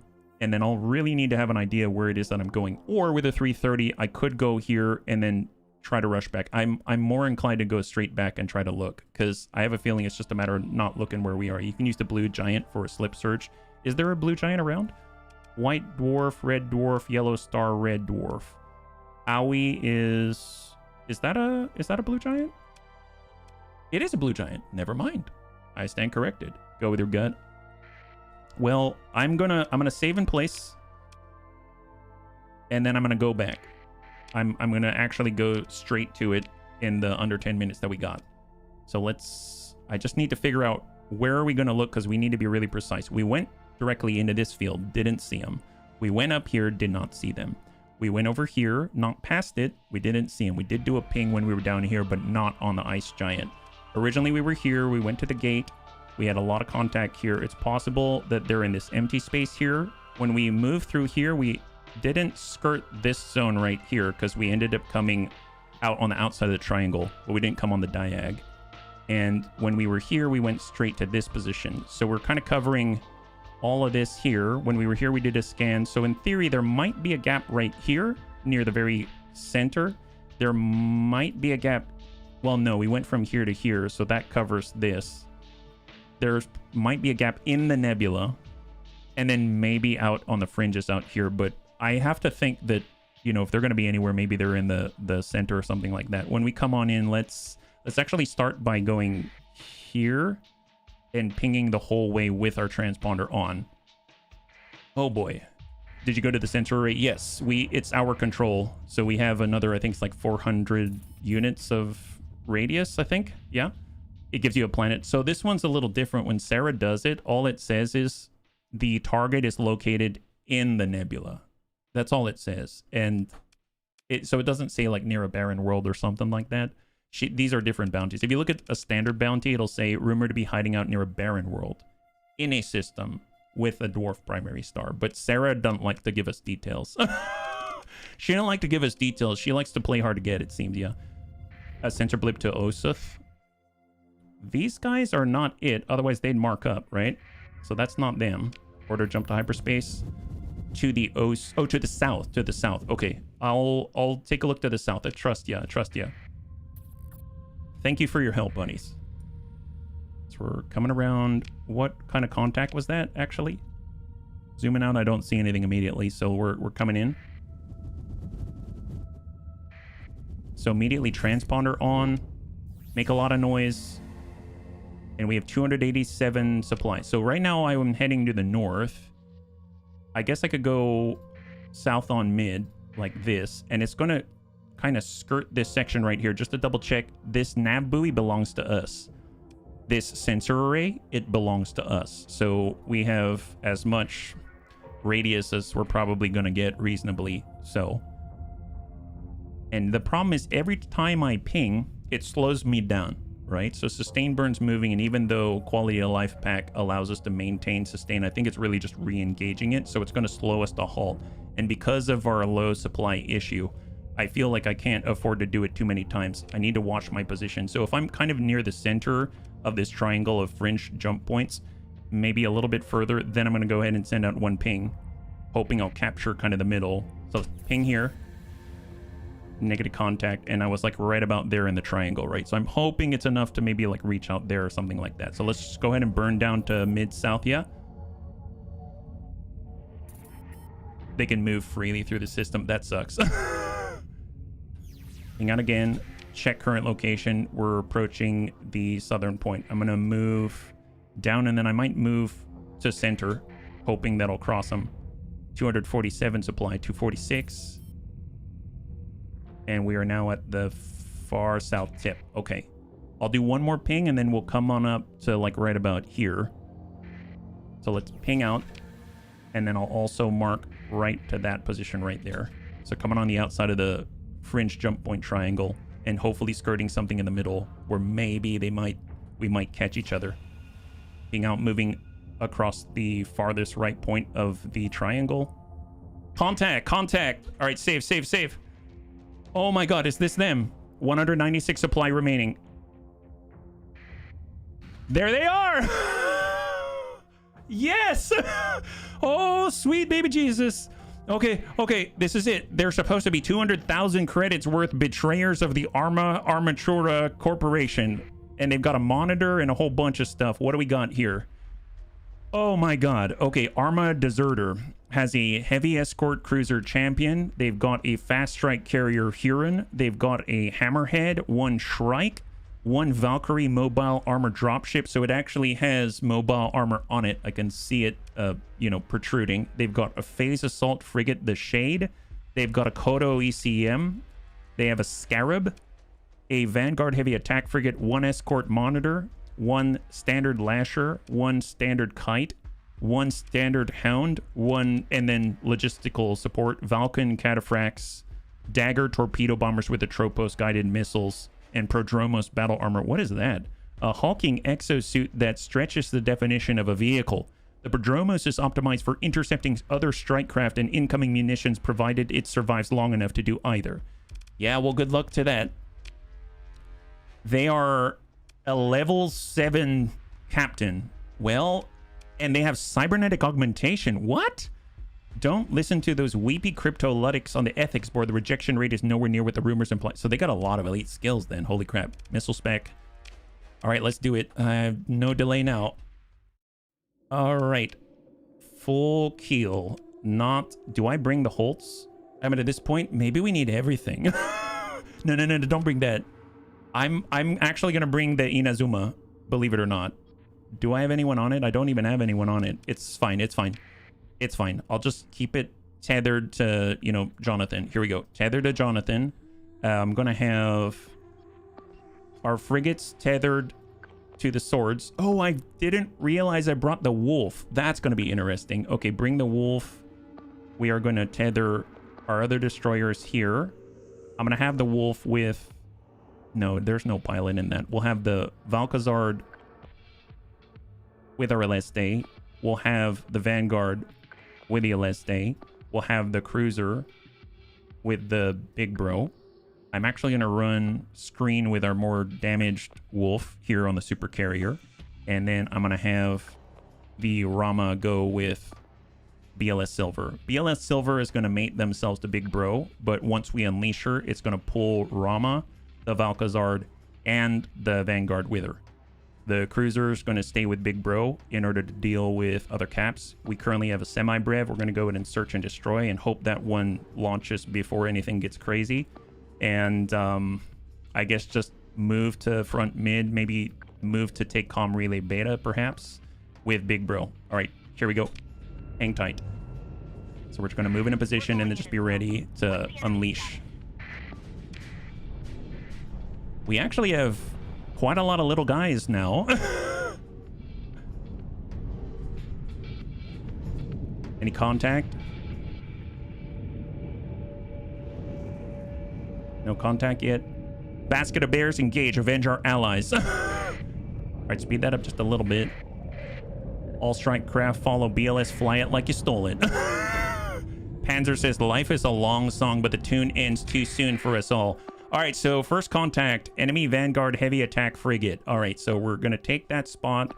We're already in search and destroy, and I think it's time to unleash Dawn. Let's go ahead and search and destroy and loose. Off she goes. So she's in search and destroy right now. There's the Vanguard. Just please don't shoot the semi-brev. Not on that guy, please. Oh, there's the phase attack frigate. There's the Shrike. Nice! Go get him. Go get him. That's a tanky guy. So this is coming from the super carrier right now. That's Basket of Bears dishing out on the Vanguard, and they're cutting the armor. He's red hot molten. Excellent. And the moment they finish him, they move right to the next. That's fantastic. All right, how are we doing on the left side here? So main thread. We got the champion up here, full shields. They're all focused right in there. Well, currently, yep, we are on search and destroy with the LSDS2. Jonathan is still at full health. We're going to go ahead and mark up. I want to get rid of that Hammerhead. I want to get rid of the Huron as close pseudo-fragile-ish targets. And I am interested in the Inazuma. So let's go ahead and take a look at what it's doing.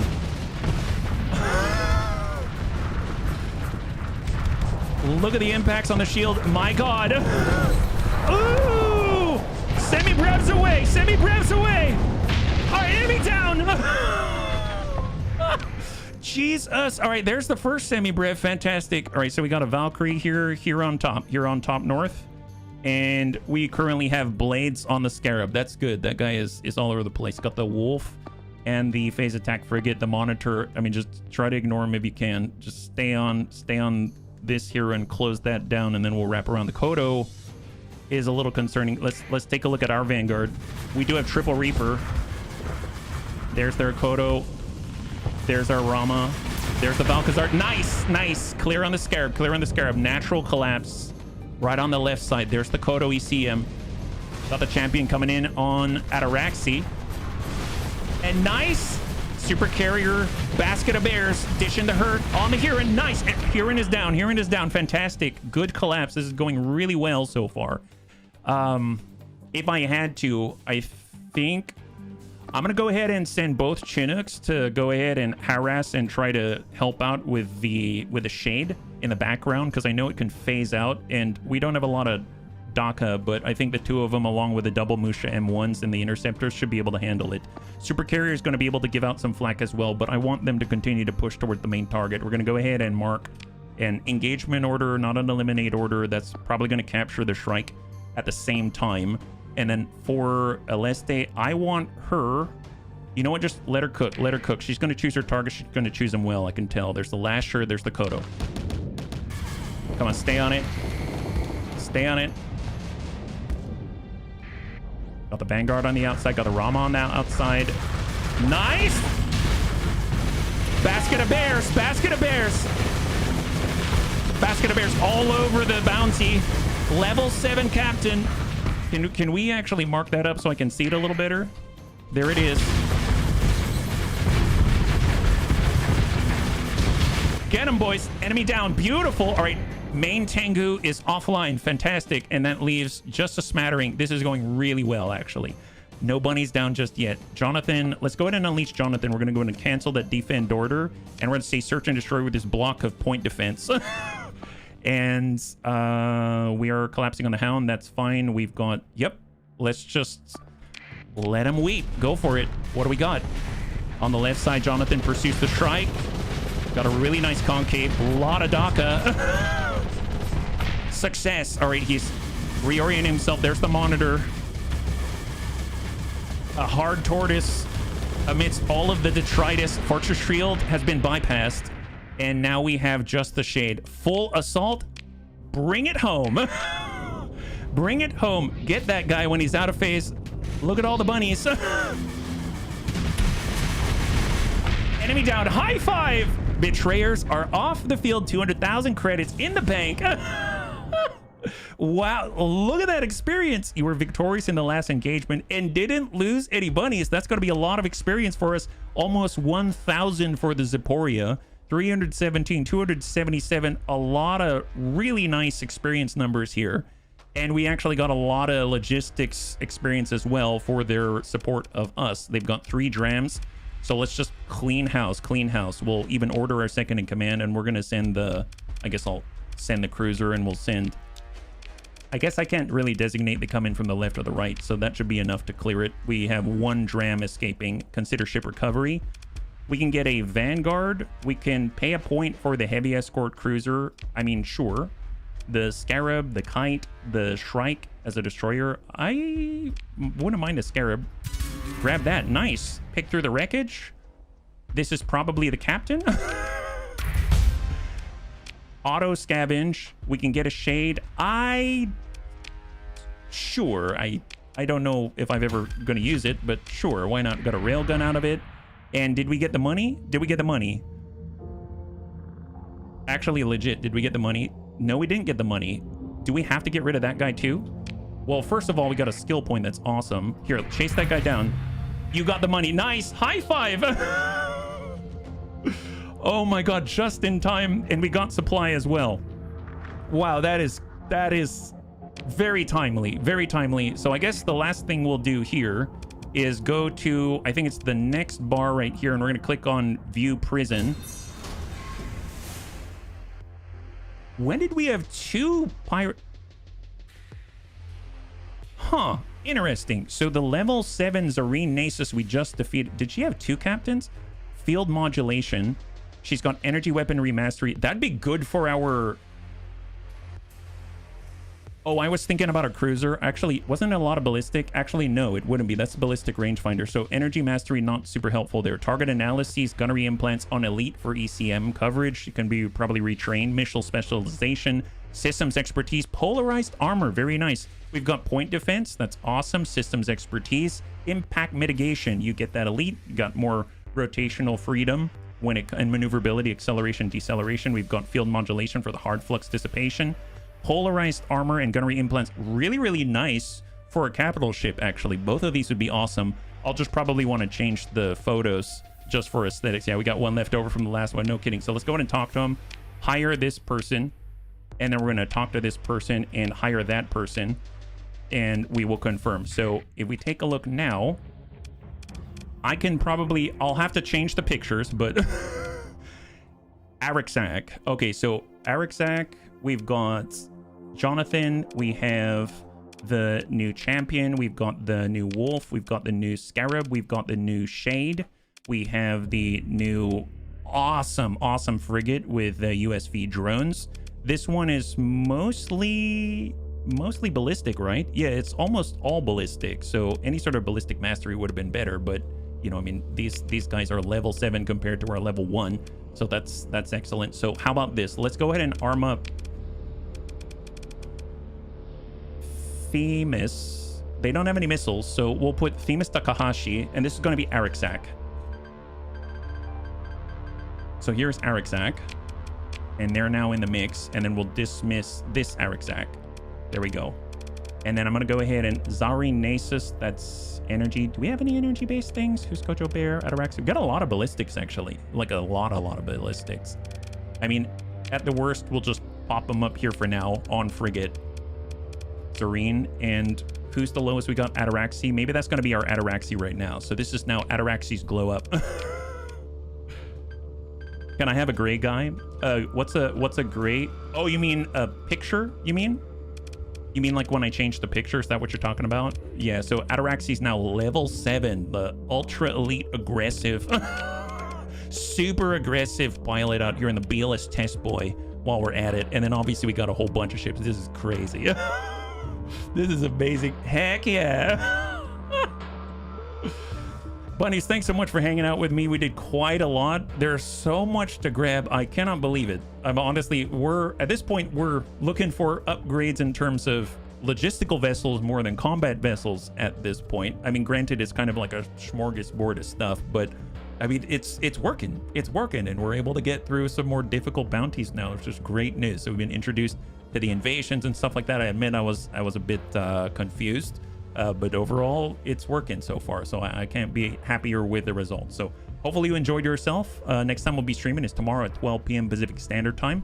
Same bun time, same bun channel. We'll be back again with our current Rogue Tech career, and then we will return on Monday, streaming again at 12 p.m. So on that note, thank you again for your patience. We went kind of long, and welcome to the new bunnies. If you'd like to hang on until the end of the music, we'll go and give someone a nice raid. I had a total blast. I hope you did as well. And I can't wait to get into the next one with you. Have a wonderful, wonderful night.